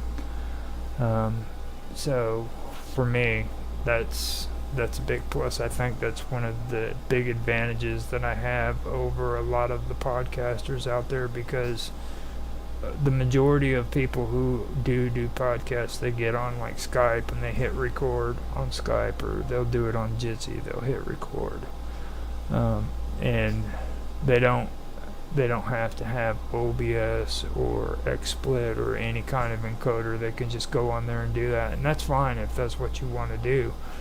But for me personally, I learned more by taking this route, and even when it comes to that stuff, I didn't really know too much about all that until this year, when I started actually live streaming and having interviews and round tables with other people. I knew there was issues with audio that I'd have to deal with, and I dealt with that too. So I was really happy about that. It's coming up on 1 year of me doing my live streams, and so far it's been an interesting ride. I had been doing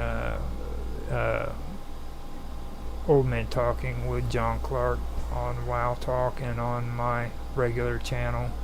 I thought that was pretty good. That came to an end in January. I don't know for sure if we're ever going to bring that back. I think we were both pretty much done with it, like it just seemed awkward as shit, you know. So, and I was doing live with Roger Hanson, that's what I'm doing now, as well. I'm starting this up because it's coming to the middle of the year, and that's when I plan to get back to doing live with Roger Hanson. And the reason why I want to do live with Roger Hanson is because I'm wanting to brand my name, you know. I go by Infamous OG 1973. That's my gamer name, but I don't want to brand just my gamer name. I want people to know my name too, you know, which is Roger Hanson. So I've started this show just for that, so that it could be live with Roger Hanson. I've done other projects, Minds Roundtable weekend event. I did that with Tanhai Tran and Mark Edworthy, as well as Karma Love, and we would have people come on and we would just hang out and have a good time, you know. We just finished the second season for that one, and that was pretty good.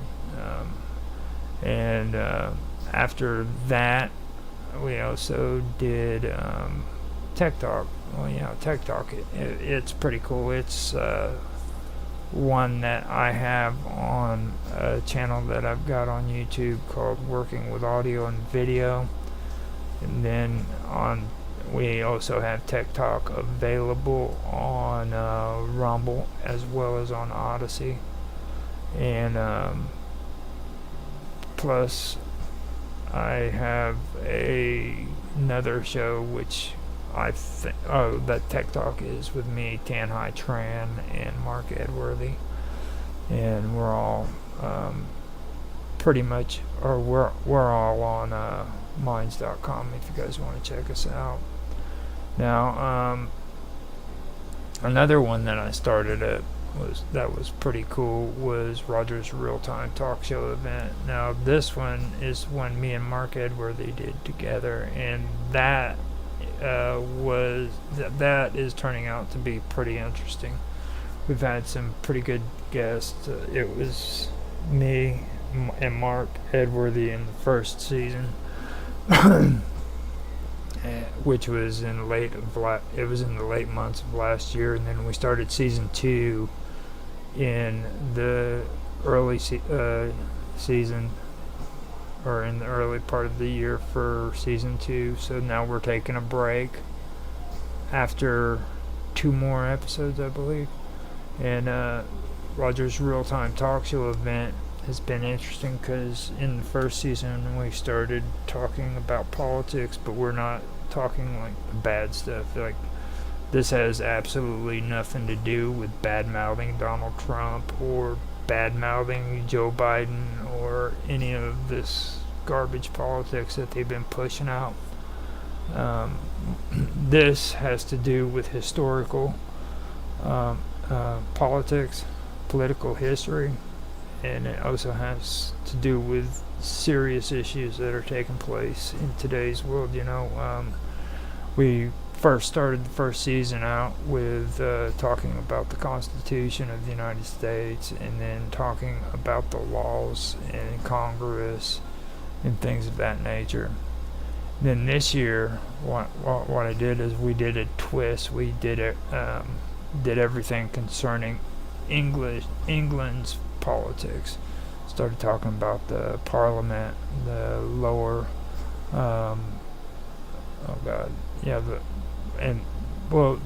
know what I'm saying. We're talking. Well, first we started talking about socialism in England and the Labour Party, and then we moved on to the Conservatives, and we started talking about the Tories and the Whigs, and now we started getting involved with the liberal, or I should say the classical liberals. That would be like libertarians here in the United States, and not even libertarians, to be honest. And we're going to be discussing John Locke and we'll also be discussing the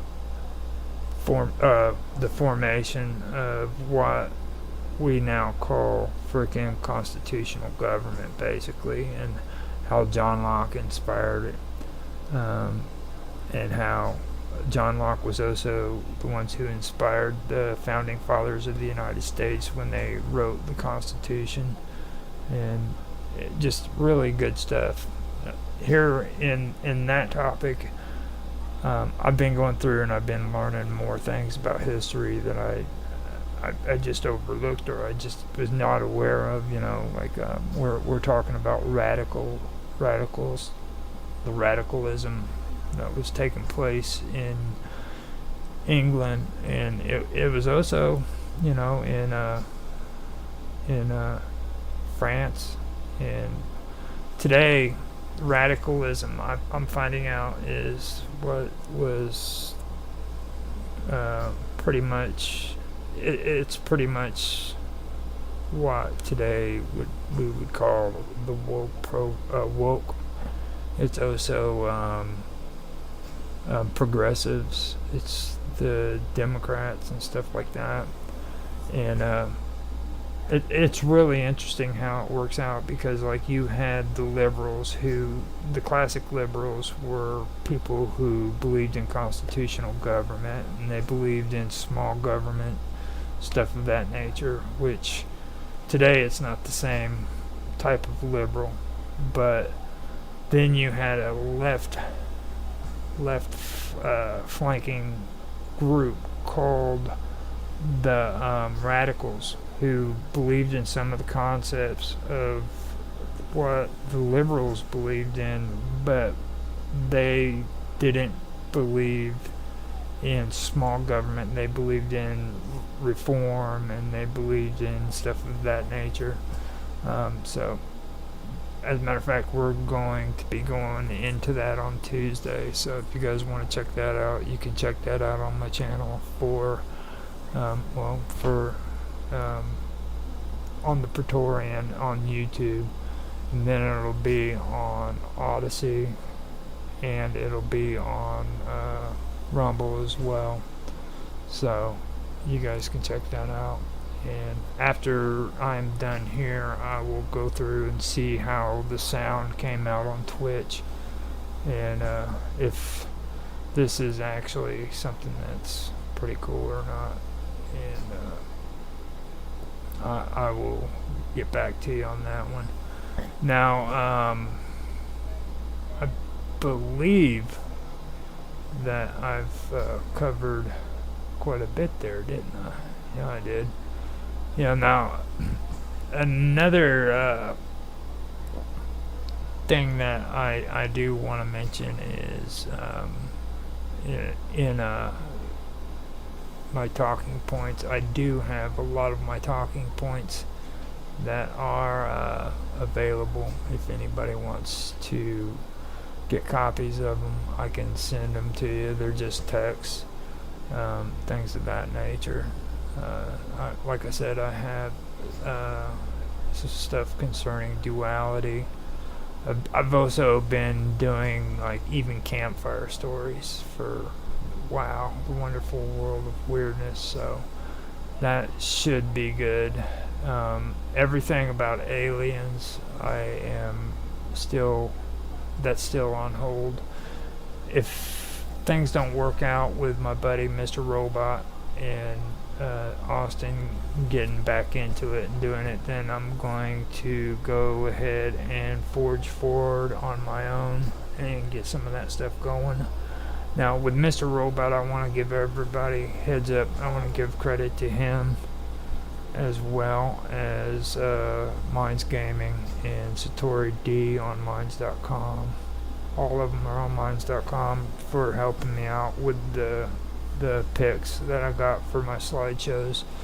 They're amazing. These guys are into AI, and they have some AI art that they helped me out with, so I went on Blender and I made my own slideshows with them.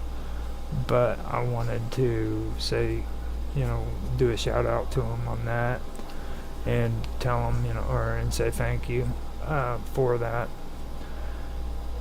These are pretty good slideshows too, so I've really gotta commend him on that. Everything turned out pretty good, and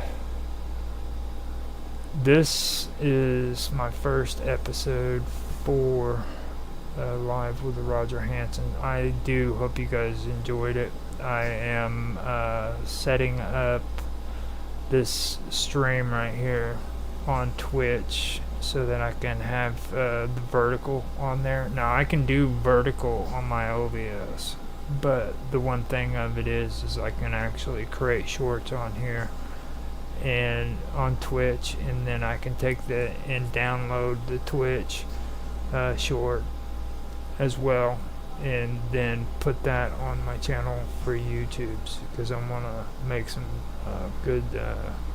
good shorts that I can add to my channels. So if you guys on Twitch are okay with the stuff that I've been discussing, then freaking let me know in the comments, and I'll keep doing shows like this as well as video games. I also want to mention as well that the last year I was doing gaming interviews and a gaming show about topics even, and I am planning on coming back with that stuff. I do want to continue with it. I want to also tell everybody and let them know that on July the 29th, Xbox 360 will be closing their doors. That means that you cannot get any more games that are on the Xbox 360 console game. So if you guys are wanting to get those games, you need to go and get them now, because they will no longer be available. Now, me personally, I do use emulators, but I will also tell you that it's not the same. It's not the same using an emulator as what it is having the actual game.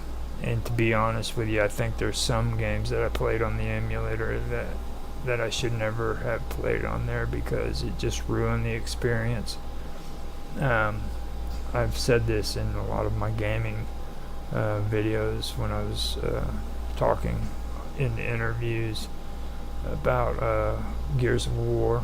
I played Gears of War on the emulator, and I think that was probably the worst mistake that I ever made in my life, because it was just a horrible experience, you know. So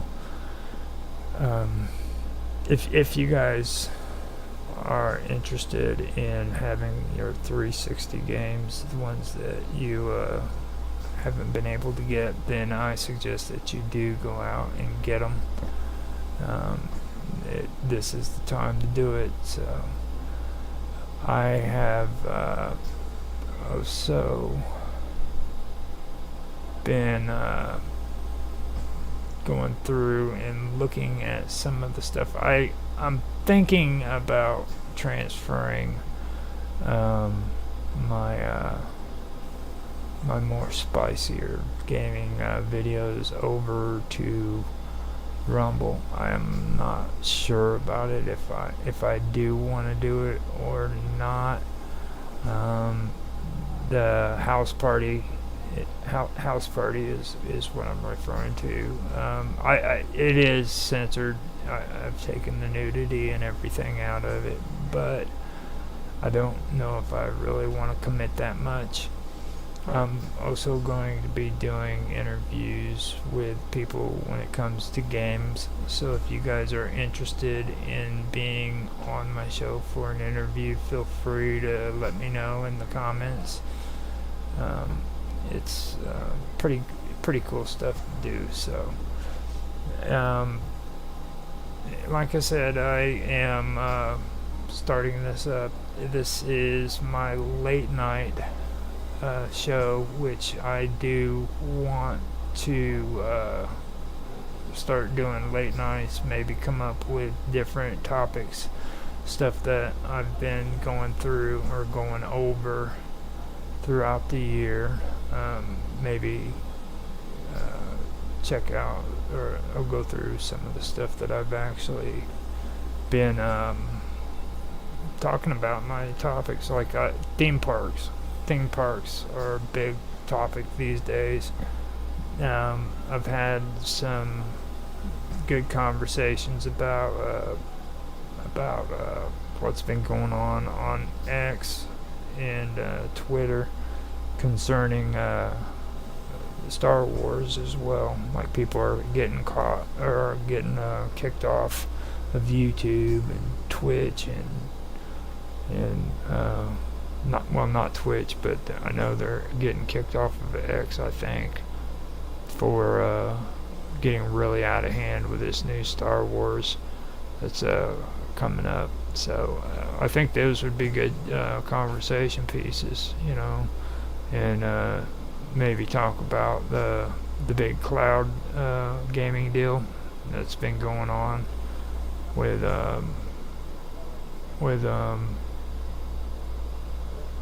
the EU, and with concerns to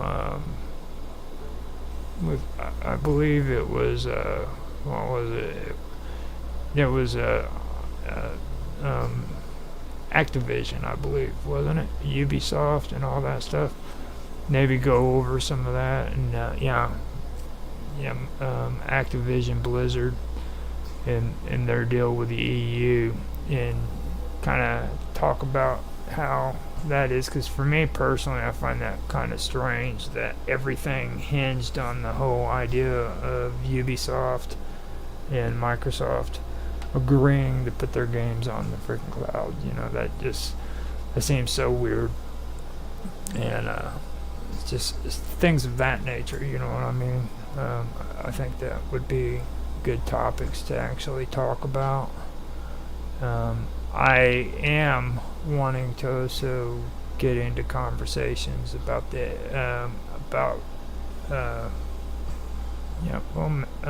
science and medical stuff. I don't want to do anything that concerns chemicals or minerals, because you start talking about that stuff on YouTube and it's just automatic warning, you know what I mean? But I do want to talk about, like, the equilibrium and the third eye, stuff like that, because I know people believe that you have this third eye, and I'd like to dive more into that and maybe talk about it. I also have been noticing too, with a lot of people that I talk to, they're big on the DMT, and psychedelics and spiritual experiences and things of that nature. Those are stuff that I'd like to get into and maybe discuss a little bit more. So with that being said, I'm at 57 minutes and I am going to get off of here. I hope you guys have enjoyed what I have shared so far, and if you have, please come over and give me some support on YouTube, Odyssey, Rumble, Twitch, and on X now too. So I'll be doing Live with Roger Hanson more, and I will see you guys here in a little bit. I hope you enjoy, and check me out on Discord as well as on Skype. I'm on minds.com too as Roger_Hanson. I've got tons of groups on Skype. I've got Live with Roger Hanson. I also have WoW Talk, Gaming with Infamous, and the Roger's Real Time Talk Show.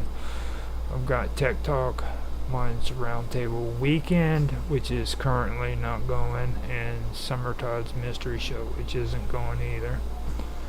Now on mine's, or on Discord, you can catch me at the Wonderful World of Weirdness. I also have my own gaming server called Gaming with Infamous, And I'm also a part of Home Away from YouTube, which is probably the best Discord server on Discord. Now, Nostalgia Gaming Retro, I'm a part of Team Retro as well. So you guys can check me out on those platforms. I also mess around with Disney Magic Zach. He's on Discord. He's a pretty cool dude.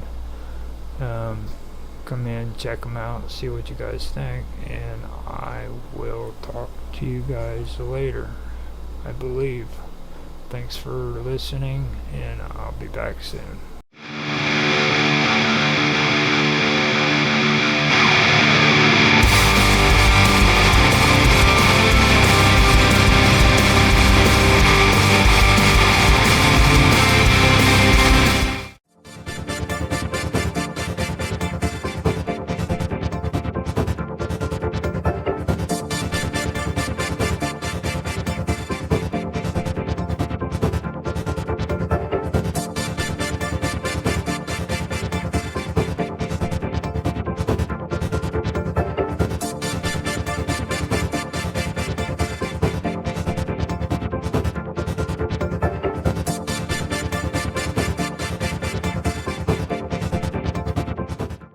In the rapidly advancing field of high-performance computing, a range of new technologies has taken center stage. AMD's Radeon Pro series GPUs, Intel's Xeon CPUs, NVMe SSDs, H.265, HEVC video compression, edge computing, and quick UDP internet connections, QUIC, have each emerged as crucial components, driving efficiency, speed, and data handling capabilities. When used together, these technologies optimize computing power and data management, creating a robust framework for modern applications ranging from data centers and edge networks to real-time streaming and AI workloads. This article explores the features of these advanced tools, their individual contributions to the computing world, and the benefits of combining them to meet today's demanding requirements. AMD's Radeon Pro series represents some of the most advanced graphics processing units, GPUs, available, delivering high-performance graphics power that is essential for fields ranging from 3D rendering and simulation to machine learning and artificial intelligence, AI. Radeon Pro GPUs are designed with multi-core architecture and advanced parallel processing capabilities which enable them to handle visually intense tasks with ease. Whether powering computer-aided design, CAD, for engineers, supporting VR and AR applications, or creating lifelike graphics for video game developers, Radeon Pro GPUs have redefined expectations for GPU performance.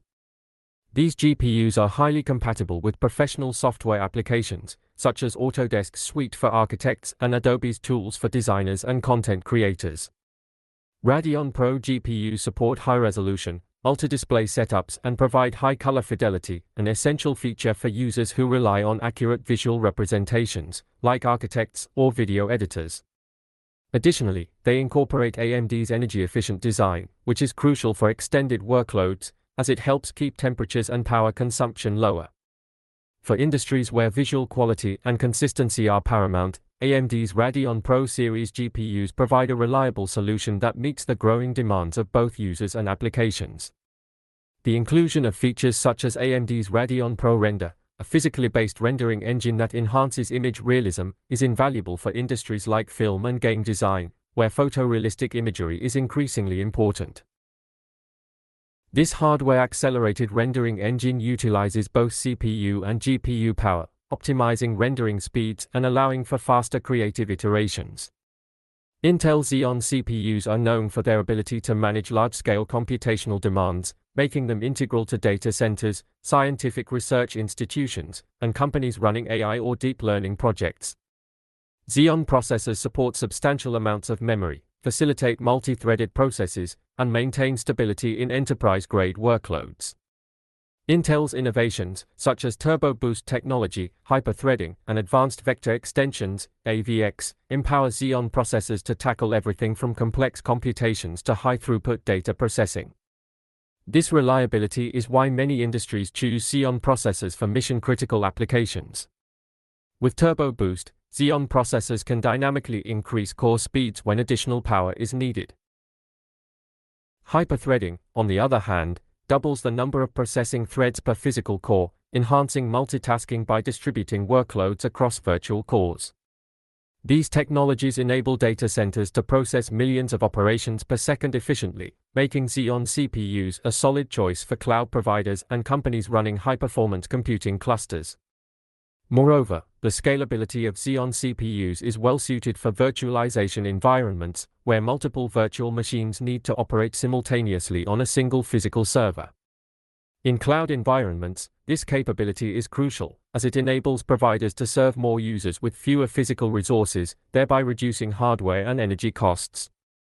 High core counts and reliability also make Intel Xeon CPUs ideal for databases, which require substantial computational power for real-time queries and data analysis. NVMe, non-volatile memory express, SSDs have revolutionized the storage landscape by delivering data transfer speeds that far surpass traditional SATA SSDs. NVMe storage communicates with the CPU via the PCIe, Peripheral Component Interconnect Express, interface, allowing data to travel faster, which is essential for applications requiring quick access to large datasets or complex data operations. By offering significantly reduced latency, NVMe SSDs make data access virtually instantaneous, a crucial feature in big data and machine learning environments where speed can impact overall system performance. For example, in high-frequency trading, NVMe SSDs provide traders with faster access to real-time data, which can mean the difference between profit and loss.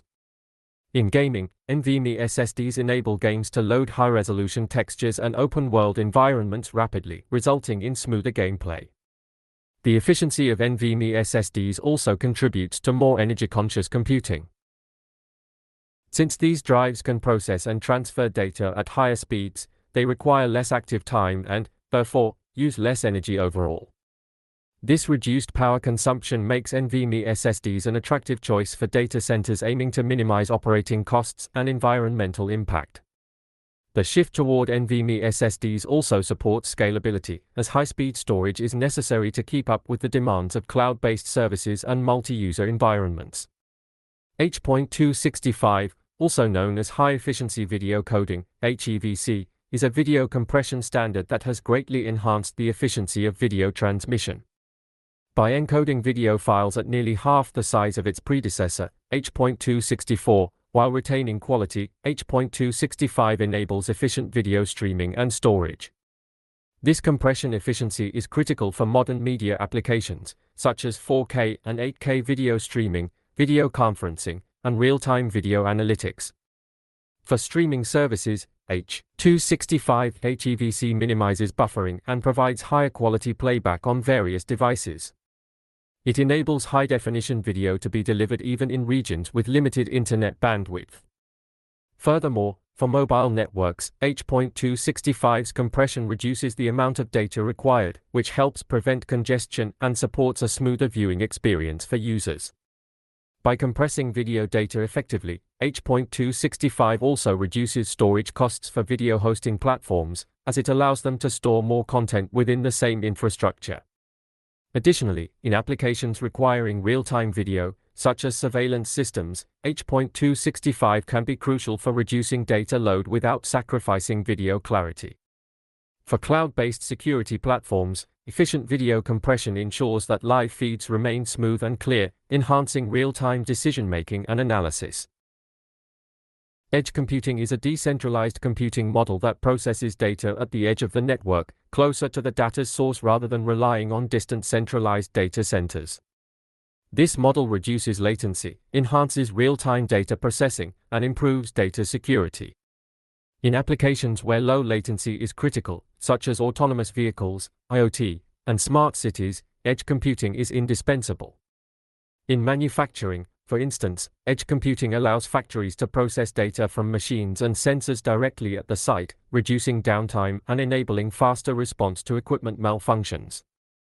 In healthcare, edge devices can process data locally, providing faster diagnostic results while maintaining patient privacy.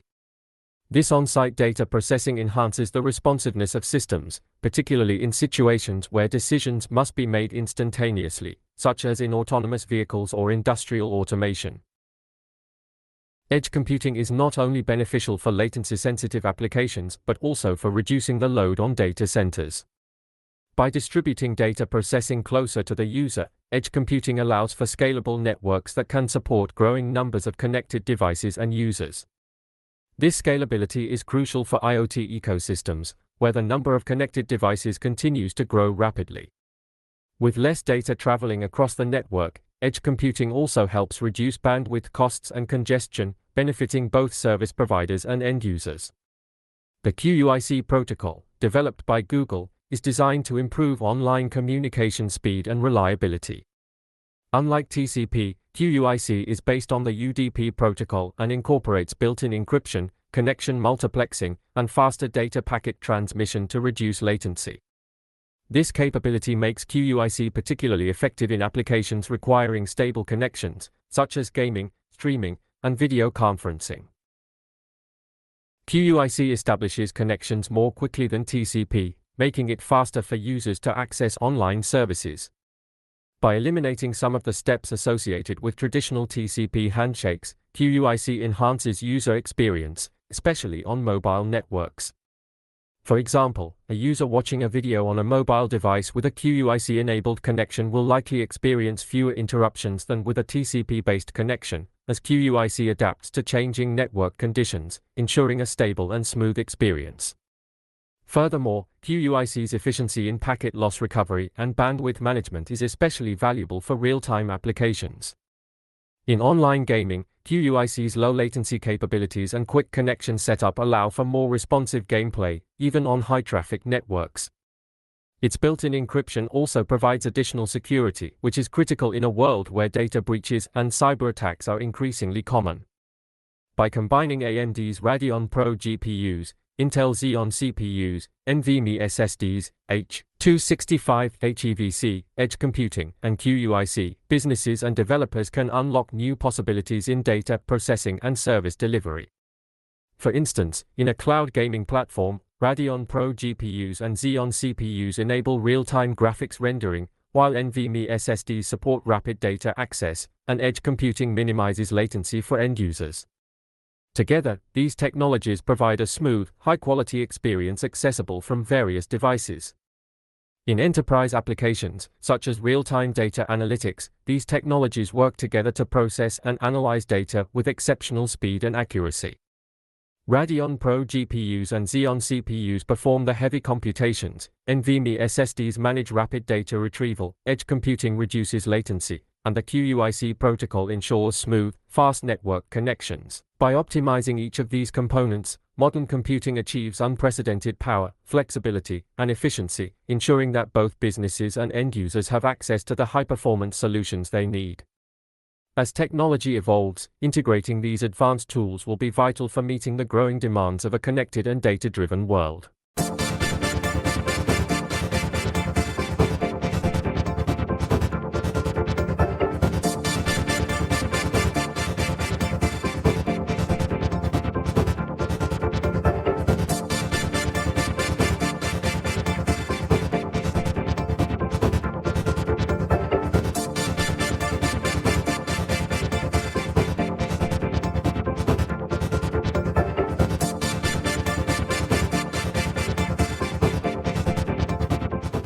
Abtu has slanted eyes that curl around his head, almost looking sideways.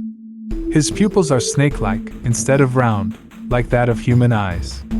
His eyes glow red in the darkness, and the only resemblance to humans is that he has only 2 legs.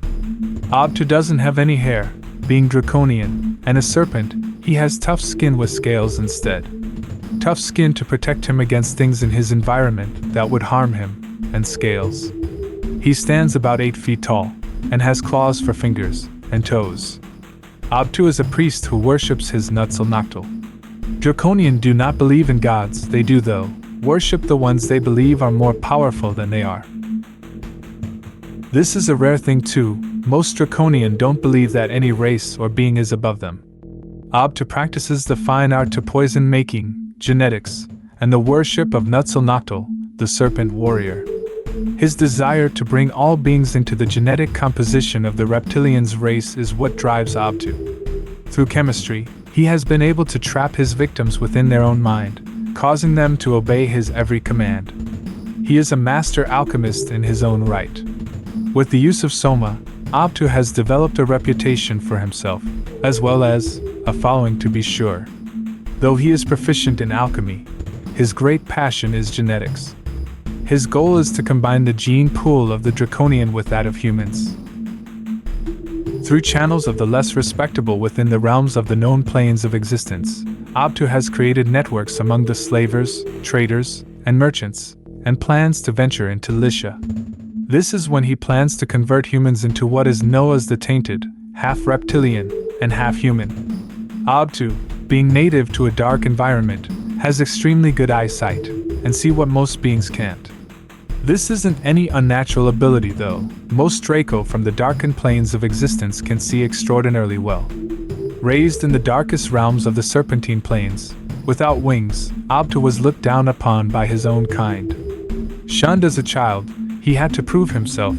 It was important for Draco within the Serpentine planes to have wings.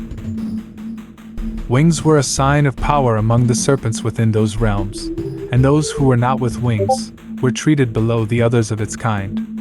Though Abtu didn't have wings, he still could see in the darkness, and was very keen to the practice of self-awareness. Practicing the arts of meditation, and eventually, becoming a priest in the order that he is now a part of, which is called Nutzel Noctul. Named after a long-ago hero, who developed the ideas that most Draco practice today. Anticholinergic drugs, also known as parasympatholitic drugs, inhibit action of SH in parasympathetic nervous system. MOA, inhibition of SH at receptor sites reduction of tremors. This category of drug reduces the tremors plus drooling but has minimal effect on the bradykinesia, rigidity, and balance abnormalities. Side effects: anticholinergic effects confusion, drowsiness, urine retention, blood vision, dry mouth, secretions, increased HR. Contraindicated in narrow-angle glaucoma, BPH, GI obstructions, myasthenia gravis, dysrhythmias. If discontinued abruptly, Parkinsonism can be intensified. Dopaminergic drugs. These drugs increase effects of dopamine. MOA, increase in neurotransmission of dopamine. Side effects: too much dopamine equals uncontrolled plus involuntary movements, muscle twitching, spasmodic winking, orthostatic hypotension. Interact with TCAs, MAOIs, antihypertensives, antipsychotics, anticonvulsants, antacids. Contraindicated in cardiac, kidney, and liver disease, a narrow-angle glaucoma, history of seizures. Anti-migraine drugs. Migraine unilateral headache pain, pounding, pulsating, throbbing, sometimes preceded by aura other light, sound sensitivity. Migraine is due to vasodilation or due to release of vasoactive plus inflammatory substances from nerves in trigeminal system. Treatment abort migraine after it has started or prevent one from starting. Abortive medications analgesics, NSAIDs, ergotamine, serotonin agonists. Preventative medications beta blockers, TCAs, valproic acid, and NSAIDs. Serotonin agonists. Treatment for moderate to severe migraines. MOA. Serotonin agonist cause constriction plus reduction of inflammation in trigeminal nerve provides relief. Side effects: tingling, flushing, dizziness, weakness, somnolence, chest pain, dry mouth. Contraindicated: ischemic heart disease, stroke, CAD. Ergotamine. For abortion of migraine. MOA blocks inflammation plus partially acts as serotonin agonist. Side effects: numbness, tingling, muscle pain, weakness. Analgesics. Non-opioid analgesics, antipyretics, NSAIDs. Control pain, control fever, and produce anti-inflammatory effects. No physical dependence. Salicylates. Used for pain control and reduction of fever plus inflammation. Most common salicylate aspirin. MOA. Inhibits synthesis of prostaglandin, a chemical mediator that sensitizes nerves to pain, relief of pain. Stimulation of hypothalamus equal blood vessel dilation equal reduction of fever plus increased sweating, promotes cooling. Aspirin MOA also includes interference of thromboxane A2 production, necessary for platelet aggregation, equal inhibition of platelet aggregation equal use to enhance blood flow during myocardial infarction. Side effects: bleeding tendency, dizziness, confusion, hearing loss if drug is taken for prolonged time, and risk of Reye syndrome if given to children with chickenpox, flu-like symptoms. Acetaminophen MOA reduces pain plus fever but does not affect inflammation or platelet function. Inhibits prostaglandin synthesis to reduce pain and acts on hypothalamus to reduce heat. Side effects: liver toxicity. Non-selective NSAIDs. Normally, inflammatory disorder produces, releases prostaglandins equal causes pain. MOA inhibits prostaglandin synthesis by blocking COX-1 and COX-2 equal decreased inflammation plus analgesic effect.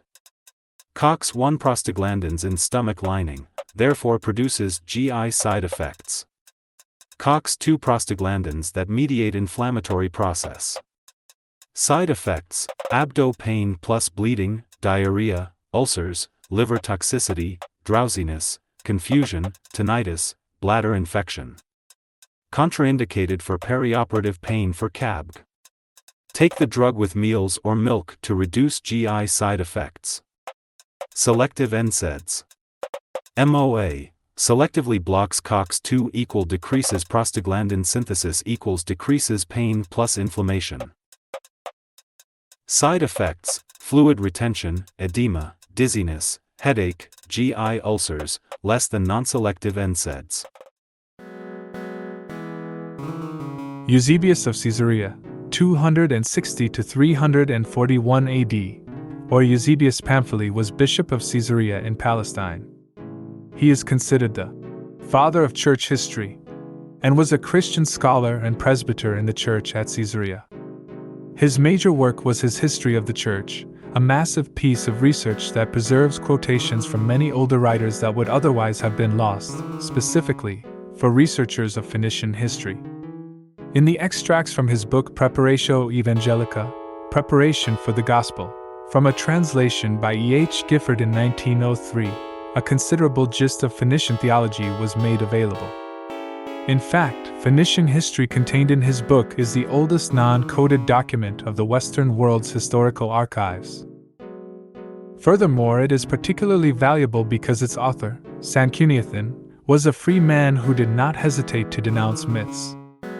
Phoenician history is a fundamental document of human culture, and the surviving fragments of it were almost lost had it not been for Eusebius. For important icons of knowledge need to be made known to the average reader of history who may not be familiar with them. They are Sanchuniathon of Berytus, Taurus of Byblos, Philo of Biblius and Porphyry of Tyre. Sanchuniathon of Berytus, Beirut, or Sakinyathon in Phoenician means, "The god Sakin has given." He was an ancient Phoenician sage, priest, and writer. He lived before the Trojan times.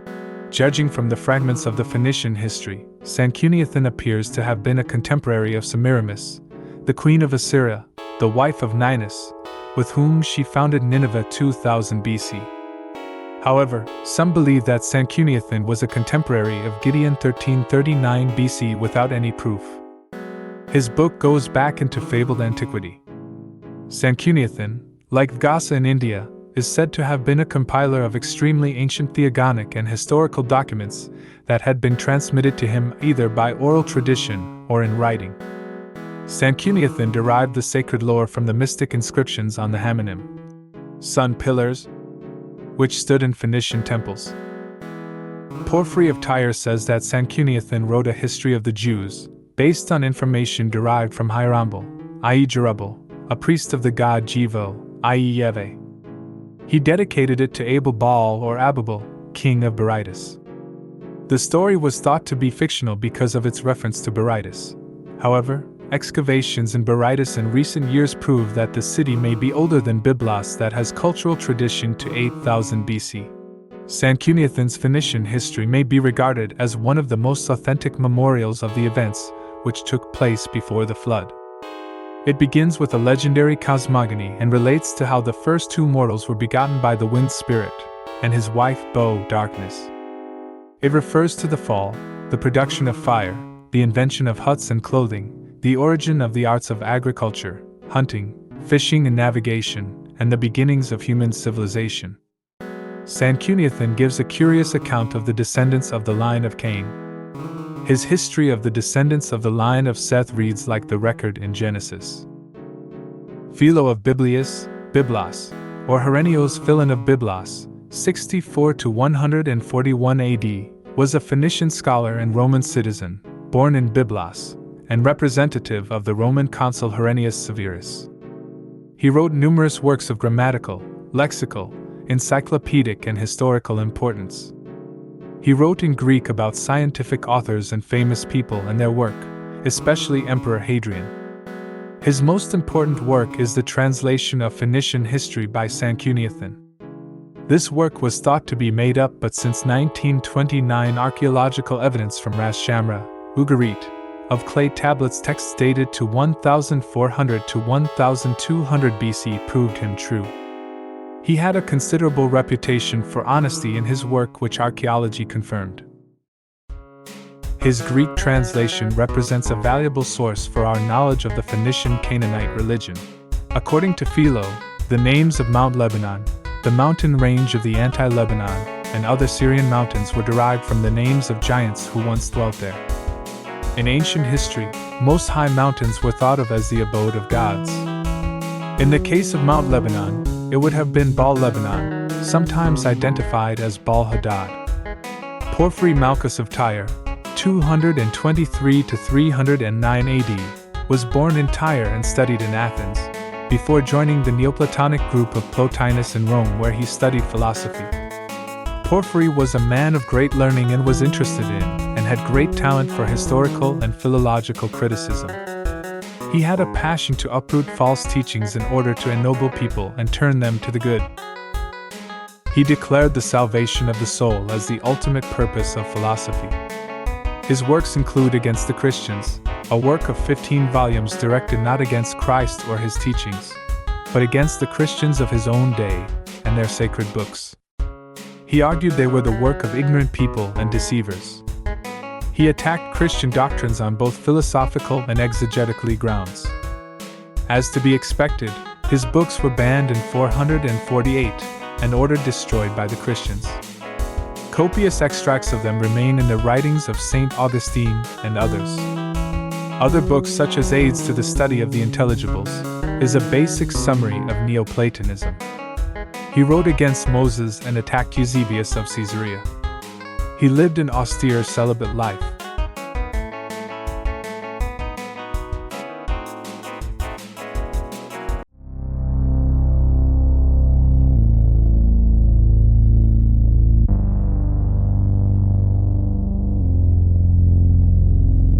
Khufu was the pharaoh who was credited for building the Great Pyramids, and just before you got on here, I was discussing how there even today there's a lot of controversy when it comes to that subject.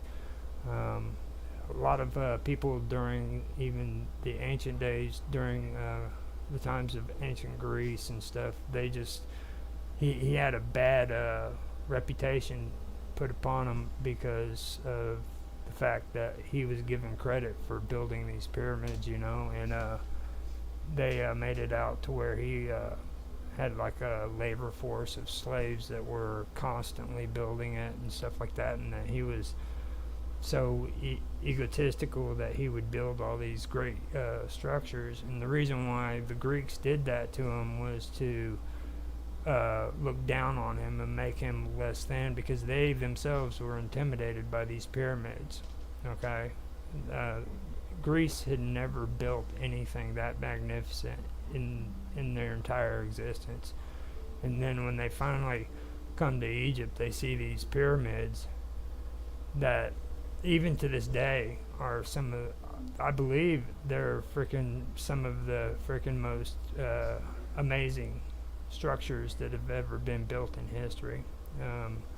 I've done research on that, and they said that today, with the technology we've got, we still could not do a work project that big on that scale. You know what I mean? Now that's amazing. Like, yeah, especially when you add the fact that we have so much advancement in technology. Wow, I had no clue.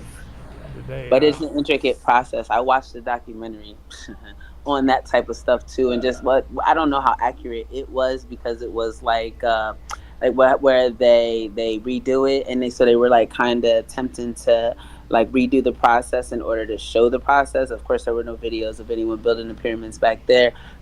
So like, yeah, I apologize. Go ahead. I'm just it's intrigued. fine. It's perfectly fine. That's basically kind of alludes into what I'm talking about too. They're trying to figure out how the Egyptians did this because well, the thing is a lot of people aren't aware of this, but the Egyptians didn't have wheels, not during that time period. I mean, they had the chariots, but during the time period with the pyramids, there was no wheels that were strong, that were able to do that. So there was them factors, and there's also evidence in there's also other examples of that, that goes on, like here in America, which Mark alluded to, is the whole North and South continent of America. You know what I mean? Here in America, they didn't have wheels. Period. I mean, the first time they saw wheels was when frickin' the Spaniards landed on shore. So, and they didn't have strong metals. I mean, they had obsidian, but that was a rare commodity for them. The majority of metals they had was like copper, and stuff like that. And they had weak metals basically to mine. But then they created these structures, And then to think about what it's made out of, for it to be so withstanding, is just so amazing. Because I mean, like, it's like mud. I don't want to say just like mud and dirt, but I mean, ultimately, that's kind of what it boils down to: compacted, heavy blocks of dirt. And that's just crazy, because you're saying that even with current technology, we would not be able to build something so monumental, and yet it seems so simplistic in all its grandiosity. yeah.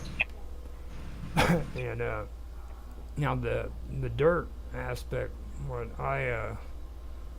catches my mind is the Sumerians, and I talked to you about that too the other day. Like, all of their structures were built out of mud. You know what I mean?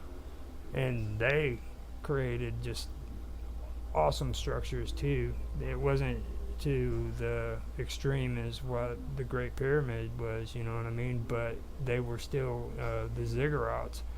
They created all that out of mud, and I had no clue, and that's crazy. that was created out of dirt and mud because they didn't have the materials like the rest of the world, and in Egypt too. I mean, not just building the structures, but bringing in the stone and bringing in all of these materials. They had to bring them in. And where I was going with this originally was, Khufu. They cast a really bad light on them, but the truth of the matter is nobody really knows much about Khufu whatsoever.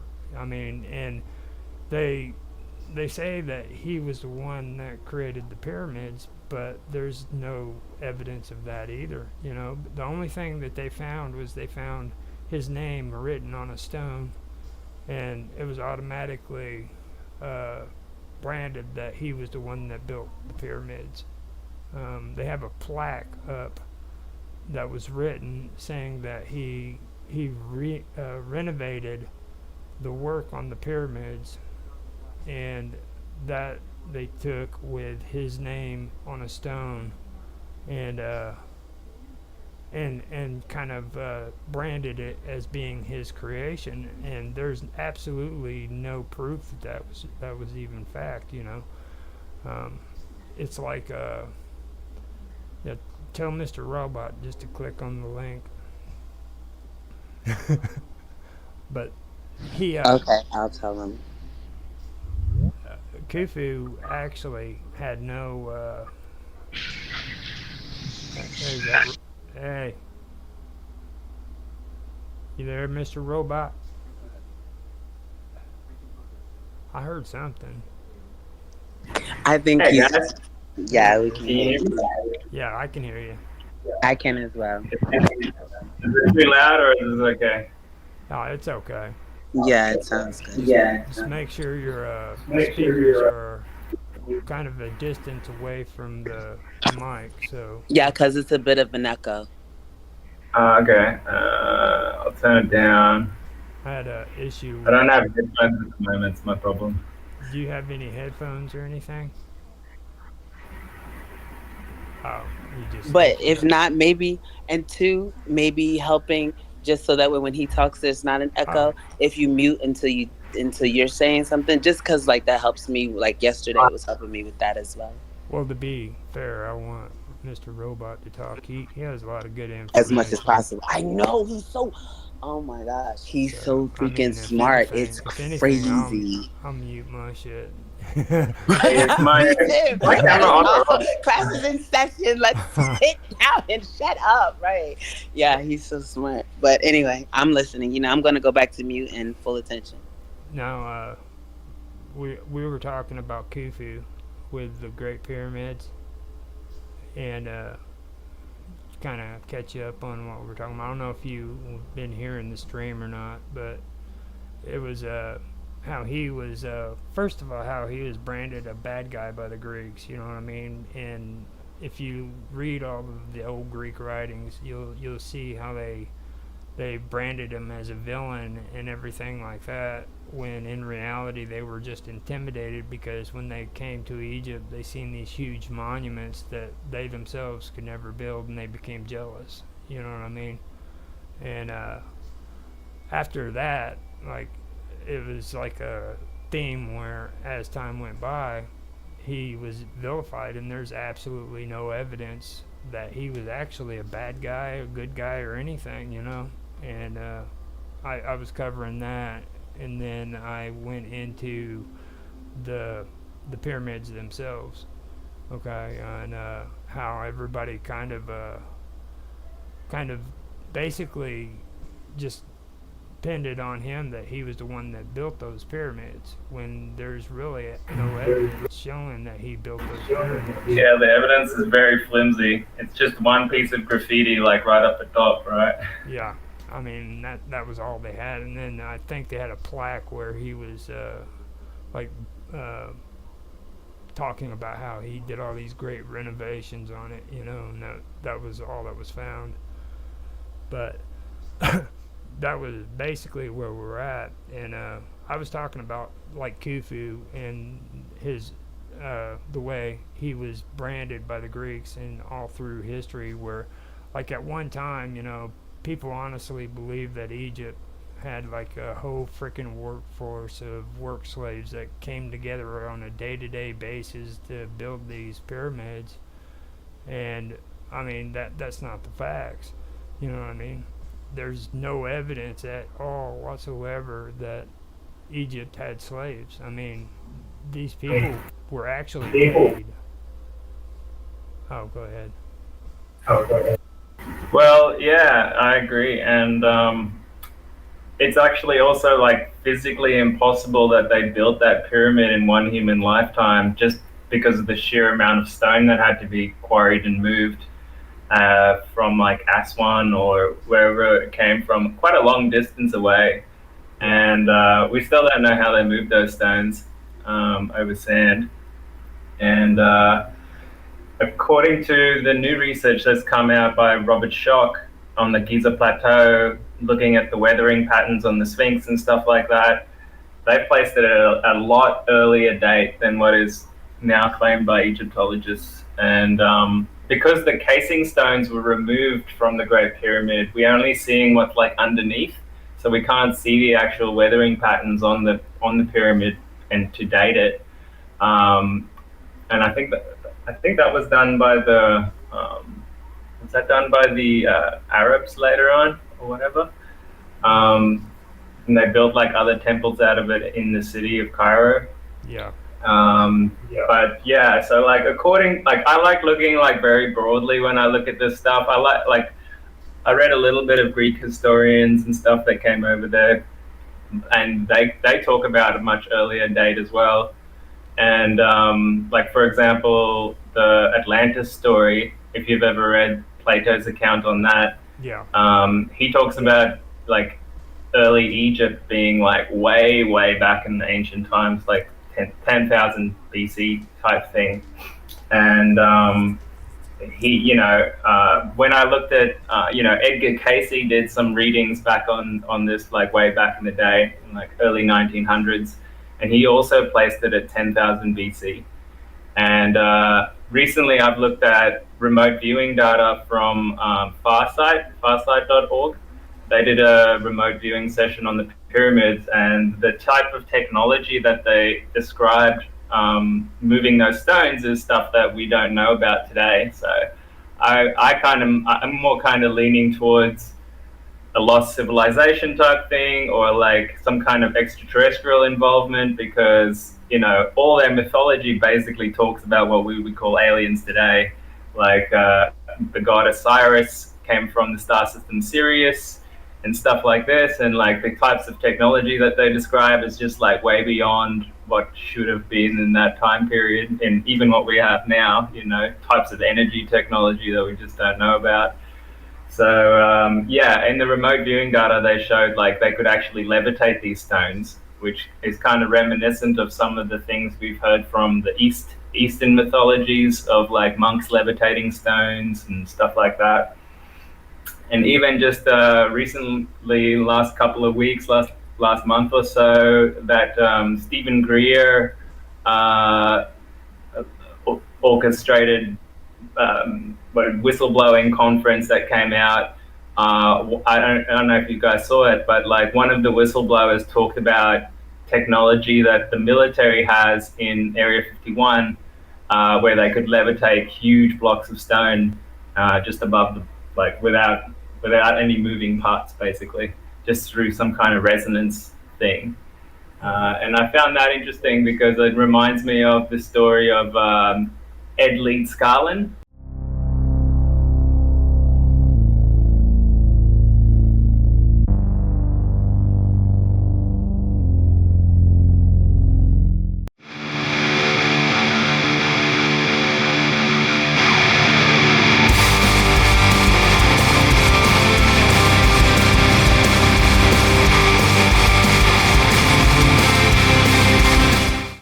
This is Summer Todd. I've been gone for a while, so I'm starting my show again, and I have a special guest tonight, and I'll let her introduce herself to you. Can you hear me? I can. Is that my cue? Yes. Hi, guys. I am Nancy Planetta, aka the Wiccan Vixen, and I actually own and host the show, The Vixen's Vault, which tonight we're doing live from an event in Brooksville, Florida, which involves an actual haunted house, not just a entertainment purpose haunted house, but they're doing an entertainment Halloween-based haunted house in a house that is actually haunted. And I know this because I've investigated this house on multiple occasions. So, yeah, I can tell you it's definitely an active location. Cool. Can you hear us? Pardon? Can you hear? Yeah, I can hear you. Okay. Yeah, I can actually hear now. So me. Okay. You could tell us a little bit about the background of the house and what's going on there. Okay, well, this is actually, it's known as the May Stringer House. It was built in 1855. It is a pre-Civil War construction house. It's a 14-room It says fourth story, but unless they're counting that one little area as a fourth story. Well, we don't know either because we know that's been, Right. there's been, construction design changes. It's supposed, it was actually a residence when it was built. I believe it was converted to What is it? it was a residence when it was built. Yeah, it was converted actually apartments too. Yep. So it's been a residence, it's been apartments. It was actually a doctor's, well, it was the domicile of a doctor, but they used to have their offices within their domicile. So it was a doctor's office at some point. We do know there have been multiple deaths in the house, some related to families, some related to actual patients. So it's a house with a very interesting history and some twists and turns. There was one gentleman that lived here in particular who there's some questionable history in his background as to what he may have been capable of and what he may have done over time. He's the one we refer to actually as the asshole on the larger floor, one of the top floors. I But think we got it. can't say for sure it's him, but he is like I said, when it comes to the volunteers, he's the one that they always bring up. He's the one that's been seen. He's the one that tends to push people, that will tug people, pinch people, and that's not just one person. Those are multiple reports. Wow. Has that ever happened to myself or to Tom? No. Yeah. I was Have you ever wondering been pinched, what do you- tugged, or pushed here? Yeah. Not here. Yeah. That's kind So of it's scary. I did have somebody scratched here one time. he was saying we have had somebody scratched here before. So yeah, go ahead and help yourself. So yeah, it's a location that's got a lot of I guess you could say interesting experiences. You know, And I every think it's place like it's has an energy, like you were talking earlier. yes, every look Yeah. well, and you know as well as I do, a lot of those energies actually depend on who's in the environment at any given time and Right. what energy is fed into that environment. Because a lot of times when you're in something that we consider as active, what you give is what you're going to get back. So Right. if you are terrified and you're in an environment like this, it's not going to end well for you by the time you come out because it's going to feed off your energy and it's going to strengthen it in that energy. So again, things like anger, fear, very powerful energies. You So go have into you guys something had like readings or anything in that? You haven't done anything like that, have you? we've been in there with several different groups, several different psychics. I myself am a sensitive, so but I handle these things differently, I guess you could say. I I'm not all woo-woo about it. Yeah. I'm one of these people that's just kind of like I'll go in and be like, okay. And I can feel if there's activity. I can definitely tell you if it's whether it's electrically related, if it's man-made or if it's something different. Yeah. I can feel the difference in the energy. And I've told people that there's a very distinctive difference between man-made energy and not even paranormal energy, what I'll consider natural energy. Because I know people define this as supernature, but it's actually a natural form of energy. Yeah. But Yeah. it's different than man-made. Like electrical current is very different from this. It sounds different. It feels different. Right. In here, like I said, I know there's children in there. Why? Because I felt their energy. You can feel it moving around the house. You can sense them. Like Wow. you absolutely know they're there. The jerk. Yep. He's definitely up there. Well, and I think the darker energies, so you can really feel well, like I think yeah. the jerk would be defined as a darker energy, but he's not. He's just somebody that was an asshole in life and is an asshole in death. Excuse the expression. But and that's what I mean by they're that. like any bully. They like weak people or people that are scared or maybe not as open to things or that's what they want. So I think that's what they go for. Well, and that's see now you've hit the point. And like I said, sometimes what you seek is what you get. Yeah. When you have certain people when they do investigations, they'll go in and everything is demonic. Something true. moved up, it's a demon. And Yeah. no, that's 99.999% of the time, there's not even activity. It's just you're misinterpreting things that are occurring. Right. Well, I don't know, but Roger told you I lived in an old farmhouse for like 30 years, and the kids grew up there also. My son grew up there, but I think we could feel different energies in that house. Some of them were very bad. There was some bad ones, and it's like the good ones were working against the bad ones sometimes. Yeah, it was kind of like a way station for a war between the two, it seemed like. Yeah, and Austin, like he could tell you like what happened in the room with your well, it's now your wife. If you want to tell her that's really spooky, she probably knows a Oh, little bit. yeah.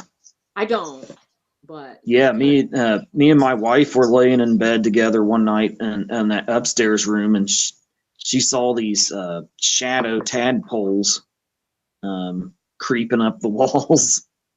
I think they were. That's for lack of a better description, what I would call them, like shadow tadpoles. Tadpole.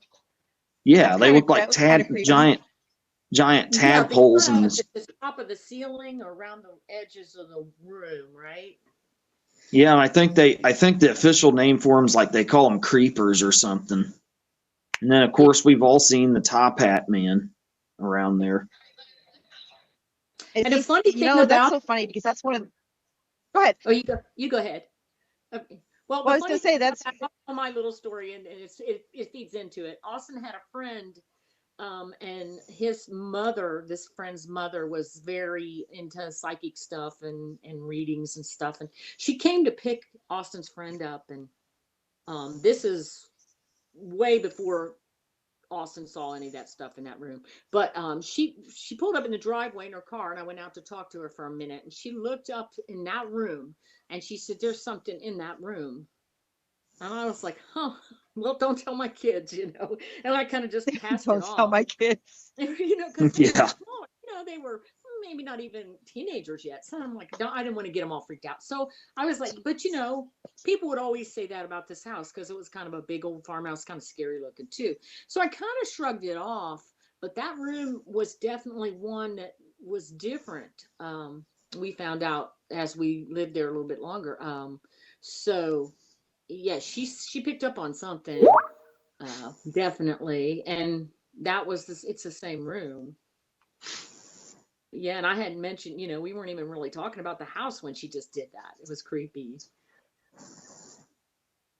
Well, I know, like what Austin was describing, the critters. That it's funny because when you hear descriptions of shadow creatures or shadow people, they're very short normally. They're 4 feet or below, and they do that creeping movement.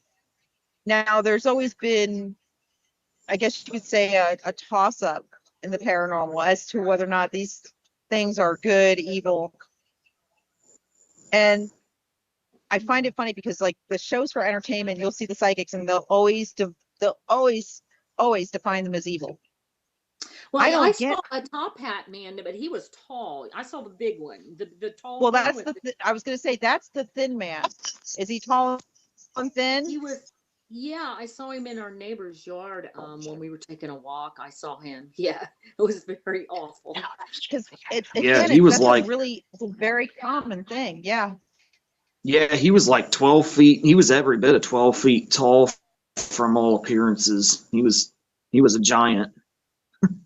You gotta wonder though, are these remnants of other things? I mean, because again, that is not an uncommon sighting. The tall, thin man with the top hat. It's something that you hear not constantly, but it's a repetitive sighting, and it doesn't have like a cultural boundary. Yeah, which I find interesting. A lot about that. Yeah, I've read a lot of people seen it. Yeah. But it makes you wonder: is it a bounce back to a different time, to a different, I guess you could say, form of life?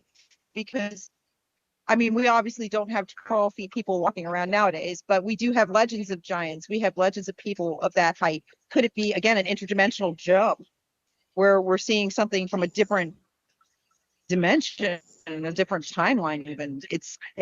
I always find it curious when you have anomalies like that are well, they're almost like there's such a strong association of traits between sightings, but they don't make sense to what we know to be true. Right. And I've even read where some people say that they saw one that maybe saved their lives. I read about two girls. They were running away from their dad. There was a storm coming, and he was trying to get them to come back in the house. And they started running towards this tree, and they saw that top hat man. And then they took off back to their house, and then this big limb fell. So they were like, well, we think we would have been hurt or killed. So it saved them.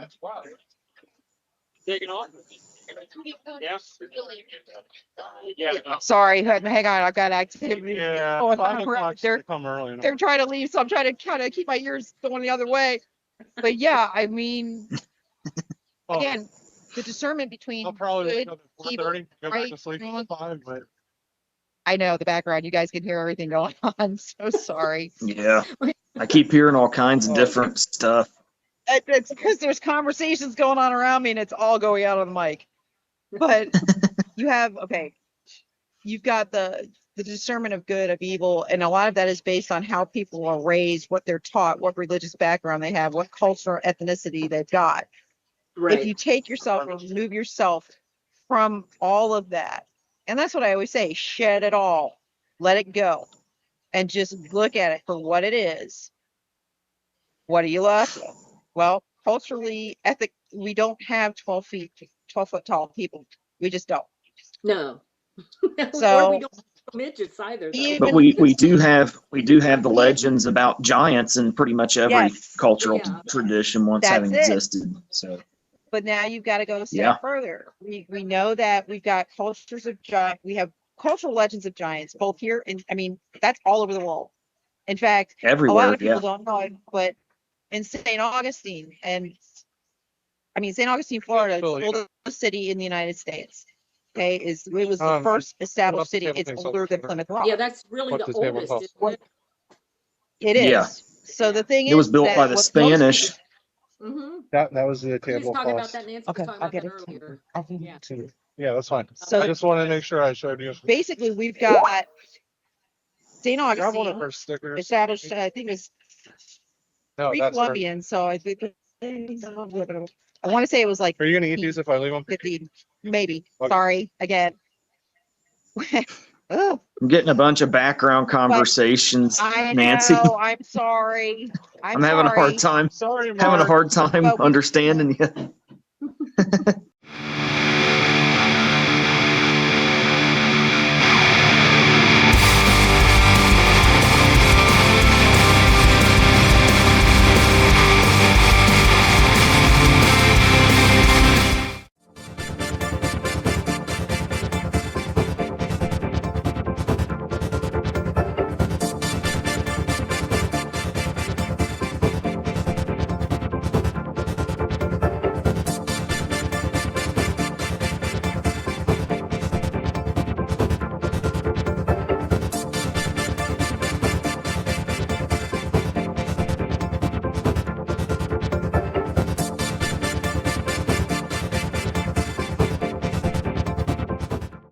In the ancient city of Babylon, the night sky was more than just a canvas of stars, it was a map, a living chronicle that guided the destinies of gods and men alike.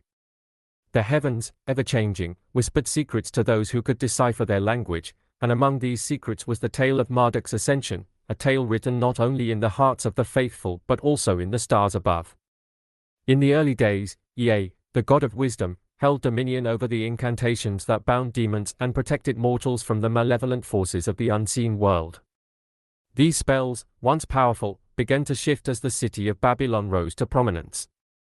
The priests, recognizing the need for a central figure of power, began to re-edit these ancient incantations, replacing the name of Ea with that of Marduk, the patron deity of Babylon. Marduk was now heralded as the supreme protector, the one who held sway over all demons, witches, and sorcerers. As Marduk's power grew, the hymns once dedicated to other gods, such as Bel, Shamash, and Adad, were transformed. What were once songs of praise for these deities became paeans to Marduk, the new head of the pantheon. Ancient myths, stories of the seasons, and natural occurrences were rewritten, their original meanings obscured. These tales were now retold to glorify Marduk, attributing to him the mighty deeds and symbolic acts once associated with the natural world. But Marduk's supremacy did not go unchallenged. Shamash, the sun god, and Sin, the moon god, sought to retain their influence over their celestial domains. However, even these mighty deities could not escape the transformation sweeping through the heavens. Minor solar gods, once worshipped in lesser-known cities, were absorbed into the cult of Marduk. Ninib, the sun god of the springtime and morning, became just one aspect of the solar cycle under Marduk's rule, while Nergal, the god of summer's scorching heat, was relegated to the role of a harbinger of death. The priests, ever attuned to the heavens, began to weave the movements of the stars and planets into their theology. The heavens were in constant flux, and so too was the fate of the gods. Anu, the god of the highest heavens, was assigned a position as the first in a triad with Bel and Ea. These three gods were given dominion over the three divisions of the universe, the heavens, the earth, and the deep waters. Yet, even these powerful gods were not immune to the pull of the stars. As the astral theology took hold, the gods were disassociated from their local cults and became celestial powers, ruling over the heavens themselves. In this celestial order, Marduk's star burned the brightest. The priests, now masters of the skies, identified Marduk with the planet Jupiter, solidifying his place as the supreme deity of the Babylonian pantheon. Venus became the domain of Ishtar, the great mother goddess, while Mars was associated with Nergal, and Mercury with Nebo. Saturn was given to Ninib, completing the astral configuration that would define the heavens for centuries to come. Yet, despite Marduk's rise, two deities managed to retain a measure of independence: Anu, the god of heaven, and Ishtar, the goddess of fertility and life. Ishtar, in particular, remained a force to be reckoned with, her power undiminished even as she was often linked with Marduk or Asur, the chief god of Assyria. As the source of all life, Ishtar's influence was felt in every aspect of existence, from the cycles of the moon to the fertility of the earth. She stood apart, a symbol of vitality in a world increasingly dominated by Marduk's order.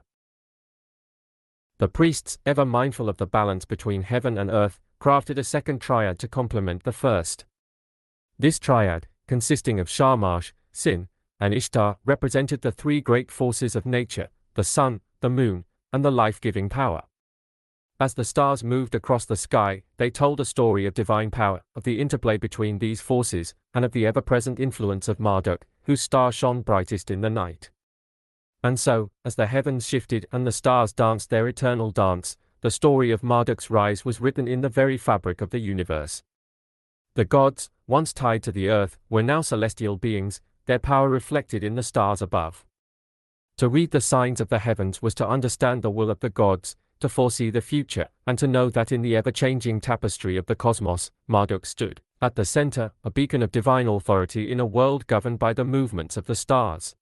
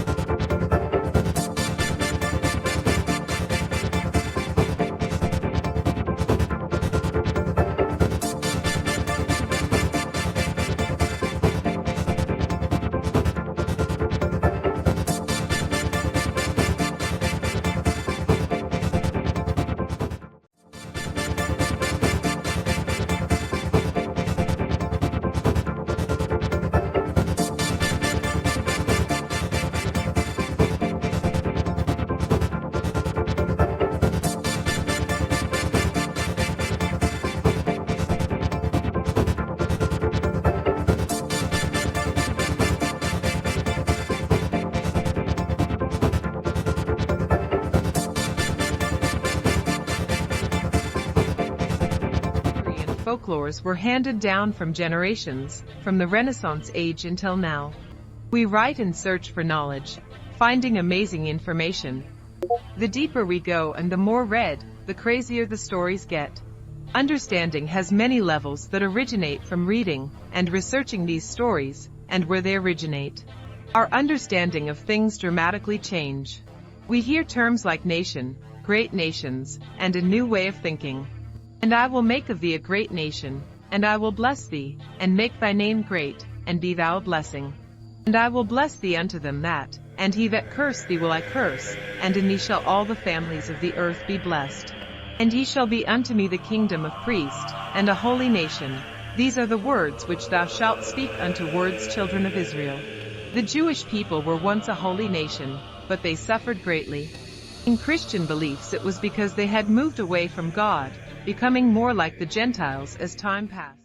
By the present treaty, which includes in its design the demonstration of the gospel, I propose to show the nature of Christianity to those who know not what it means. And here, with prayers, I dedicate this work to thee, Theodotus, most excellent of bishops, a man beloved of God and holy, in the hope of so gaining from thee the help of the devout intercession on my behalf, whereby thou mayest give me greatest assistance in my proposed argument on the teachings of the gospel.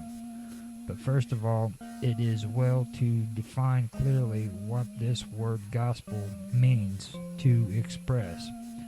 It is this, then, that brings good tidings to all men of the advent of the highest and greatest blessings, which having been long since foretold has recently shone forth on all mankind, a gospel which makes not provision for the undiscerning wealth, nor for the petty and much suffering life, nor for anything belonging to the body and the corruption, but for the blessings which are dear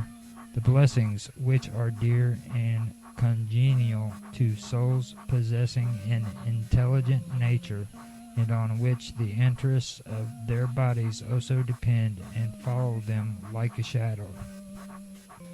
It is then this good and saving friendship of men with God, that the Word of God sent down from above, like a ray of infinite light from the God of all goodness, proclaims as good tidings to all men, and urge them to come not from this or that place, but from every part out of all nations to the God of the universe.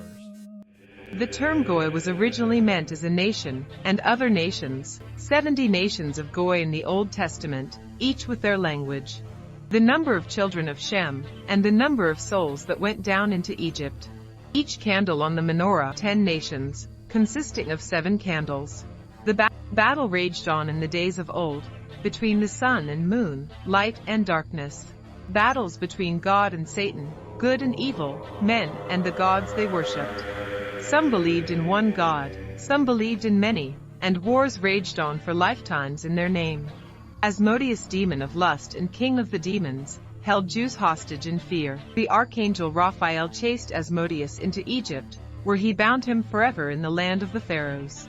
Kings stole lands and exiled people. When kings died, people would return to the lands that were native to them. This handicap caused frustration in marriages, causing many people to pray for death, because they were perceived as signs of disobedience towards their gods. Some Jews swayed from their beliefs, joining cults that worshipped other beliefs. For indeed, their Father, having constituted them all of one essence and nature, rightly admitted them all to share in his one equal bounty, bestowing the knowledge of himself and friendship in him upon all who were willing to hearken and who readily welcomed his grace. This friendship with his Father, Christ's word came to preach to the whole world, for as the divine oracles teach, God was in Christ reconciled the world to himself, not imputing their trespasses unto them, and he came, they say, and preached peace to them that were far off, and peace to them that were nigh. Bird droppings could blind a man as he slept on the ground, and giant fish were able to attack a man's foot as it rested in the water. Men could be eaten entirely by beasts of the sea, then spit out without being harmed. Husbands could die because of a curse on the bride. Shameful fathers would hide these indiscretions by burying the groom's bodies at night. To go against the synagogue, for what a man's convictions were, was considered a sin, and great efforts had to be taken for people to be released from their curse. Heroes were born who overcame obstacles, using magical weapons, interpreted dreams, and could see into the future, and achieving victory at the end of the hero's adventure. Angels would disguise themselves and walk among us while magical incense was used to repel evil spirits and heal people of curses and ailments. Hearing these stories, they convey profound truths about the societies and cultures they originated from. Thought of as fanciful and false stories, but still a mark on history. Orientations and patterns of life revealing our priorities and prejudices, defining our imagination and how we deal with life. Relayed through symbol instead of systematic reason, and creating a relationship between ourselves and nature. Understanding comes on many levels, producing a change of mind, psychic change, spiritual experience, and moments of clarity.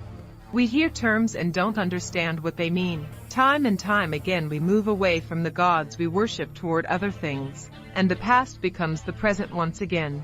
At first, nations, each with their language, with a history flowing from our ancestry, terms within our language changed. Hopefully, we may someday save us from ourselves with our temples that display images of demons on their walls. Times of strife without answered prayers persist repeatedly. Pictures on the windows of cathedrals told stories of creation. Other religions outside of the Christian faith considered false teachings. People died because of their beliefs, because they believed that the Christian God was actually the devil, and the devil is also the true God. Others believed that all religions should be combined into one. People also believe that we came from outer space, and some believe that nothing leads to nothing, free from religious dogma, but leading us nowhere. Protection for our love and good deeds in the name of a creator, or deeds done for creators who cared nothing for our love and welfare. Prostrating ourselves or bending down on our knees, while watching the world go to hell, and the protection never comes. If a book doesn't include a people, does it mean that those people don't have to follow the mandates of that book's rules? This is far from the truth, but the truth will be altered to accommodate for divine justice. Governments soon replace religion, and words like sovereignty are created with rule of law. To speak out against such things, people are scorned. Ignorance and disbelief allow our history to be distorted behind their lies, and denial that justifies its people's ways until it becomes hard for us to determine if people from the past ever existed at all. A hero will appear, defeating the evils of the world, as it was foretold in the tales and folklore of the past. Maybe science will have all the answers we need. The seducer, destroyer, and evil of the world is in the mirror. Not at any time in our history has man ever achieved such standards as morality, and evil isn't of the divine, but from man himself. We are incomprehensible to our ancestors, based only on economics and science. Scientific study is censored, like religion was before it. Politics run our life, and our heroes only perform in war, used only to fight. People are either cast out or killed for their transgressions, while others worship the architecture and geometry of beautiful skyscrapers, instead of cathedrals, temples, and pyramids. These things the sons of the Hebrews were long ago inspired to prophesy to the whole world, one crying, all the ends of the earth shall remember and turn unto the Lord, and all the kindred of the nations shall worship before him. For the kingdom is the Lord's, and he is the ruler over the nations. And again, tell it out among the heathen that the Lord is king, for he hath also stabilized the world, which shall not be moved. And another saith, the Lord will appear among them, and will utterly destroy all the gods of the nations on the earth, and men shall worship him, every one from his place. These promises have been long ago laid up in divine oracles, shown forth upon our own age through the teachings of our Savior Jesus Christ, so that the knowledge of God among all nations, which was both proclaimed of old and looked for by those who were not ignorant of these matters, is duly preached to us by the Word, who has lately come from heaven and shows that the actual fulfillment corresponds with the voices of the men of old. For in the first place, only one might naturally want to know who we are that have come forward to write. Are we Greeks or barbarians, or what can there be intermediate to these, and what do we claim to be? Not in regard to the name, because this is manifest to all, but in the manner and purpose of our life. For they would see that we agree neither with the opinion of the Greeks, nor with the customs of the barbarians. What then may the strangeness in us be, and what the new-fangled manner of our life? And how can men fail to be in every way impious from those ancestral gods by whom every nation and every state is sustained? Or what good can they reasonably hope for who have set themselves at enmity and at war against their preservers, and have thrust away their benefactors? For what else are they doing than fighting against the gods? And what forgiveness shall they be thought to deserve, who have turned away from those who from the earliest time among all Greeks and barbarians, both in cities and in the country, are recognized as gods, with all kinds of sacrifices and initiations?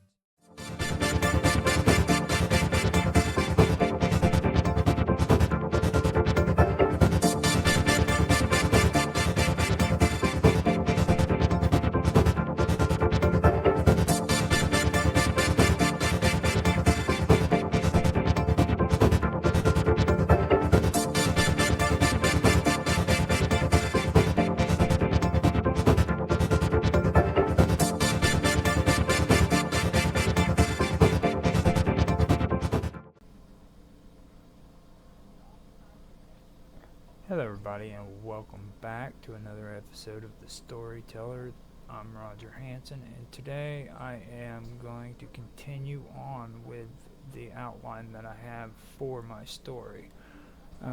Last week I wasn't able to pull it all up. I had finished The Catalyst, The Dark Turn, which was 2 pages long, and The Debate, which is another 2 pages, but I got really messed up when it came to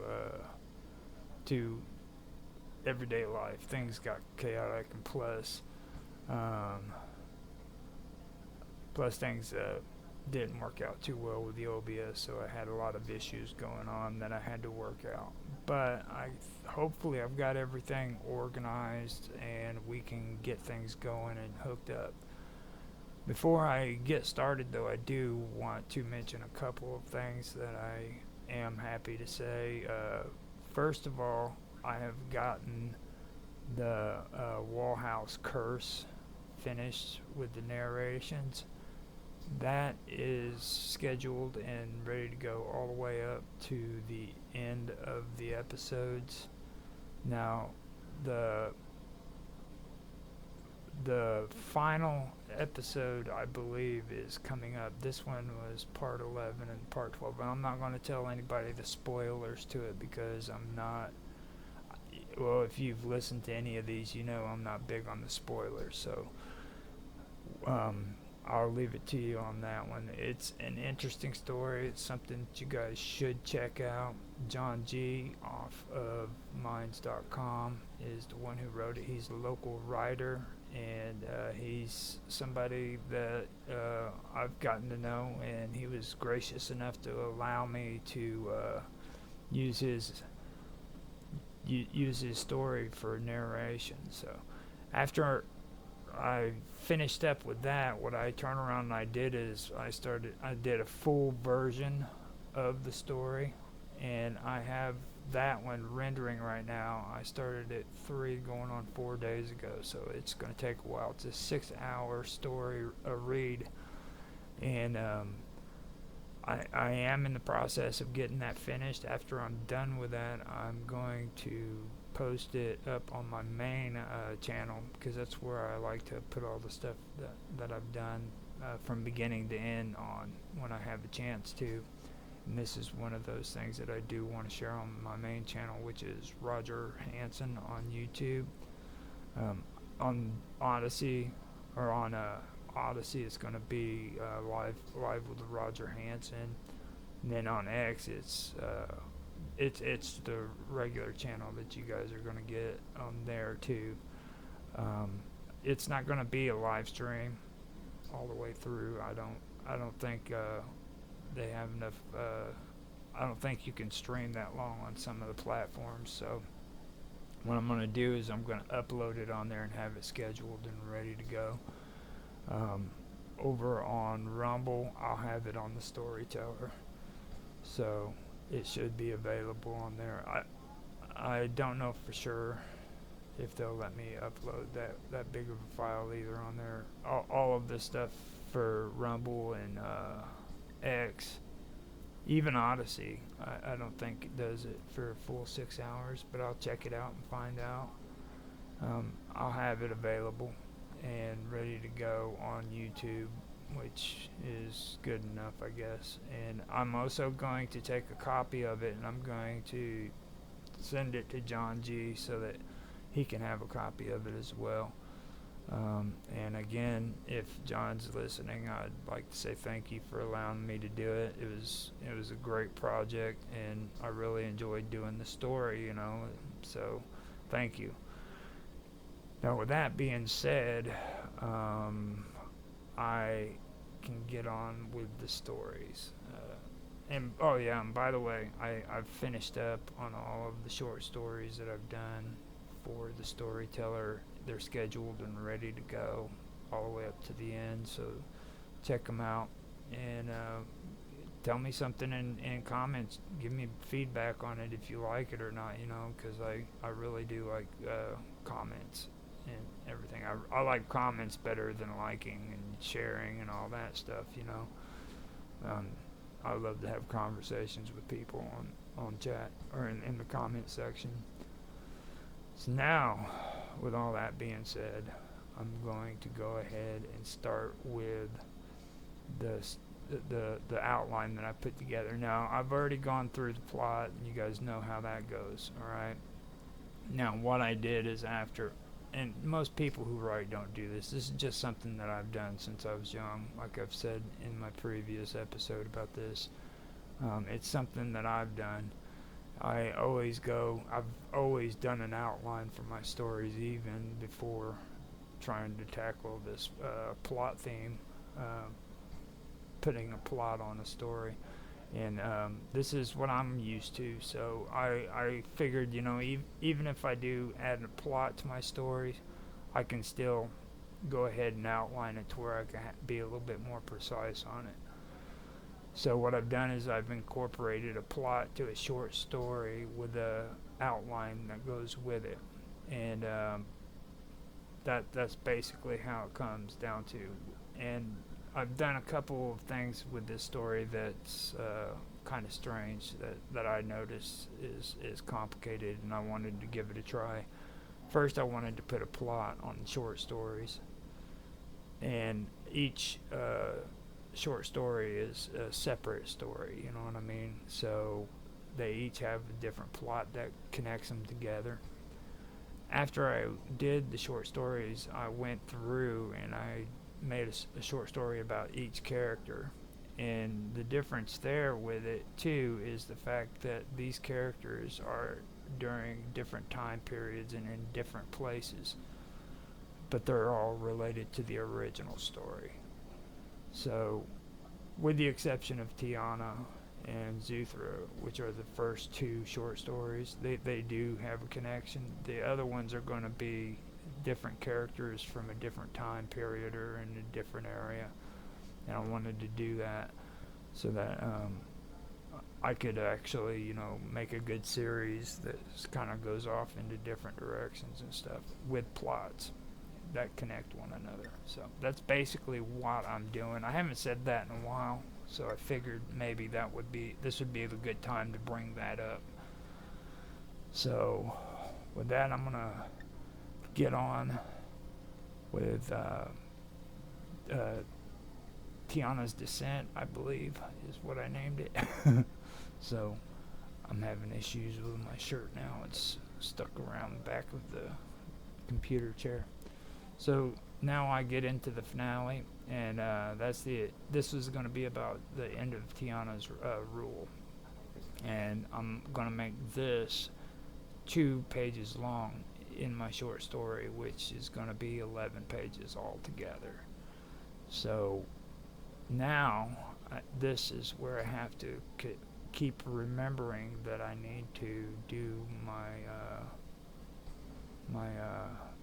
bullet points, which I've been wanting to do, and the last time I did this I forgot to add them on there. So this is break into 2, and it's the turning point, and this is 2 pages long. So this is where things start to change, and there's a turning point within the story. Most heroes, when they have, a positive spin to it, they have a good life, and then they make it to break into 2, which is the turning point where everything starts to fall apart. And there's a turning point. This is where the bad shit happens to the hero.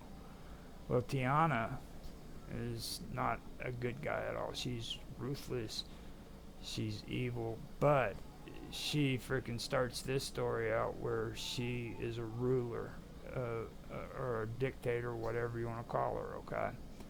And at the break into 2, this is where all of that stuff starts to unravel. Okay, this is where all the bad shit starts to happen.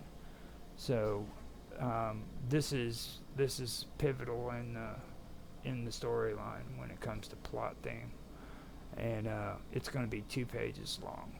I just wanted to kind of give you guys an explanation. It probably wasn't the best way of explaining it. I'm sure there's a lot of cool chicks out there that are good at writing love stories and stuff that can tell you how to do this better than me. So, but anyhow, that's the basic gist of it. Now, how I'm wanting to start this out is I want to talk about Tiana's allegiance to the Draco and how it begins to wane. Okay, the Draco first of all starts to lose interest in her, and the reason why they start to lose interest in her is because of what I was.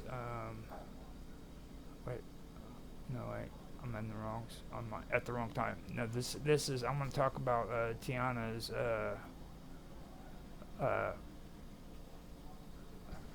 Okay, at the beginning of Breaking Into 2, what I'm wanting to do is I'm wanting to set it up to where it starts out where it's talking about Tiana's men, her troops and everything are going house to house, and they're gathering up all of her subjects for like a mass calling, okay?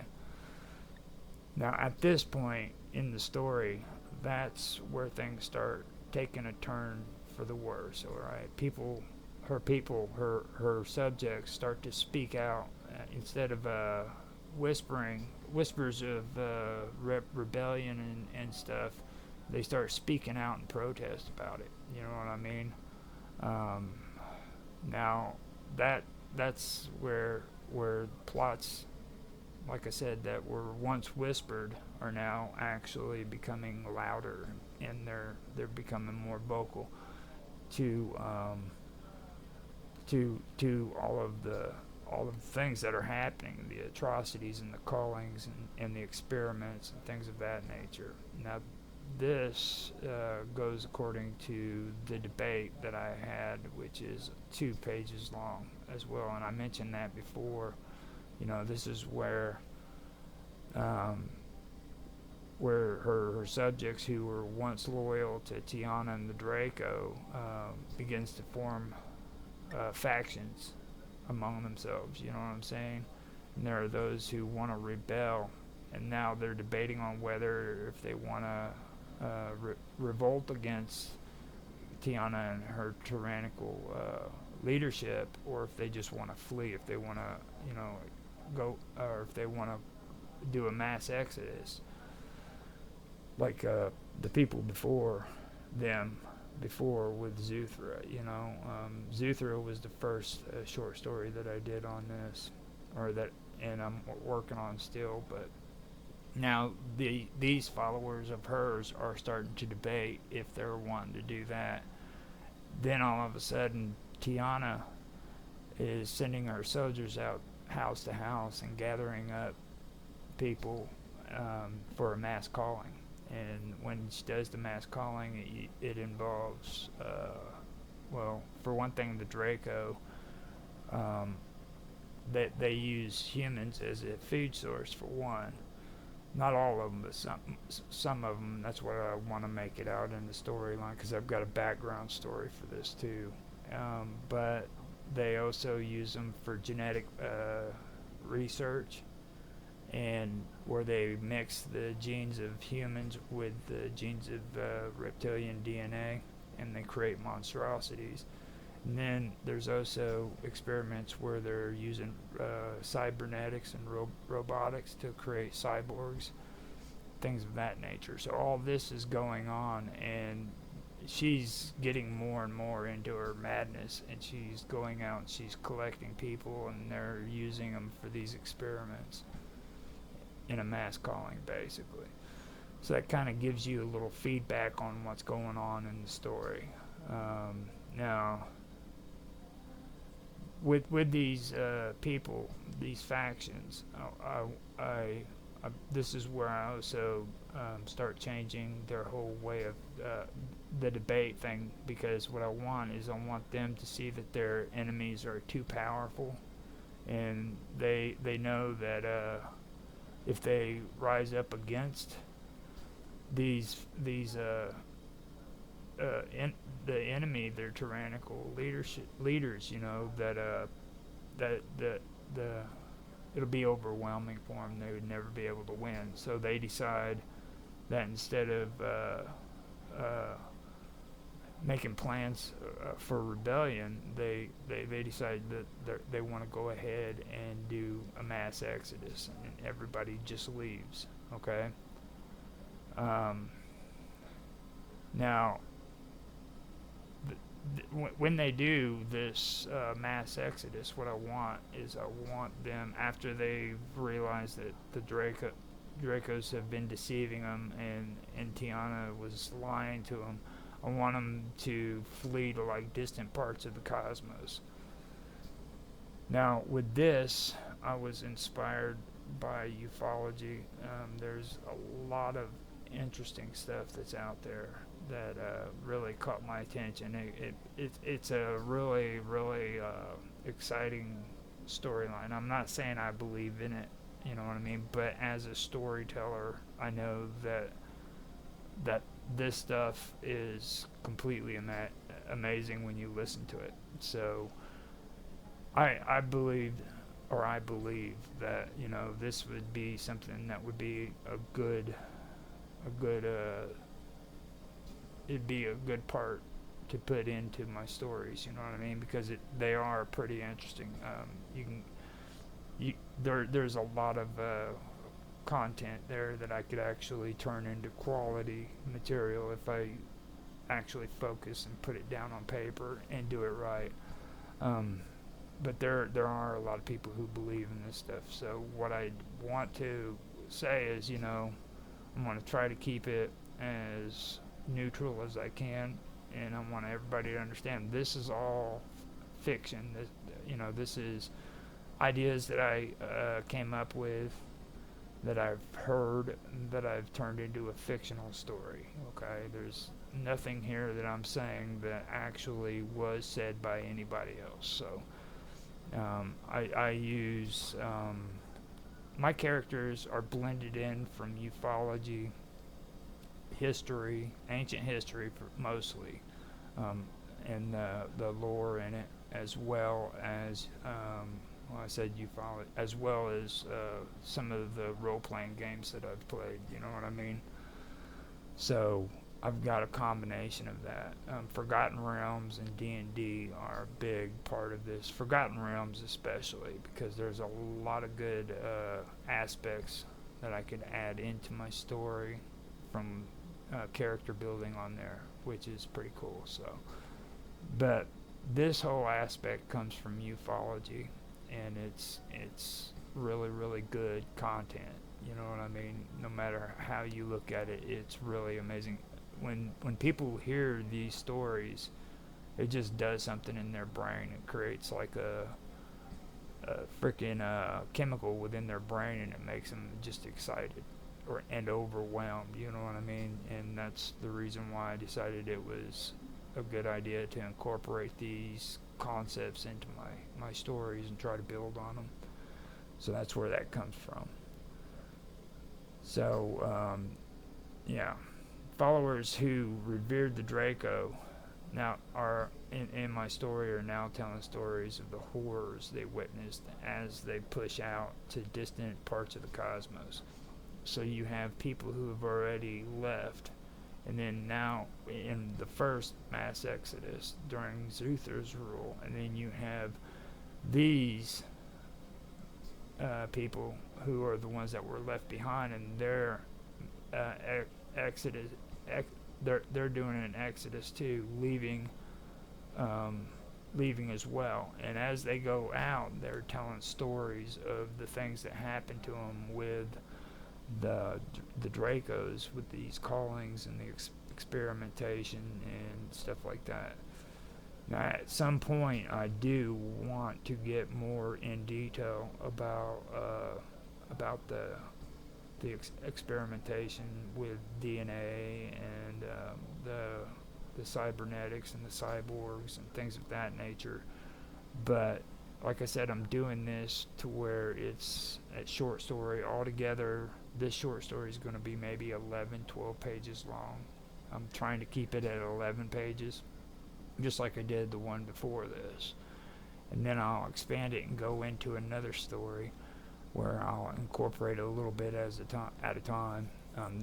Doing it this way, and I've said this before in a couple of the previous videos, but doing it this way with a plot, a short story, and all of that, I've had to actually learn how to tame myself when it comes to writing stories, and say, okay, I need to take this out and just take this out, and then just, actually make it shorter. Because for me, when it comes to writing, I was always good at writing big stories. And I've said this, I'm not going to go into it all the way, but I was always good at making big stories, but I was never able to discipline myself to just sitting down and writing maybe a 5-page story or a 10-page story. You know what I mean? I was always good at doing the big ones, not the small ones. And I mean, good luck if you can see me writing a 1-page,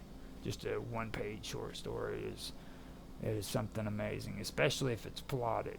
Now that would be a trick, but that's something I did want to bring up because I don't know how many of these episodes I'm going to do from this point on. I just wanted to point that out so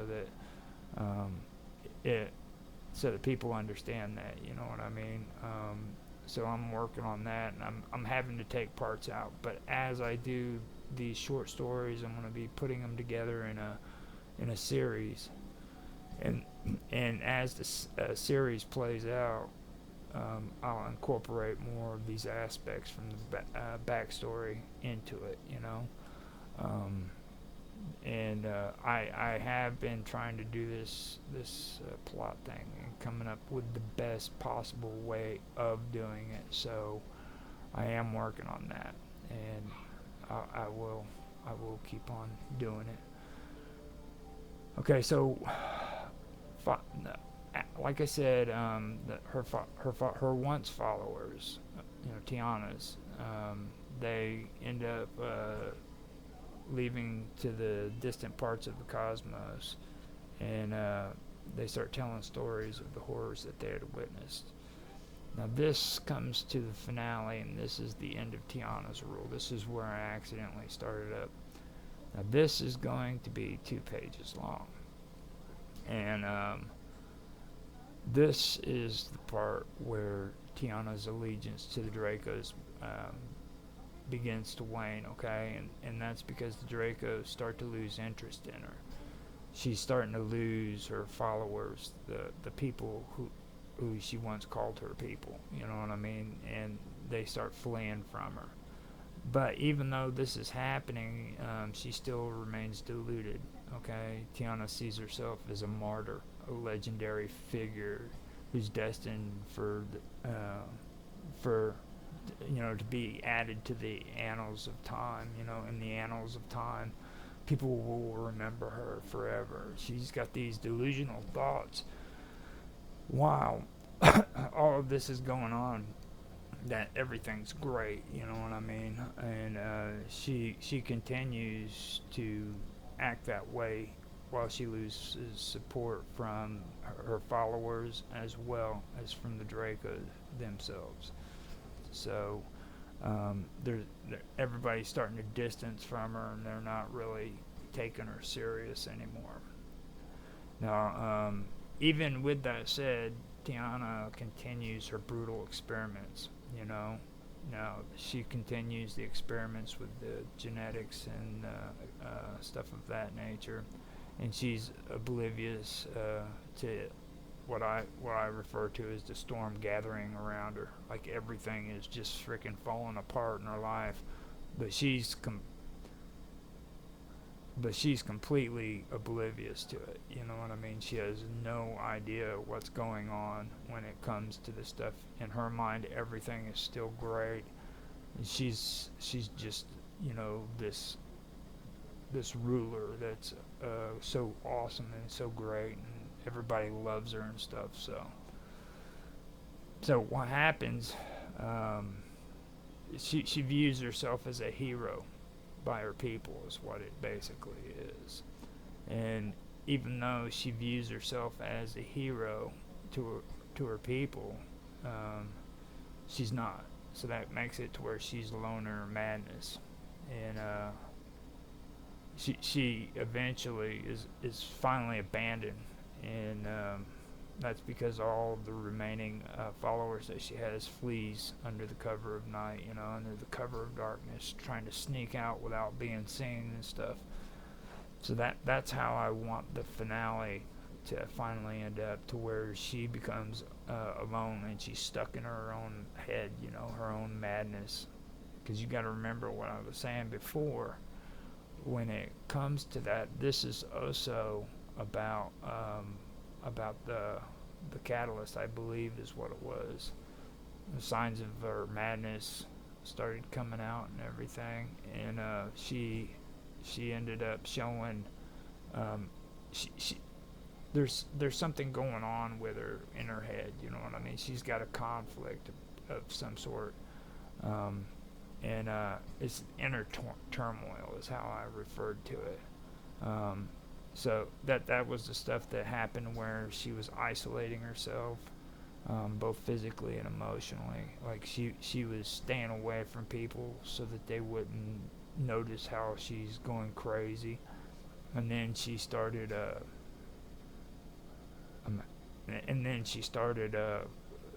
isolating mentally within her own mind, you know what I mean?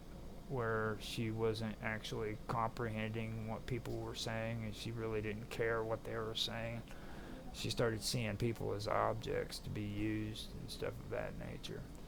And then her bloodlust started kicking in, and with her bloodlust, she started having a lust for for torturing people, and I keep having issues with the networks bouncing on and off. That's why I paused.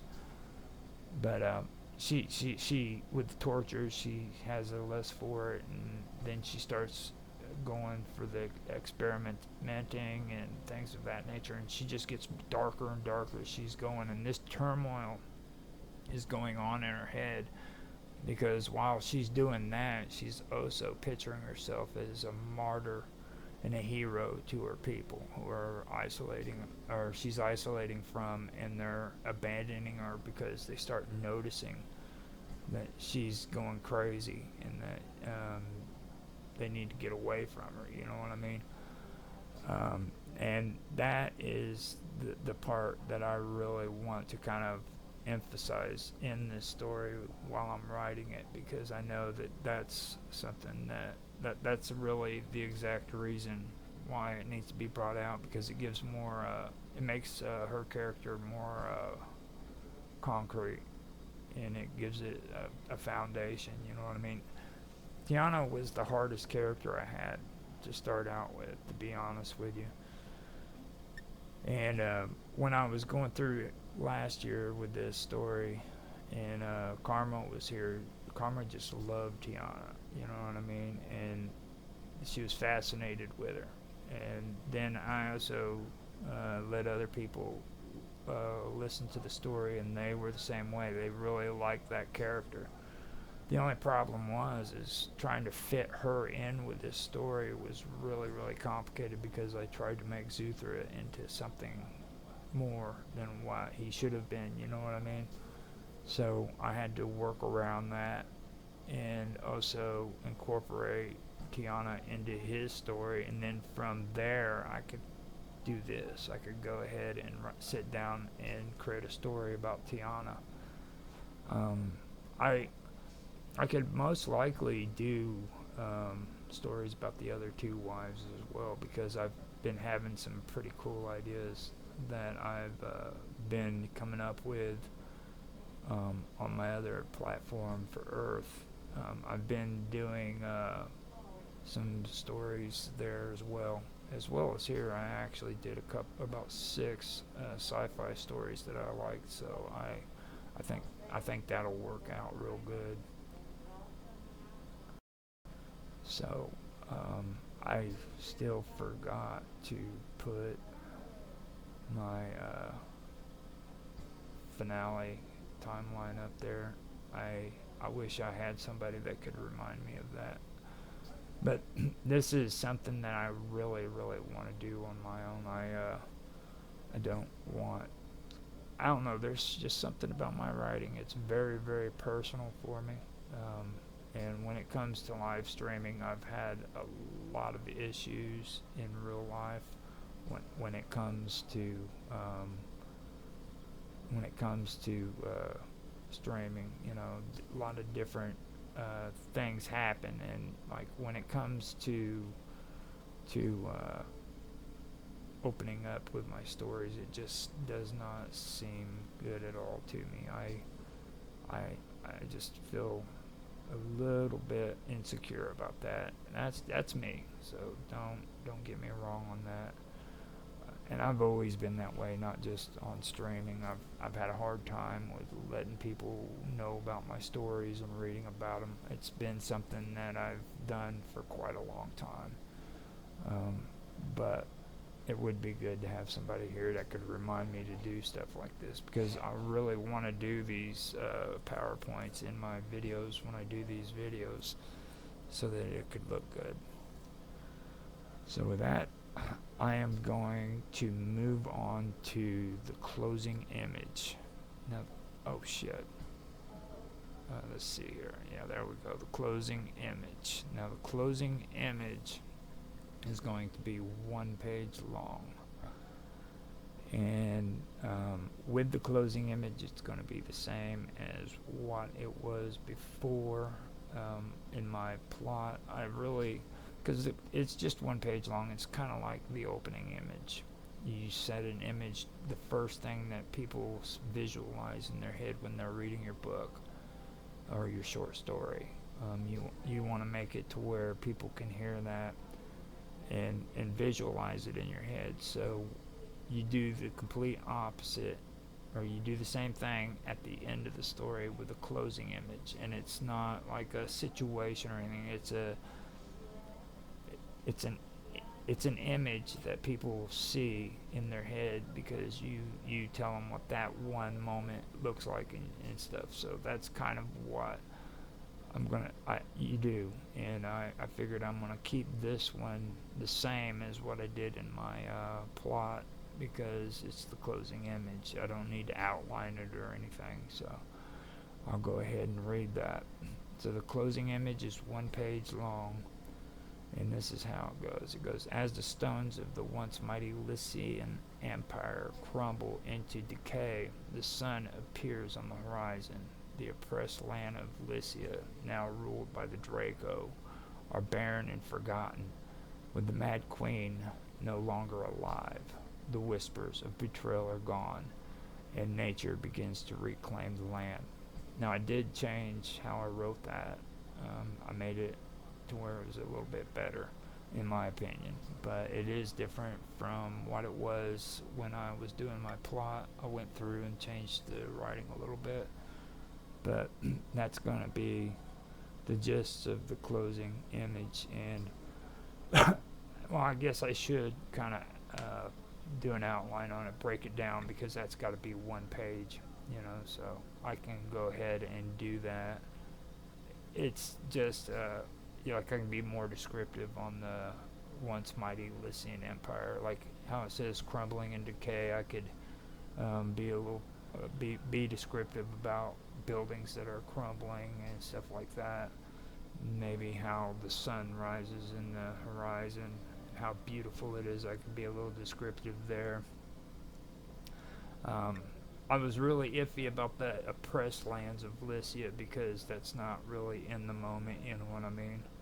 And ruled by the Draco. But barren, but I can talk about how the Lycian lands are barren and forgotten, I don't know, it's kind of borderline on that one. Now with the whole thing about the Mad Queen no longer alive, I could probably show a scene where it's showing her burial place, you know what I mean? Kind of describe what her burial place looks like. That would probably be pretty good. I'm trying to really get this stuff to live stream, guys, but it's bouncing off and on all of the networks, so if you guys hear me cutting on and off, I apologize about that. I am recording, so I will have a final recorded version of this out, so that if you guys if this gets annoying to you, I don't even know if it's cutting off, but I have an idea it probably is.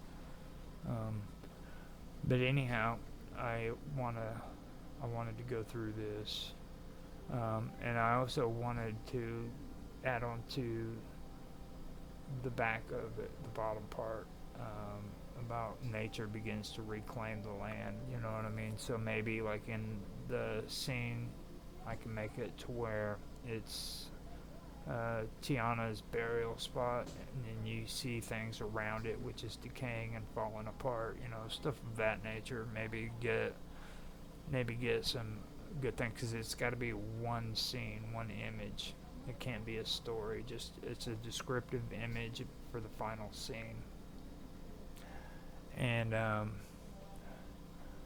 the reason why I did that was because the opening scene, I believe, was the opening scene opens with the crumbling remnants of the Lycian Empire too, you know what I mean?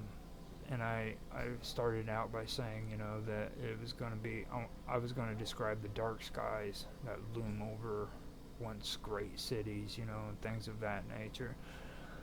Instead of writing all that out, I can actually just describe, these great cities with the skies, and how the skies being dark, and how they loom over the city. And then I can get into like showing the ruins of cathedrals and all of these buildings, these great buildings that are now just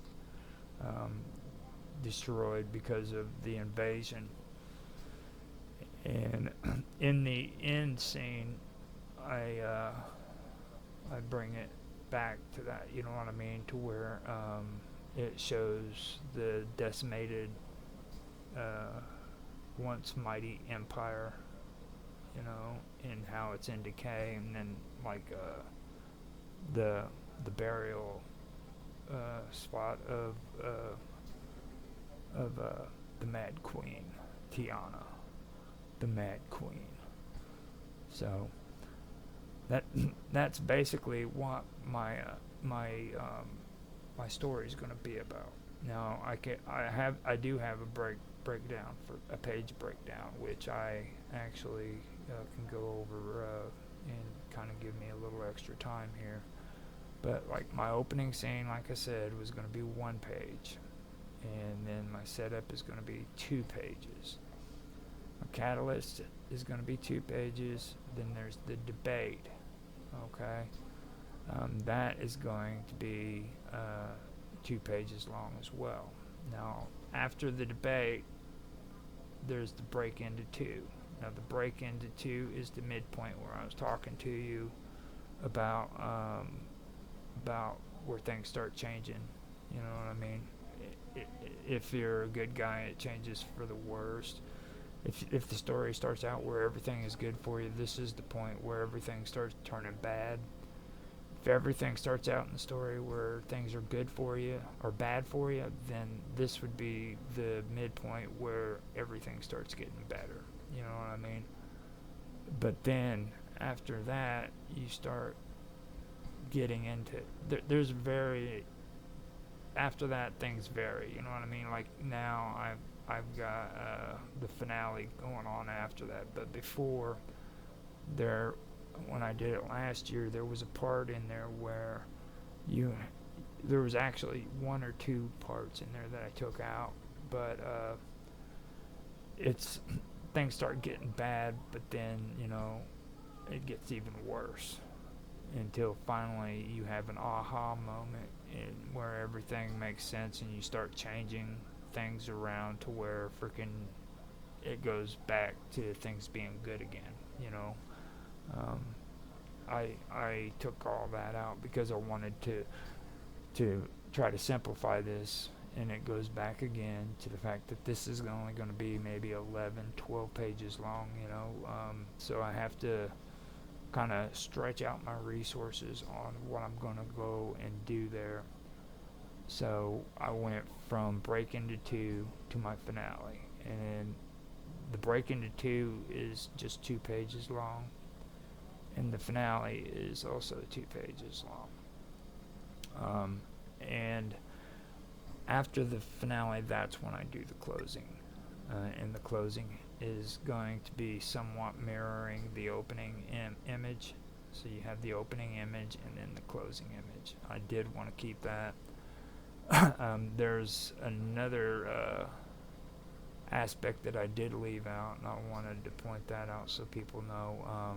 There's also the B story that a lot of people do. Like they'll take and they'll have the main story, and then they'll have another character within the story who's not the protagonist, but they'll add that side story in to kind of make the story a little bit more interesting. I'm not doing that, not for this one or anything, you know what I mean, because I'm not doing it for this one because it'll make it more complicated than what I really need it to be with this short of a story, you know. So I'm gonna leave that alone. Now, if I was writing a longer story, it would be different, but I just really don't want to do it. It's something that is completely out of my limit at this point. Maybe later on I can, but I need to get used to. Yeah, X keeps bouncing in and out, but I really need to get used to this kind of stuff. Get used to being able to write these short stories. And the more I do it, the better I'll get at it, because that's something I really do want to tackle. I'm also wanting to get back into poetry, because I mentioned that last week. And this time maybe learn some structure, learn how to structure a poem the way they're supposed to be structured, instead of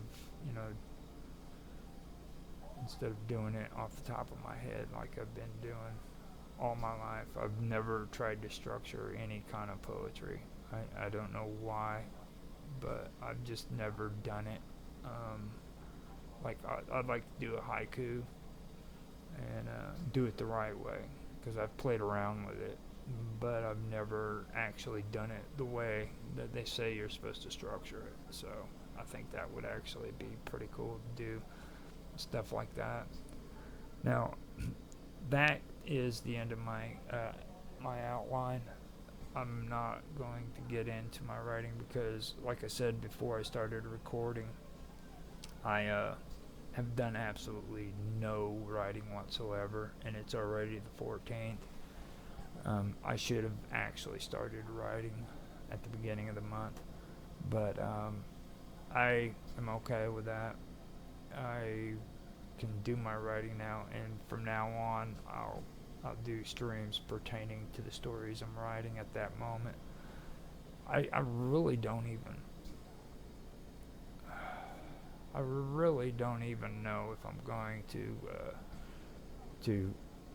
do very many more streams for this, because my goal for each series is usually about 12, but when it comes to this storytelling stream, I've noticed that there's not really it's not really great to do 12 streams of it, doing the outlines like this for a season, because you run out of it. Now I could actually just do it on nothing but building up outlines and things like that, but then I'd have to go back and actually write the story. But I will be back on to kind of go over my rough draft. I'm saying I don't know if it's actually going to make 12 streams. I doubt it very much. I think this is part 6 or 7, or the 6th or 7th stream for this year, so I've done pretty good. I made it up to 45 minutes there. I wanted to get on minds.com and get John G's actual name, because I keep forgetting it. So what I want to do is I want to do a plug for him and let everybody know to how to contact him or how to get his book, because it was a good book, and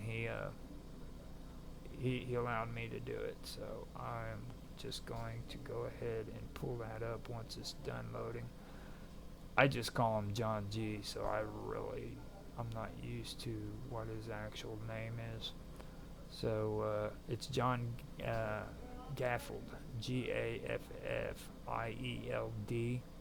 and you can find him on Minds at John G 76.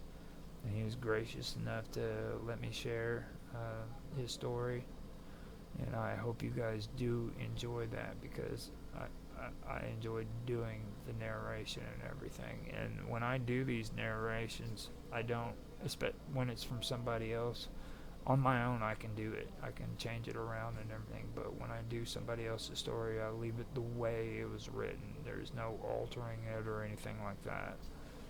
So this is his story the way he wrote it, and I kept it that way for a reason. Now when the full version comes out, if you guys have gone through and you've watched the videos for this, you've seen that I had the storyteller on it, and even the thumbnail was the storyteller. In this full version, I'm doing it with his book cover on it. So it's going to be his original book cover with the story. I'll still have the audio visualization with it, and of that nature, and it's in the process of rendering right now. I'm up to 5 hours and 7 minutes, and the story goes a little bit over 6 hours. I've been rendering for 4 days now, so it kind of gives you an idea of how long it takes for long videos or audio files or whatever, big videos to render on Blender. So that is what I have got going for me. I'm going to go ahead and bring this to an end. I believe I did good, and with that, I hope you guys enjoyed this stream, and thank you for watching. It's like I said, if you want to do me a favor, don't worry about liking or freaking sharing or anything. Freaking just leave a comment, dude. You know, I love talking to people. And this isn't a rowdy freaking subject. It's about writing, you know. So let's talk about writing. Throw some ideas at one another. If you guys are into like collaboration and stuff like that, freaking talk about it. We can do something together, you know. It's a great way of doing stuff, is all I know. I'd really like to throw ideas back and forth to people. So let's talk. Don't hold back, you know. And with that, I guess I am done. And I'll talk to you guys later. Bye.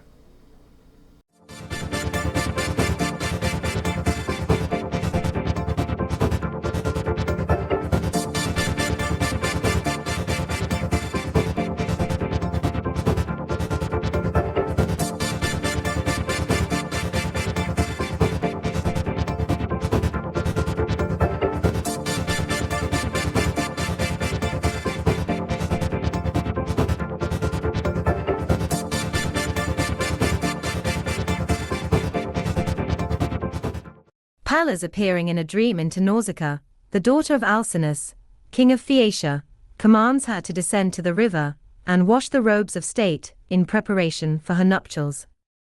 Nausicaa goes with her handmaidens to the river, where, while the garments are spread on the bank, they divert themselves in sports.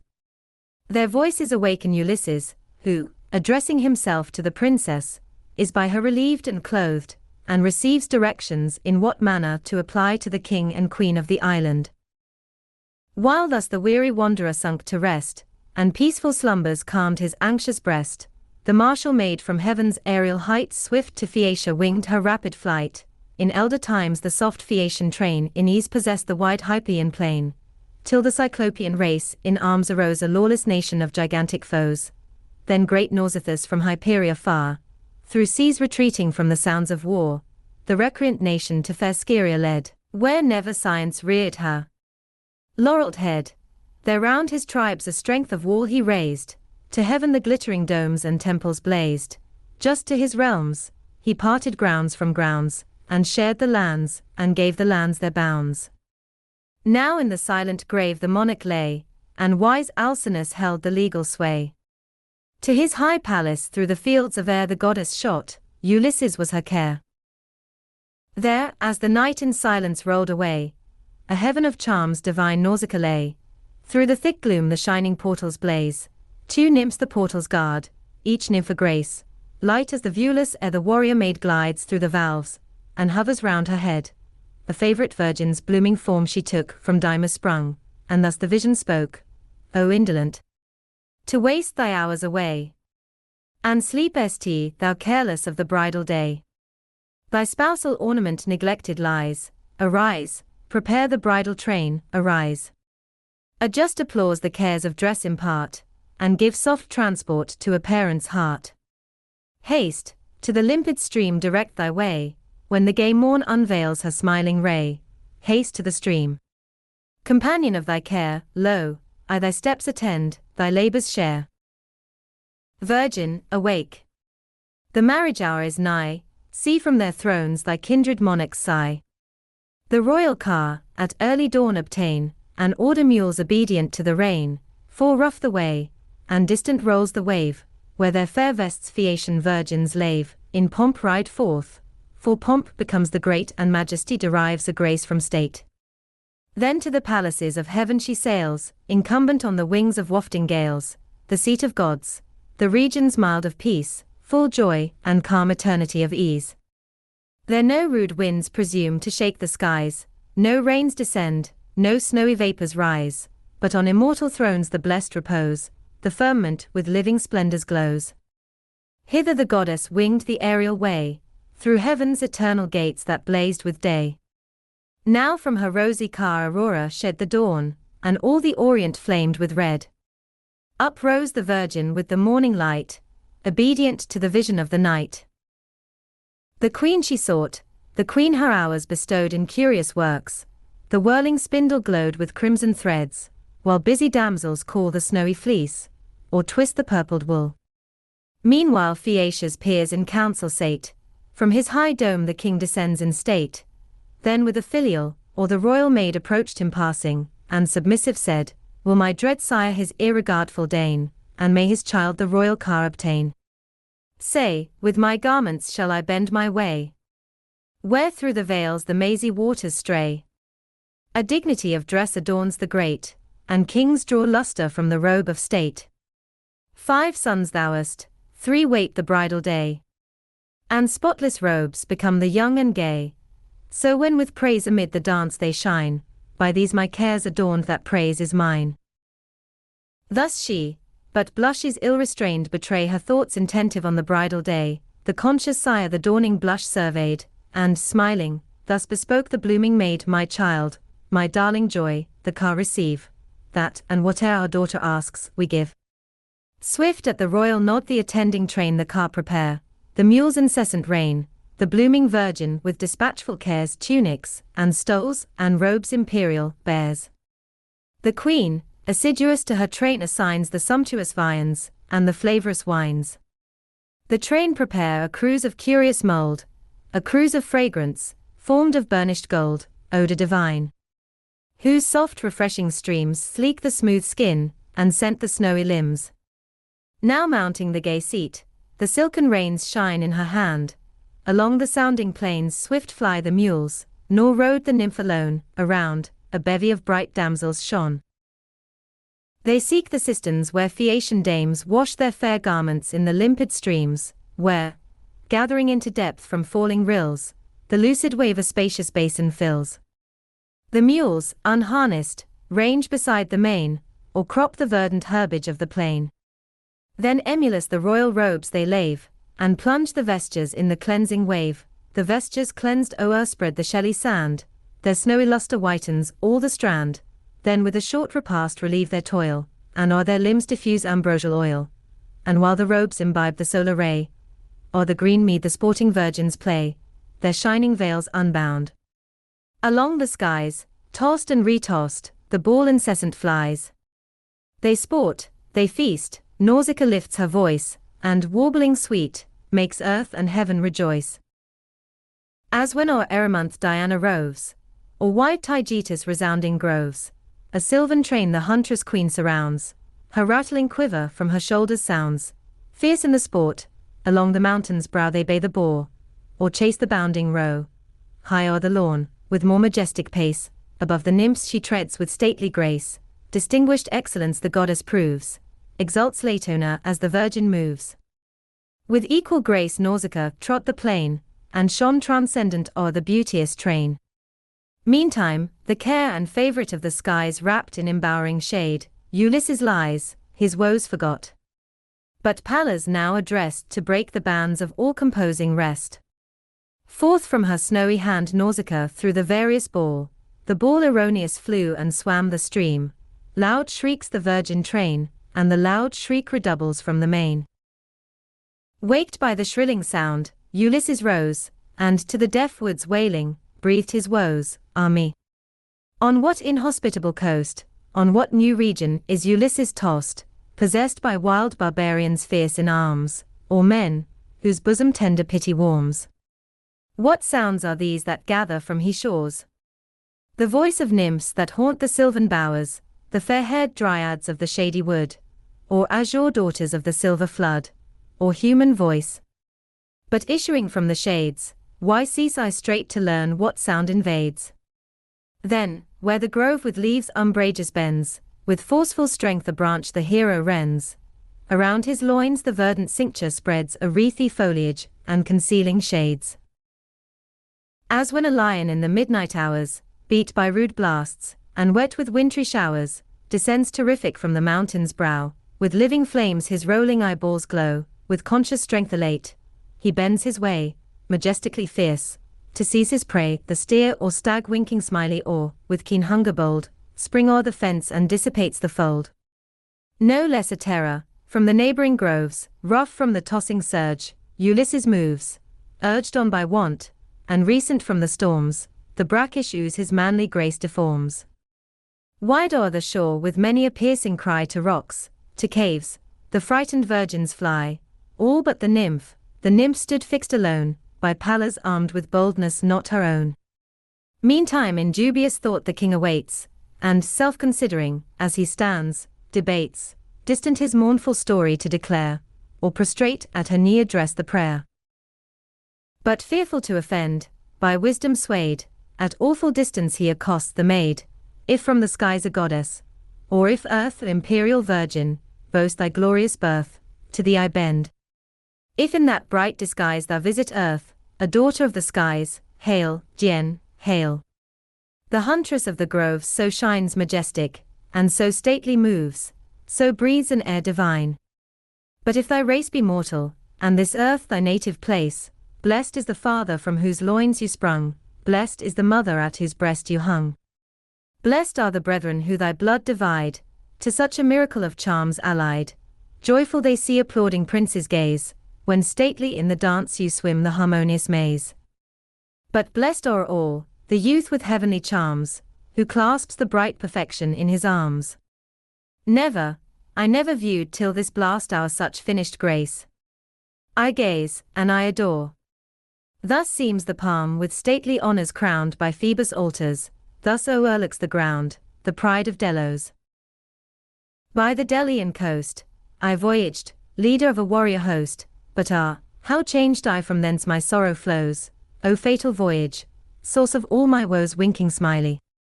Raptured I stood, and as this hour amazed, with reverence at the lofty wonder gazed, raptured I stand.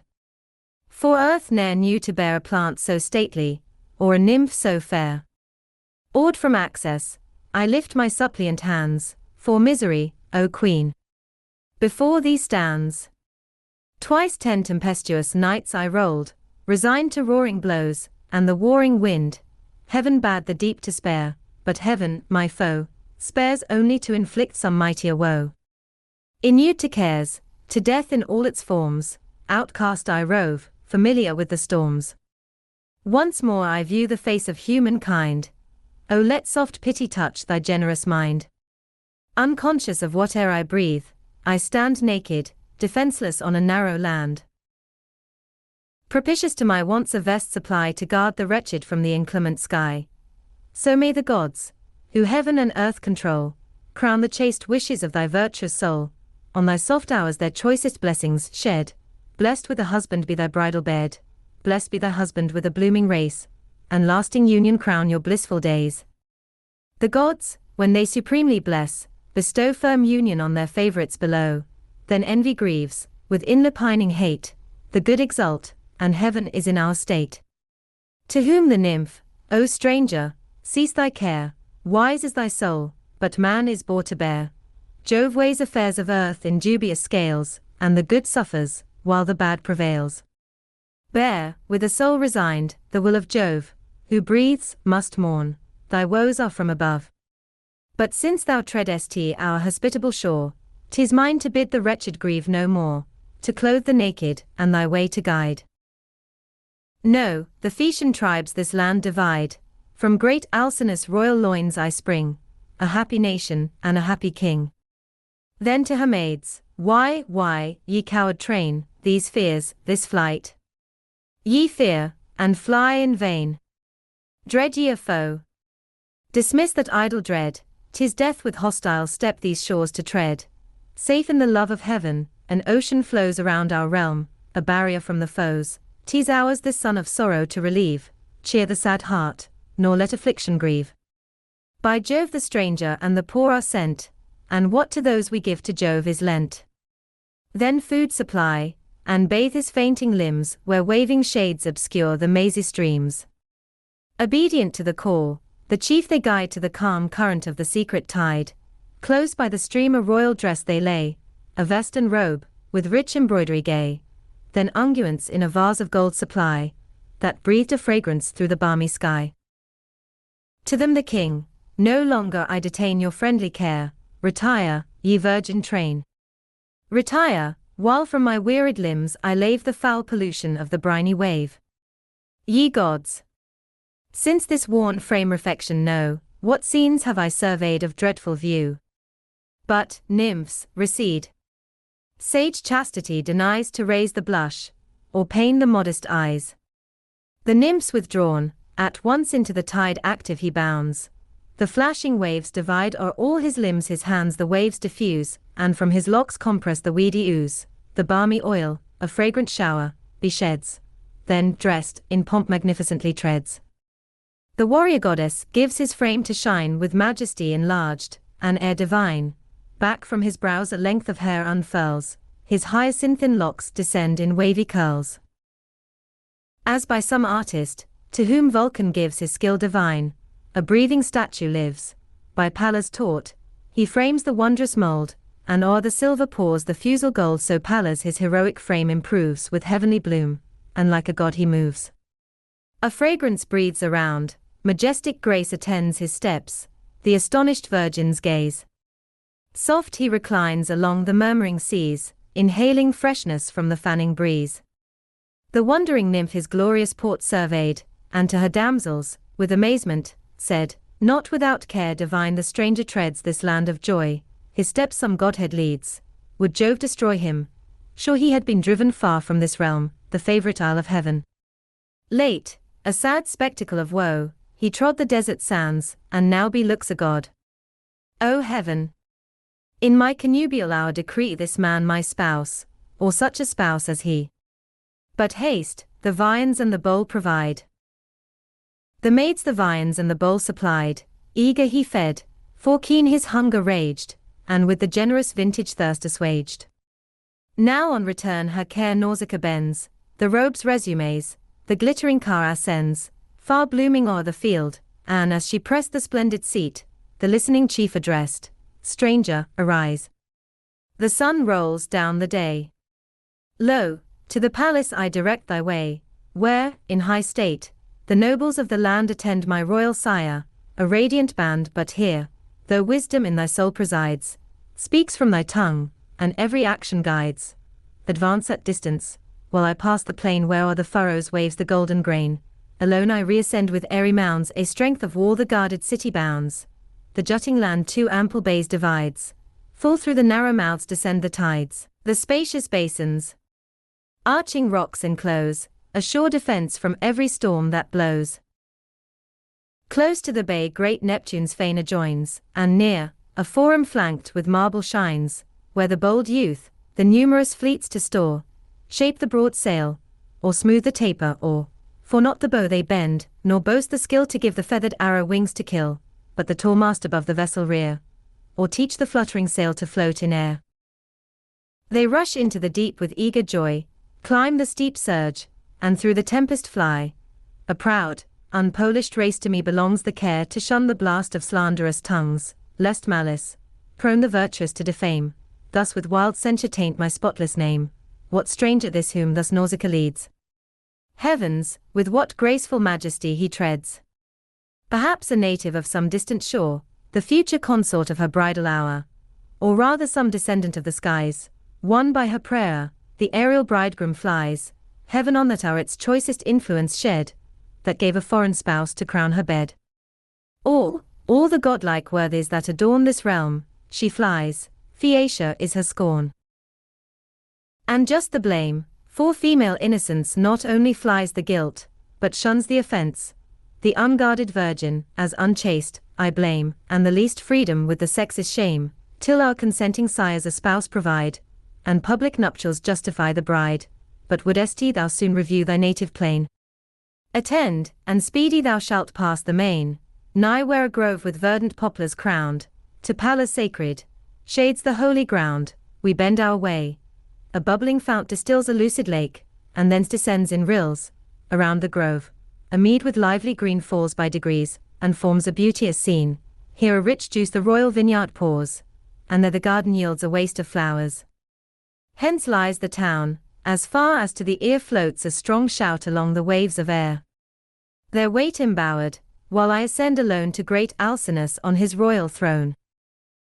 Arrived, advance, impatient of delay, and to the lofty palace bend thy way. The lofty palace overlooks the town, from every dome by pomp superior known, a child may point the way. With earnest gait seek thou the queen along the rooms of state. Her royal hand a wondrous work designs, around a circle of bright damsels shines, part twist the threads, and part the wool dispose, while with the purple orb the spindle glows. High on a throne, amid the Sherian powers, my royal father shares the genial hours, but to the queen thy mournful tale disclose, with the prevailing eloquence of woes. So shalt thou view with joy thy natal shore, though mountains rise between and oceans roar.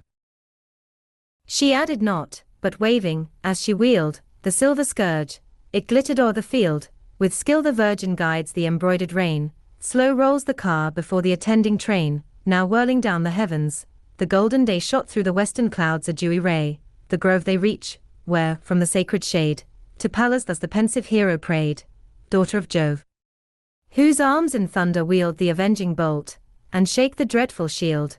Forsook by thee, in vain I sought thy aid, when booming billows closed above my bead. Attend, unconquered maid. Accord my vows, bid the great hear, and pitying, heal my woes. This heard Minerva, but forbore to fly, by Neptune awed, apparent from the sky, stern god, who raged with vengeance, unrestrained, till great Ulysses hailed his native land.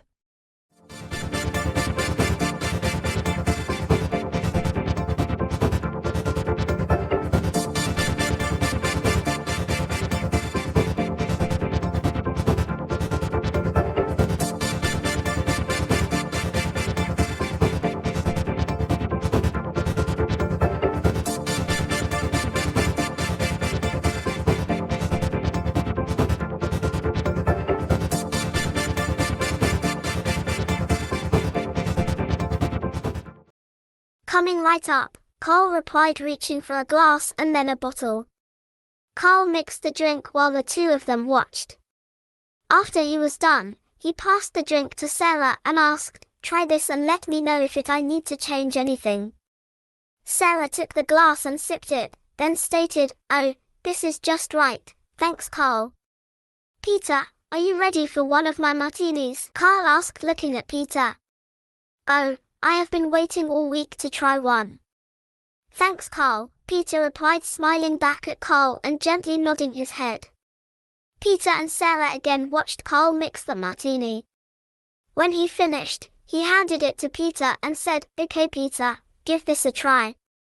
Peter took a sip from the glass and replied, "Oh, that's very smooth Carl, I could get used to these. This likely won't be the last one I have tonight." "That won't be a problem. I keep the supplies well stocked around here," Carl said, and then he laughed afterward.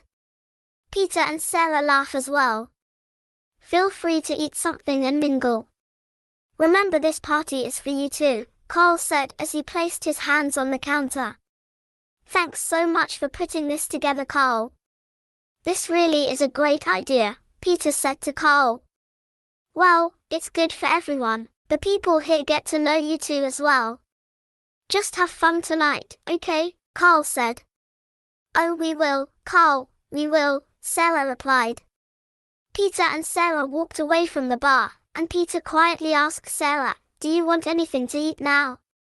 "I'm okay for now, I think," Sarah replied. "Yeah, me too. Why don't we go talk with George and Petra again?" Peter suggested. "That's fine with me," Sarah replied as they headed toward George and Petra. Several hours later, Carl was mixing Peter yet another martini in the kitchen. Sarah comes to his side and whispers in his ear, "Honey, I think you've had enough of the martinis tonight." He turns toward her and whispers a reply, "Sarah, I haven't had a chance to do this in a long time. I'll be fine. I'm worried about you driving, you know." "It's not good to be driving when you are like this," Sarah commented. "Could you drive home? That way I won't be driving at least," Peter suggested. "I suppose I could. I think I remember how to get back home," Sarah responded, a bit annoyed.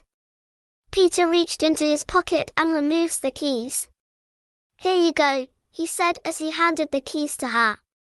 She sighed and took them from his hand. "Just take it easy on the martinis, okay dear?" she asked. "I'll be fine, honey, just relax," he replied with a smile. Sarah sighed again and turned away to go talk to someone else. About an hour later, Sarah approached Peter and whispered in his ear again, "Honey, are you about ready to go yet?" He turned and looked at her for a moment. He could feel that his head was spinning. He closed his eyes for a few seconds. "Are you ready to go yet?" Sarah asked again, just a bit louder. "I suppose we could get going pretty soon," Peter replied with his body slightly swaying. "Pretty soon, I'm ready now. I have had enough of you talking with Colleen, you know." "You were even letting her touch you," she said with a firm whisper. "What? That was nothing." "We were just talking," Peter replied loud enough for a few others to hear him and turned to see what was happening. "I saw her touch you and you didn't seem to mind," she added. "I'm telling you, it was nothing," he again said loudly. "Honey, people can hear us. Let's just leave, okay?" Sarah suggested in a firm voice. Peter blinks and then put his right finger to his lips and whispered, "I know, shush." "Let's go now," Sarah whispers sternly. "Okay, I'm ready," Peter replied. Sarah caught Carl's eye and motioned him over. Carl walked over, followed by Mary. When they reached Sarah, she explained, "I have to get Peter home. He's had a bit too much fun for one night." "Oh, I am so sorry, Sarah. I didn't realize he was getting this bad," Carl said, genuinely concerned. "Oh, he will be fine. I'm driving and I'm okay. He'll just have to sleep this one off," Sarah replied while holding on to Peter. "That's good. Hey, even if you would like to stay here tonight, I think we could make up one of the spare beds," Mary suggested. "No, I think I'll just get him home, but thanks for offering. And thanks again for the wonderful party." "I did have a nice time," Sarah said. "Yeah, I think Peter did too. He may not remember much of it though," Carl said with a smile. "Yeah, probably not." "Thanks again, Carl and Mary," Sarah said as she started to direct Peter toward the front door. "Drive safe and let us know if there's anything we can help with later," Carl offered. "Thanks, I will let you know," Sarah said as she opened the front door. Peter staggered through the door behind Sarah. After they went through the door, Carl said, "Take care," then closed it behind them. They reached the other side of the porch, and Sarah said, "Watch the steps. Just take them slow." "Don't worry, I'm good," Peter said as he extended his foot past the first step below. When he brought his foot down, it dropped past the first step onto the one below it. Peter lost his balance and almost fell down, but Sarah managed to catch him and stand him up straight again. "Whoa, watch that first step. It's a big one," Peter said, slurring his words. "You're just drunk. Just step slowly and carefully next time," Sarah suggested. Peter closed his eyes again and then opened them. "Let's try this again," he said. He tried again, and he was able to make it the rest of the way down the steps to the walkway. Sarah guided him down the driveway, to the sidewalk, and then to the car. As he was being guided down the driveway, he was vaguely aware that the wind was starting to pick up. She opened the passenger side door, while he leaned with his back on this side of the car. "Okay, get in," she told him. Peter just yawned and then pushed himself away from the car to fully stand up. He then turned to put his hands on the roof and guided himself into the front seat. Sarah reached in to put his seatbelt around him, and then shut the door. She walked around and got in the other side. After starting the car, she pulled away from the curb and began to drive back home. Peter found himself dozing off several times in the car. She pulled into their driveway and stopped the car alongside the house. He could see the house and managed to say, "I just need to get to bed."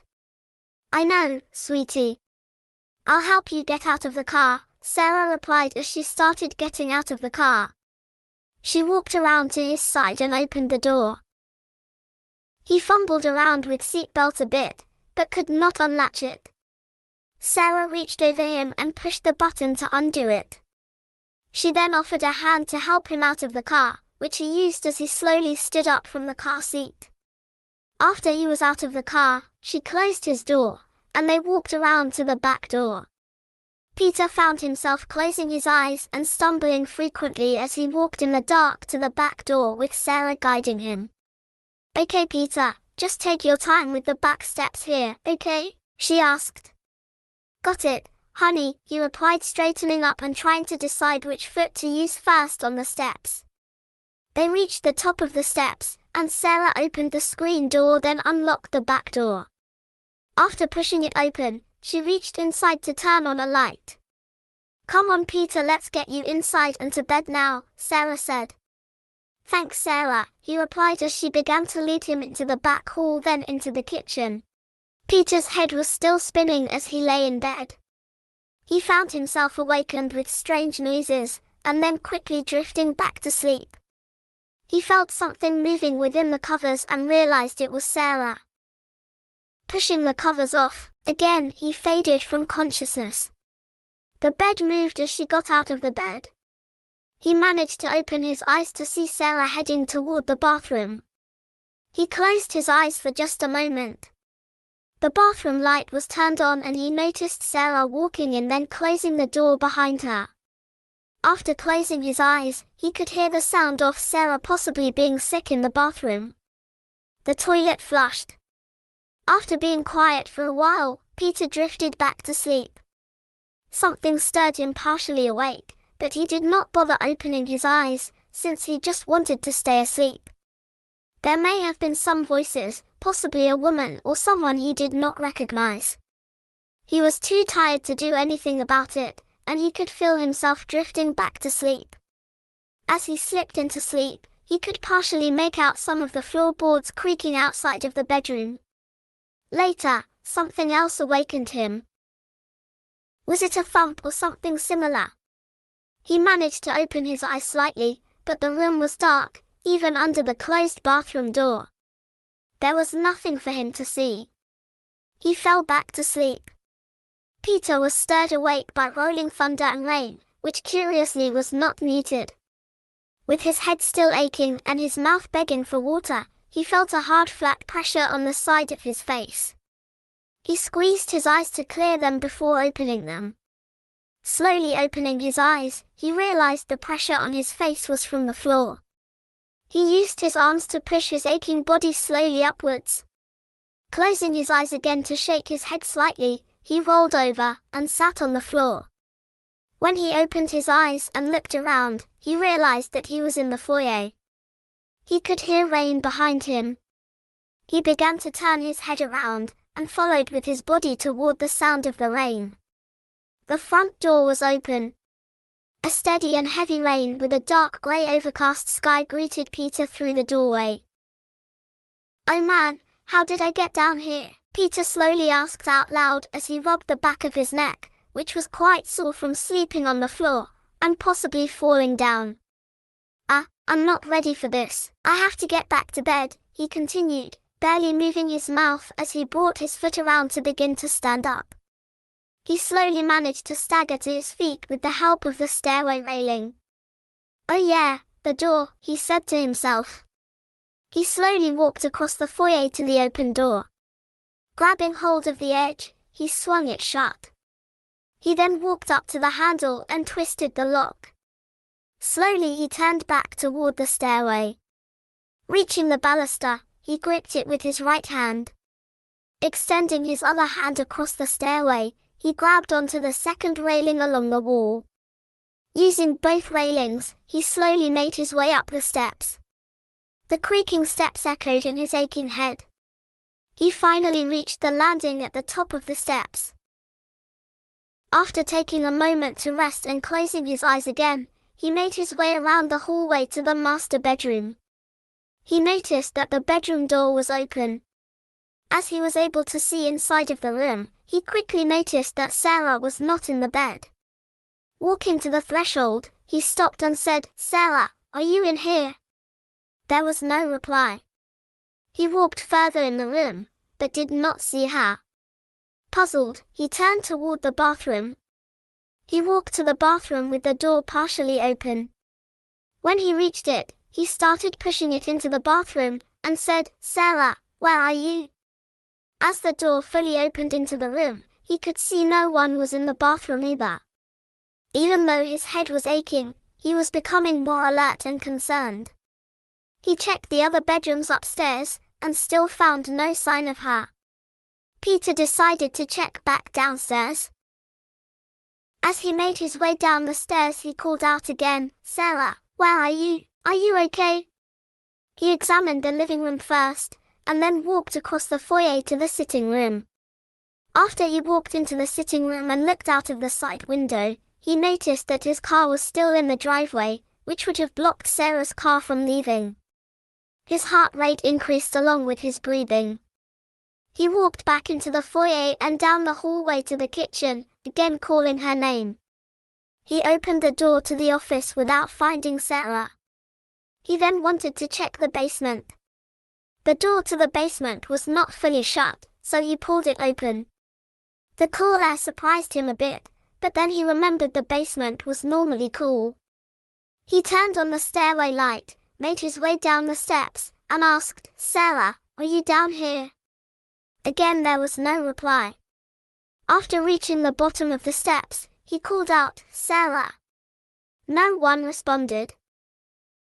He found the basement light switch near the foot of the stairway, and he turned on the lights. The cool, musty room seemed very still, with no sign of Sarah. Other than the muffled sound of rain against a small window near the back, it was very quiet. He rotated his head from side to side, searching for any clues. After gazing at the furnace and the rusty wall behind it, he shook his head. Where was she? His heart continued to race. Maybe she got outside somehow, he thought to himself. The front door was open, he remembered. He became more energized, so he used both handrails to hasten his way back up the stairs to the first floor. He made his way around to the front door, unlocked it, then depressed the handle. He pulled it open to the sound of the heavy rain outside. The porch floorboards creaked slightly as he walked toward the porch steps.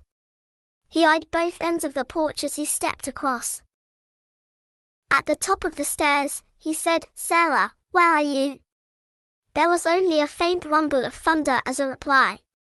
He began down the steps toward the walkway. Rain was cascading over him and quickly began to soak his pajamas. At the sidewalk, he stopped and looked down the street one direction, then turned to look down the other. There was still no sign of Sarah. He walked on the gravel driveway toward the back of the house. Some of the small wet stones stuck to his bare feet as he walked over them. As he noted before, his car was still in the driveway, and the garage door was closed. So her car was likely still inside, and would not have been able to get past his car to the street. He walked past his car to the closed garage to peer through the windows. "Damn it," he muttered to himself as he could see that her car was still in the garage. He walked around past the garage to look at the backyard. Again, there was no sign of Sarah, as he reviewed at more areas in the backyard, which, by this time, was mostly visible in the overcast grey light of the morning. He stood there turning his head slowly, looking into all the bushes and trees for any indication that she had been back there. He realized this was not like Sarah and that something was wrong. After taking a few more deep breaths, he decided to go back inside and call the police. He walked back over the driveway and over the lawn to the front steps. On the steps, he spun around one more time to check around. He then continued up the steps to the porch to the open front door. After shutting the door behind him, he walked to the kitchen and found the phone. He dialed 911. It rang 2 times, then someone picked it up. "What an emergency, who is calling please?" a woman on the phone answered. This is Peter Corbin and I live at 65 4th Street here in Wharton. My wife, Sarah, is missing. I have searched the house and the property and, well, no sign of her anywhere, Peter said, still a bit panicked. "Your wife is missing, sir?" the woman asked to confirm. "Yes, her name is Sarah Corbin," Peter replied. "How long has she been missing, sir?" the woman asked. "Well, since late last night or early this morning, I guess. We went to bed after a party and I cannot find her this morning," Peter replied. "Okay, sir, I will send a police unit right over. Just stay put. They will be there in a few minutes. Are you going to be okay, sir?" the woman asked. Peter took a deep breath and replied, "Yes, I think I'll be able to wait for the police. Thank you for your help. By the way, what's your name?" "My name is Patty. Good luck finding her, Peter," the woman replied. "Thank you, Patty. I hope that she turns up soon. I am worried. Goodbye," Peter said. "Goodbye, Peter," Patty said. He hung up the phone and stared at it for a moment. His mind still in a daze, he slowly walked from the kitchen back to the foyer to wait for the police. There was occasional lightning, followed by thunder vibrating the house. The rain continued a steady cadence against the front of the house. Through the windows along the side of the front door and the window in the door, Peter could see alternating red and blue flashing lights gradually getting brighter. It appeared there may be 2 police cars approaching the house. At that point, he looked at himself and realized he was still in his pajamas. He thought about changing, but quickly dismissed the idea, since the police had already arrived. After a few seconds, he heard footsteps on the porch and noticed 2 shadows approaching the front door. There was a knock on the front door. Peter then stood up and walked to the door. He opened the door, and he could see 2 uniformed officers standing at the door. He pushed the screen door open, and one of the officers asked, "Sir, did you call 911 about a missing person?" "Yes, I can't find my wife, Sarah." "I hope that it's something simple, but I can't find her anywhere around the house," Peter replied. The officer then told Peter, "Okay, so your wife is missing. Oh, by the way, I'm Officer Keith Dunn and this is my partner, Officer Scott Harrison. Thanks for coming, guys. Please come in. I know it may have been too soon to call you guys, but this just doesn't seem right and it's not like Sarah to do this," Peter said as he held the door open to let the officers enter. Afterwards, he kept his arms folded across his chest. "So your wife's name is Sarah?" Officer Dunn asked. Yes, her name is Sarah Corbin," Peter replied. "Can you give us a description of Sarah?" Officer Dunn asked. "Well, okay, she white, about 5 feet 4 inches tall, shoulder-length light brown hair, and if I have to guess I would say around 140 pounds. I'm guessing at the weight though. That wasn't something I can discuss with her, you know," Peter replied with a slight smile. Officer Harrison busily took the notes on Sarah's description. "When did you last see Sarah?" Officer Dunn asked. Peter's heart was racing. He took a deep breath and replied, "Well, we were in bed last night. She got up from bed to go to the bathroom, and after that I don't remember seeing her again," Peter replied. "Do you think she could have been sick when she went to the bathroom?" Officer Harrison asked. Peter closed his eyes tight and tried to think about what happened. He then replied, "Actually, I think she may have been sick. I think I remember hearing her throwing up or something," Peter replied.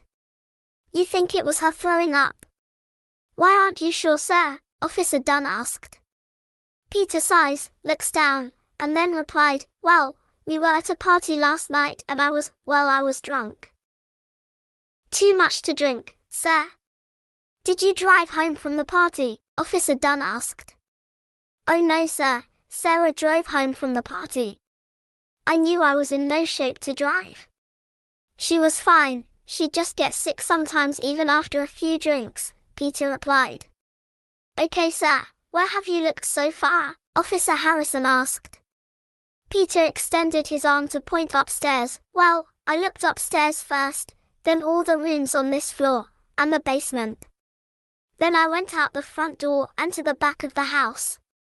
I called her name several times, but I heard nothing. No response. Are those cuts and bruises on your arms, sir? Officer Dunn asked, pointing at Peter's arm. Peter looked at his right forearm, and he could see several scrapes. He then checked his left arm, and he found similar scrapes on it as well. Where did these come from? I don't know where these came from, Peter said, continuing to examine the scarred forearms. No idea, huh? Officer Dunn asked. Honesty, I have no idea. I know I did go to bed drunk, but I was in bed the last I remember before this morning, Peter responded as he started to realize where this questioning could have gone. So you woke up in bed this morning, and your wife? Officer Dunn said. Sarah, yes, my wife Sarah, Peter interjected. Okay, so Sarah was missing when you woke up in bed this morning, Officer Dunn asked. Peter paused a moment and stared at the foyer floor, and then said, actually, this may seem a bit strange, but I was down here when I got up this morning. Down here, sir? Officer Harrison asked. Yeah, I was laying on the floor right here in the foyer.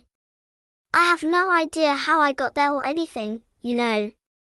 I don't even remember getting up from the bed, Peter continues. You were drunk though, so it's possible that you could have gotten up, come down here, and passed out on the floor, Officer Dunn asked. Peter shrugged his shoulders and replied, I suppose I could have, but I don't know why I would have come down here in the middle of the night, though. Officer Dunn paused for a moment, and then asked, did you notice anything else strange around here recently? Peter thought a moment, then looked up, and said, oh, when I got up on the floor down here, the front door was wide open. The rain and thunder woke me up. Could you have been outside? Officer Dunn asked. I don't think so, Peter answered, trying to think if it would have been possible. Were you wet when you awoke on the floor this morning? I see that you appear to be soaked now, Officer Harrison asked. I was dry when I got up. I just ran around outside in the rain looking for Sarah after I couldn't find her in the house, Peter replied. Okay, specifically where have you looked around here? Officer Harrison asked. Let's see, most of the rooms in the house. Outside, I checked the front and backyard. Oh, her car is still in the garage. She would not be able to get it out without moving my car from the driveway, Peter replied. Okay, sir, has anything else out of the ordinary occurred? Officer Dunn asked. Well, soon after we moved in, Sarah started hearing strange things at night, such as voices at night, Peter replied. After a brief pause, Officer Harrison asked, did you hear any of the noises yourself? Oh, I just heard something that sounded like a sigh or something once, and a few nights ago a desk drawer slammed shut in the office, Peter replied. You saw the desk slam shut? Officer Dunn asked. No, but I heard it. Sarah was in the office and it slammed shut right in front of her. It shook her up quite a bit, you know, Peter replied. Just a moment, sir, Officer Dunn said, stepping back and motioning to Officer Harrison to come closer to talk privately. The two officers whispered to each other for around 30 seconds. Afterward, Officer Dunn walked over to Peter and said, Peter, I'm going to ask you to go with Officer Harrison to the police station. We just have some more questions. What about Sarah? Aren't you going to look for Sarah? I want to look for her too, Peter asked in a panic. I know you would like to help, sir, but Scott will call in some help from the sheriff's office to look around the house and the neighborhood. We just would like to get a statement from you at the station to help determine what has happened to Sarah," Officer Dunn replied, trying to calm Peter down. Officer Harrison stepped back out onto the porch and talked into the radio handset attached to his shoulder strap. Peter paused a moment to sort things out in his mind. He closed his eyes and took a deep breath. After opening his eyes, he said, "Sure, Officer Dunn, I'll go to the station. Whatever it takes to help out here." "Keith, you can call me Keith." "Peter, why don't you change, and then you and Scott can go to the police station," Keith offers. "Thanks, I'll go change upstairs," Peter replied as he starts to turn to head up the steps. "Oh, bring your pajamas back to me after you have changed. We'll need them for evidence," Keith informed Peter. "For evidence? Am I a suspect?" Peter asked, turning back around with a puzzled look. "Not yet, but this is quite strange so far, so I want to make sure we keep track of anything that may hold a clue," Keith replied. Peter sighed and shook his head, somewhat in disbelief. He then replied, "Okay, I'll go change. I won't be too long and that's all I will do upstairs, so you don't think hiding anything." Keith nods and said, "Okay Peter, I think you've got the idea. Oh, another thing that will help is if you can find a recent photo of Sarah that we can use." "Sure, I think there are some photos upstairs, I'll bring one down for you guys," Peter replied as he continued toward the steps and continued up them. The creaking punctuated each step. About halfway up he stopped for a moment and thought of Sarah. Keith asked, "Are you okay, Peter?" Peter sighed and answered, "Yes, just thinking of Sarah again." "Sorry, I'll keep going." "That's okay, Peter. I know this is tough for you." "We are here to help," Keith replied. Peter nodded and continued the rest of the way up the steps. After about 10 minutes, Peter came back down the steps. Scott was still waiting in the foyer. Peter reached the bottom of the steps fully dressed, carrying his pajamas in his left hand with a photo of Sarah on top that he had removed from a frame upstairs. As he extended the folded pajamas toward Scott, he said, "Okay, here you go." "Thanks, Peter," Scott said as he held a large manila envelope open to collect the pajamas, and he took the photo of Sarah off the top first. After Peter placed the pajamas into the folder, he said, "I'm ready now."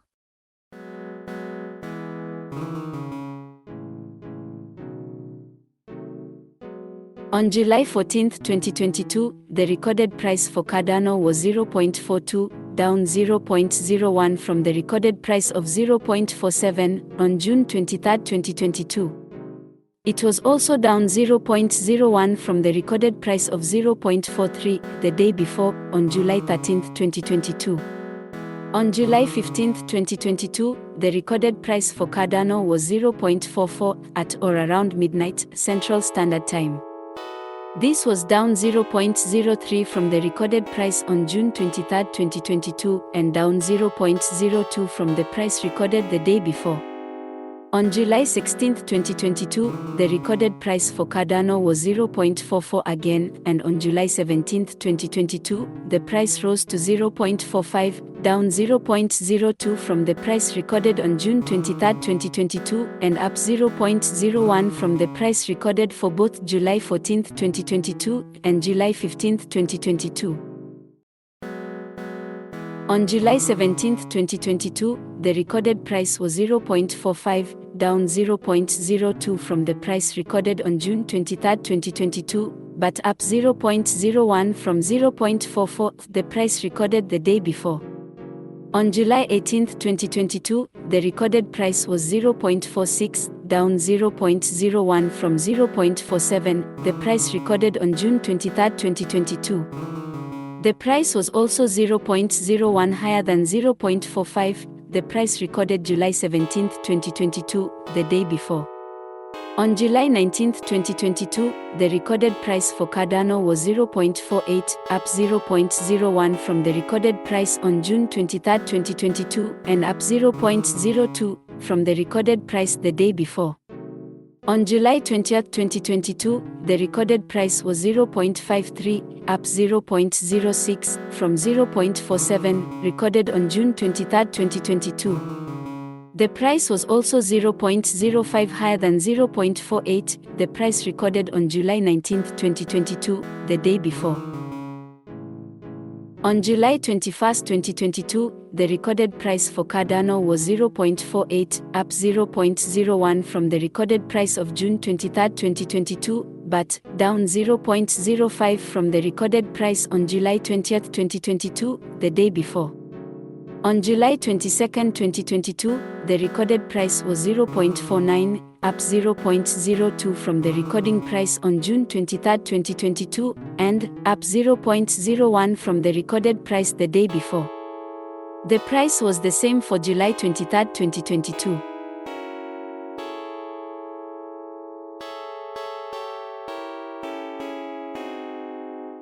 Before I start, I want to go over some basics that don't involve trading cryptocurrency per se, but is nonetheless just as important. First, you will need to have a valid bank account in order to cash out of Coinbase. Coinbase will not accept prepaid cards, such as NetSpend, as a valid bank card. You can use PayPal, but when you use a pay method, you still have to have a bank connected to your PayPal account. You cannot set up a prepaid card with PayPal, then use PayPal with Coinbase. They want the bank. You can use bank cards, or you can connect your bank with a routing number to Coinbase. Plus, like I said, you can use PayPal too. After setting up your payout method and following some learning instruction, Coinbase will also give you free cryptocurrency. This, of course, is paid to you with cryptocurrency called AMP and the Graph. Coinbase has learning blogs and videos available that guide you through what cryptocurrency is. After doing these introductory tutorials, you will have gained about $5 worth of cryptocurrency in both the Graph and AMP. It is up to you if you wish to keep this, but you can also sell it too. There are fees when you buy and sell with Coinbase. Be aware, these fees are expensive, so don't go crazy with your trading. To buy tokens, there is a $1 fee. To put money on your account, there is a 25-cent fee. Be aware of this every time you decide to trade with Coinbase. There is Coinbase One, which you can trade without fees, but you have to pay $35 each month for the service. Using Coinbase One might be a good option, depending on how much you buy and sell each month. The option for learning about cryptocurrency is available with PayPal too. The only difference is that Coinbase has something called Learn and Earn, where you go through short presentations that show you how cryptocurrency works. In the long run, this information will not help you with trading cryptocurrency, but it will help you better understand what it is and help you get started. After completing all of the presentations in Learn and Earn, I received $7 to trade with afterwards. I waited for about a week, and after determining I didn't want to trade with the Graph, pulled all of it and converted it into cash. I had to pay $1 in fees to Coinbase in order to do that. Then I pulled everything that I received from AMP out, except for 93 cents, and converted that into cash as well. As a side note, I mentioned NetSpend also, and there was a reason for that. When I started, I had a plan. Instead of using a bank account, I was going to use NetSpend. I got the card for free, and wanted to add money to it. When I read about everything that was involved in using NetSpend, I quickly realized that I was not going to be spending too much with that card. The fees for using NetSpend are very steep too. I took $15 and deposited it directly into the card after having it for a month. This is because, if you do not show any activity on the card, after 3 months, you will be charged a fee. So, if you use NetSpend, you must show some activity with a 3-month time span, or you will have to pay a fee. After putting $15 onto the NetSpend card, I transferred $10 from the bank to Coinbase directly, using PayPal, which I had connected a bank card to instead of direct deposit. First, I need to point out how I monitor cryptocurrency. I set up a spreadsheet on Google Drive, and I kept track of the price of a few types of cryptocurrency that I was interested in. I continued to keep track of those tokens each day, recording each day the price of each. It is good to know what the percentage is, but I don't have to keep track of that, and if I want to see the percentages, I can easily go onto Coinbase and see them. Each day, after recording the price of each token, I compare each price with the first day that I started keeping record of the prices, and then determine if it had fallen in price or risen. I do the same with the price the day before. I compare the day before price with the price that I recorded that day, usually recording the price as close to midnight as I could. After recording the first week of prices for the cryptocurrency that I was interested in, I began another spreadsheet for a weekly record and another one for a monthly record. After a week of recording each day's prices, how much each day dropped or rose in price each day, and from the day I first started monitoring the prices, I transferred the final numbers onto the weekly spreadsheet and began to record the difference after a week had passed. This I am going to continue for each month, just as I have done for the weekly changes, in order to keep a better record according to daily, weekly, and monthly changes in prices. I started watching the price changes with Bitcoin, Ethereum, the Graph, and AMP when I set up the spreadsheet on Google Drive. After a week went by, I started watching the prices for Cardano, Dogecoin, Polkadot, and Shiba Inu too. After reading some of the blogs, I learned that it was important to buy a small amount in the cryptocurrency that I was interested in, and add the same amount each month, in order to handle the volatility in price changes throughout the days, weeks, and months. So, I invested $1 into Cardano on the first day of July, after monitoring the price changes a couple of weeks. I already had a small amount still invested in the AMP, which I had earned from doing the Learn to Earn presentations on Coinbase. Instead of taking all of that out of the AMP, I left about 93 cents in order to see if it made a profit as time went by. I also set up a calculator on one of the sheets that I created for monitoring cryptocurrency on Google Drive and used that to do the complicated math that I would have to do. This was involving prices, when they fell or rose throughout the day, week, and months to come. On June 23, 2022, I began to keep record of the daily prices for Bitcoin, Ethereum, the Graph, AMP, and Cardano. I then began to record the prices daily for Dogecoin, Polkadot, and Shiba Inu on June 26, 2022, just 3 days after the first date. I used Google Docs and started out with daily records or prices, all taken around midnight of each day. Bitcoin started out with 20,532.19 on my first day, rose 486.55 the day after, coming up to 21,018.74. Ethereum started at 1,098.55 on my first day, and rose 48.13 to 1,146.68 on the second day. The Graph started out with 0.11 and remained at 0.11 for both the first and second day I began watching prices. AMP started out at 0.0096 on the first day, but fell 0.003 on the second day at 0.0093. Cardano started at 0.47 the first day, but rose 0.02 the second day, making it to 0.49. On the third day of my first week of watching the prices, Bitcoin again rose 0.748 higher than the first day I began to watch prices, coming to 21,281.10. Bitcoin was also 262.36 higher than the day before. Ethereum rose 128.74 higher than the first day I began to track prices, at 1,227.29. It was also up 80.61 higher than the day before. On the third day the Graph rose to 0.12, rising 0.01 in price from the first day I started keeping track of prices. It was also 0.01 higher than the day before. AMP rose to the same price of 0.0096. The same price I recorded on the first day I started tracking prices. It also rose 0.003 higher than the day before.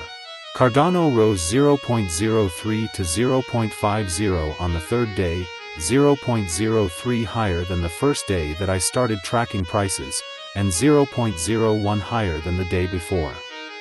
The fourth day was when I decided to start watching Dogecoin, Polkadot, and Shiba Inu. It was on June 26, 2022. On June 23, 2022, I converted $1 into USDC, which cost me a $1 fee, and received a USD coin reward on July 3, 2022 of 0.00024.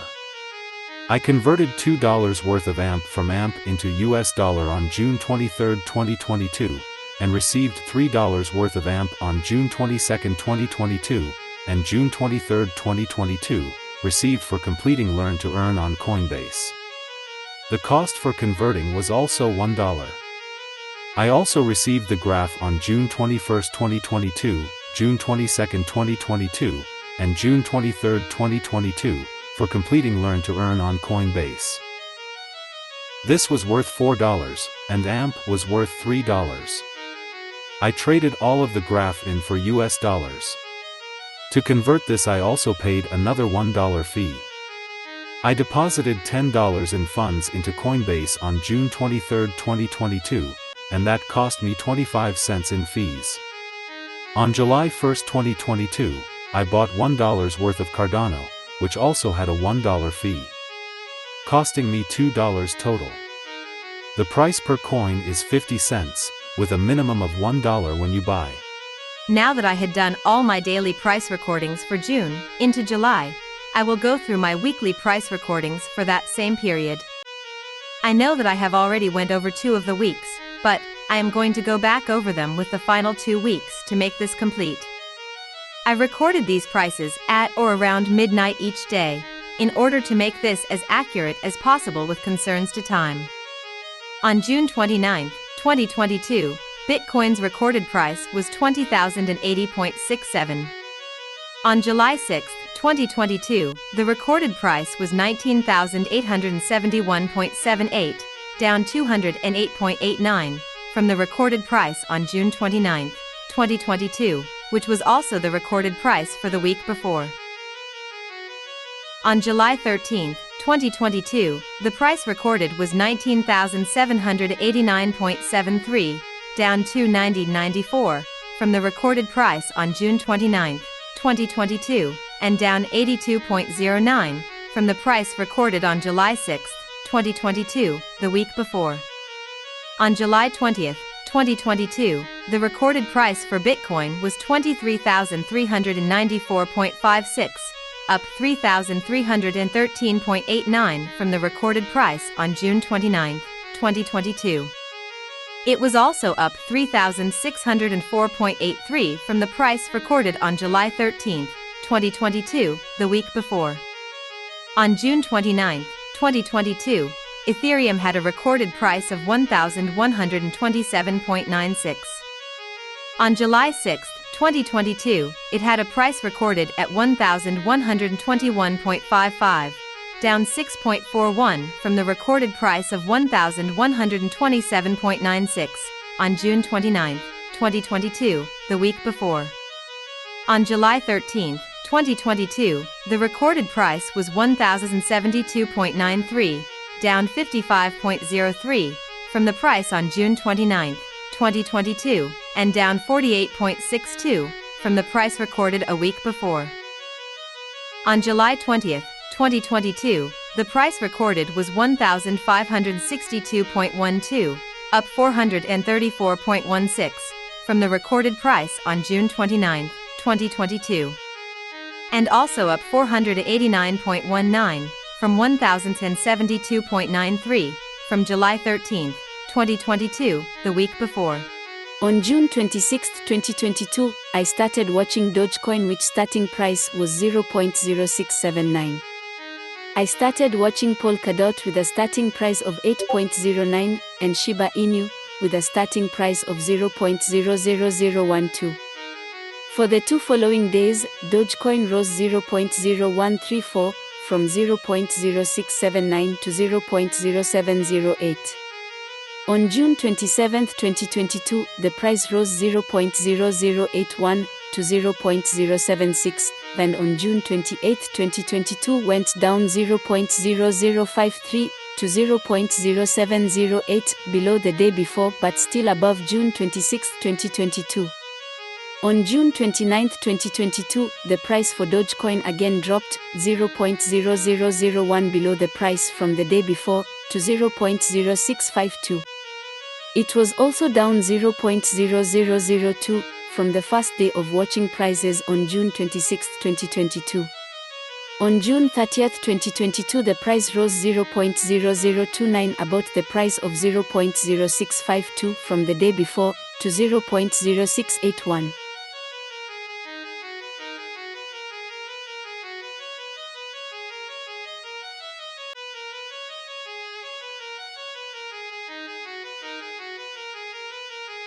It was also up 0.0002 from the first day of watching prices on June 26, 2022 of 0.0679.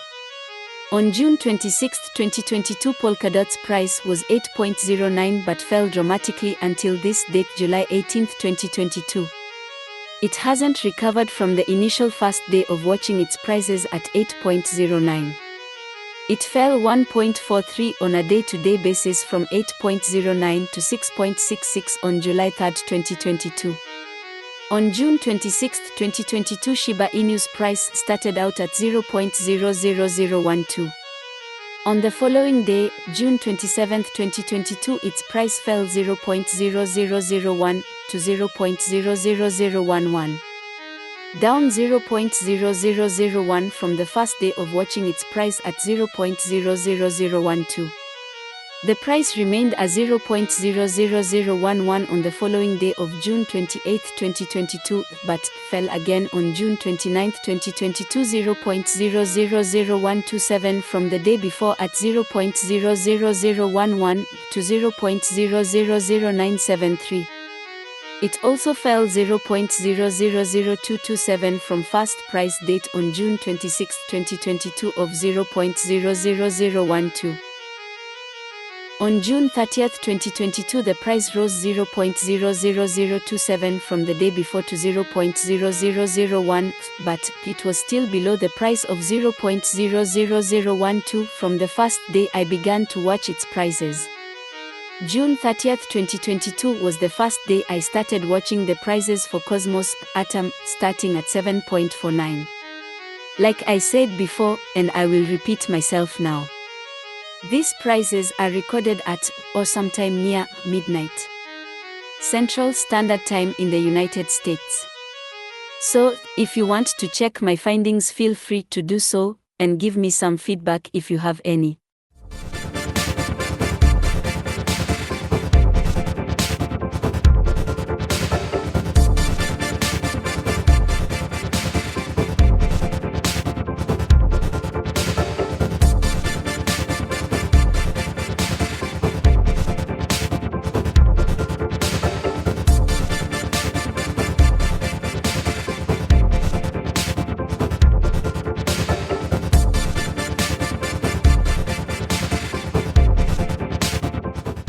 The only thing I know that we're having issues with is like the schedule thing.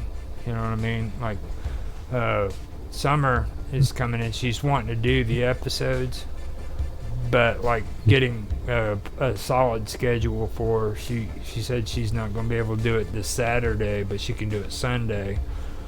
You know, which means we can do it on Sunday. But then, is she willing to go back to Saturday again, or does she want to just keep it at Sunday? You know what I mean? So it's kind of like settling in and finding out what's a good time for her. And that before we end it and everything, I wanted to find out, do you want to do this on Saturdays or Sundays Trying to think.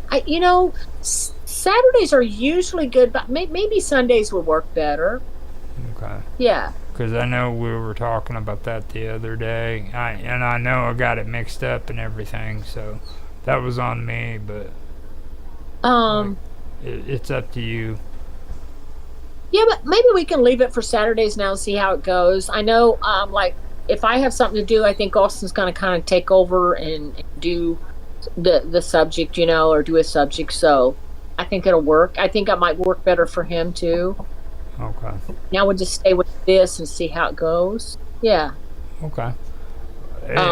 Either way, too, we could do it interchangeable. If you guys aren't available on Saturday, we could do it on Sunday. Yeah. Sunday, Saturday. I'm gonna do a show with John. I think this coming week. I got to tell him. But yeah, and it's about kind of synchronicities and things like that. But I could do that on here as well. Yeah. You're gonna love that. They're fired up on the synchronicity thing, man. You're gonna love it. I can't believe some of the stuff that's happened to me surrounding dates and things. So yeah, it's an interesting topic. Yeah. Okay. And again, to my daughter, I just remembered some stuff with her. So yeah. You better end this before you start giving out more information. Well, anyway, okay. Well, so I'm starting the show with Michael next week. Yeah. Yes. I just realised that there's some weeks I'm not going to be able to do it. Most weeks I can do it every week, but there's some weeks I'm not going to be able to. Like, I think middle of February is half term. I won't be able to do it that week, and then in Easter again in March, because he's got like 18 episodes if we do the whole lot, so it's going to go on for quite a while if we do every episode of it. So it's going to take quite a while. And there's Michael as well. He's got a young son himself, so he's going to have commitments, and maybe some days he's not going to be able to do it. So we're going to aim for a weekly show, but it may not be a weekly show. It depends how it works out for him and for me. Then we're going to try to and see how it happens. I've been watching your posts too. Okay. And I want to put this out there to you, okay, John? Here lately, you've been doing really good on your posts. So whatever you're doing, keep doing that. I've been keeping an eye on the analytics. And if you go to the freaking post section, you'll see that it's starting to pick up. People are liking them, those posts that you're putting up. What posts on where now? On Wonderful World of Weirdness. Like, you mean the community post? Yeah, just in analytics where it says videos, live, and then posts at the end. Okay.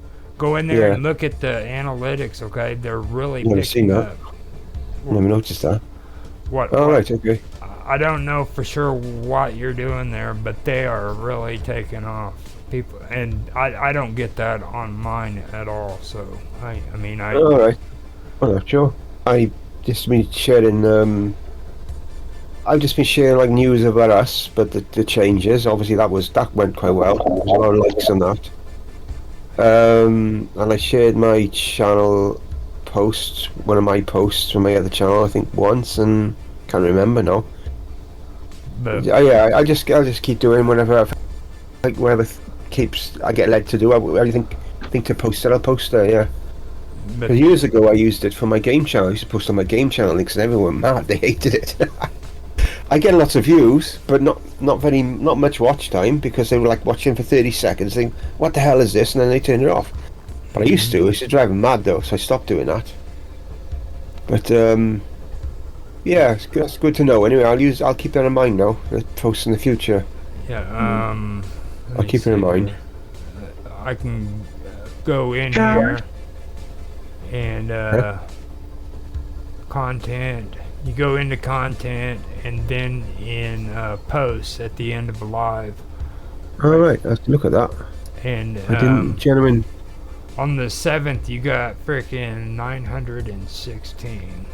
Oh, I see now. Yeah. All right. I mean, it's really taken off. I see where I can see the comments and likes. Where do you see the views? I don't know for sure if those are views though. Like, oh, wait. All right. Okay. What did you say about 900 odd? You have 916 impressions, maybe. Yeah, impressions. All right. Okay. Yeah.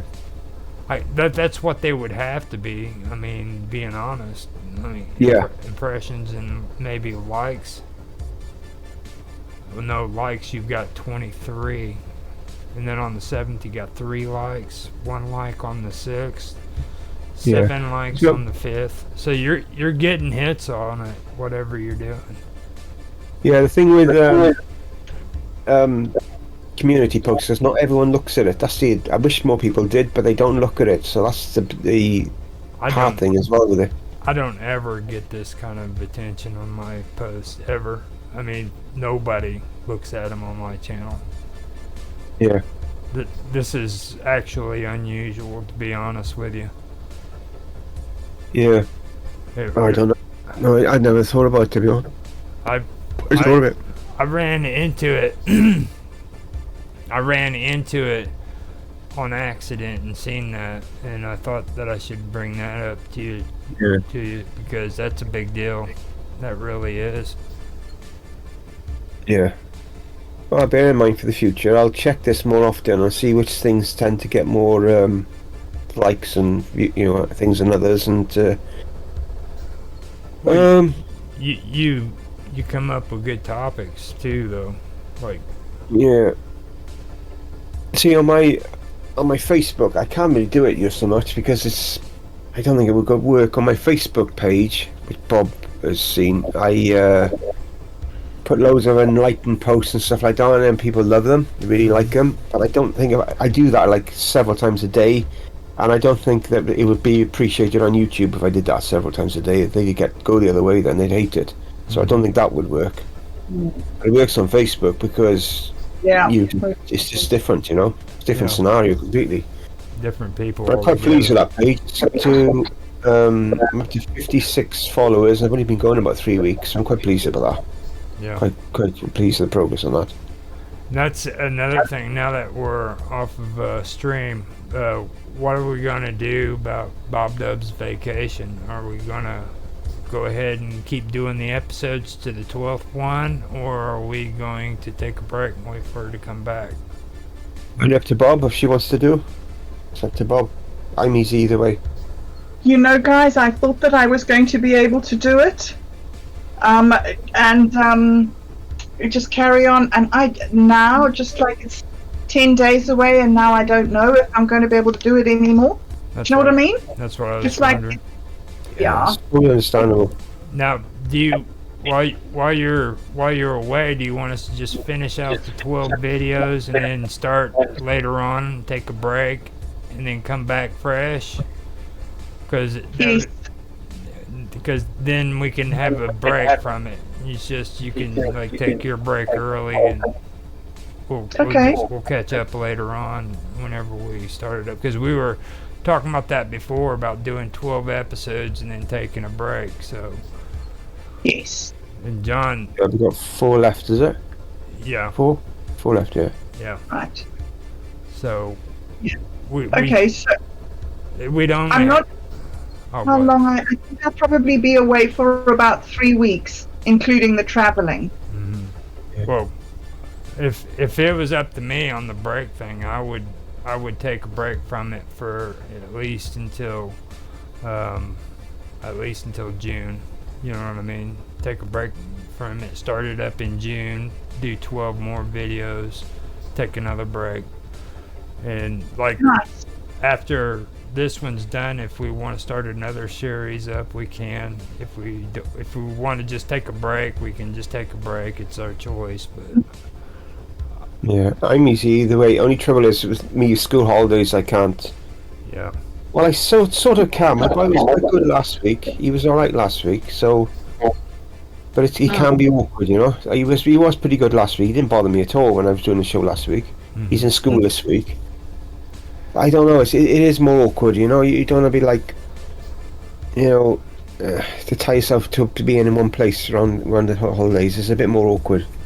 See, the thing that I'm looking at is like we got cool shit going on right now with Bob Dub with duality. Now that stuff is taking off. Like I mean, for me personally, I love it. You know what I mean? Because we're getting into the feminine and the masculine aspects, and then there's other things that we haven't even touched yet. You know what I mean? And then there's the Into the Abyss, and then we have frickin' Summer Todd coming in. Now Austin wants to be a part of it. Okay, so that's 4 people right there that we have possible series that we can actually make with them, you know. Can I just also say that on Thursday, because you're not doing an Into the Abyss on Thursday, and on Thursday Vince and I are doing an interview at midnight in that Into the Abyss time with Michael Paul. And just earlier this evening, Julian sent me a message and said, please could he be in on that interview as well? And he thinks he's ready. So you're right. And tickle them with a feather and they will come. Those 2 boys want this. Yeah. That's so that's another. Michael, he's very what the word is, I don't know. His vibration is very high. I don't know what to say about it. Because mine is high, but when I go anywhere around him, mine goes through the roof. It really does. He really like pushes me on. It's hard to put into words. Yeah, it happened the first time I interviewed him. I was like as high as a kite for like days afterwards. After interviewing him, it was just I can't put it into words. But I mean, like vibration-wise, he lifts the people around him, so to speak. Yes. And because he's so knowledgeable as well, of course, that obviously is great. He's going to inspire people. Yeah, he's a celebrity in where he is. He's a celebrity. He does adverts and voice jingles, things. He's DJ. You know, he's quite a bit of a celebrity around the area. He really is.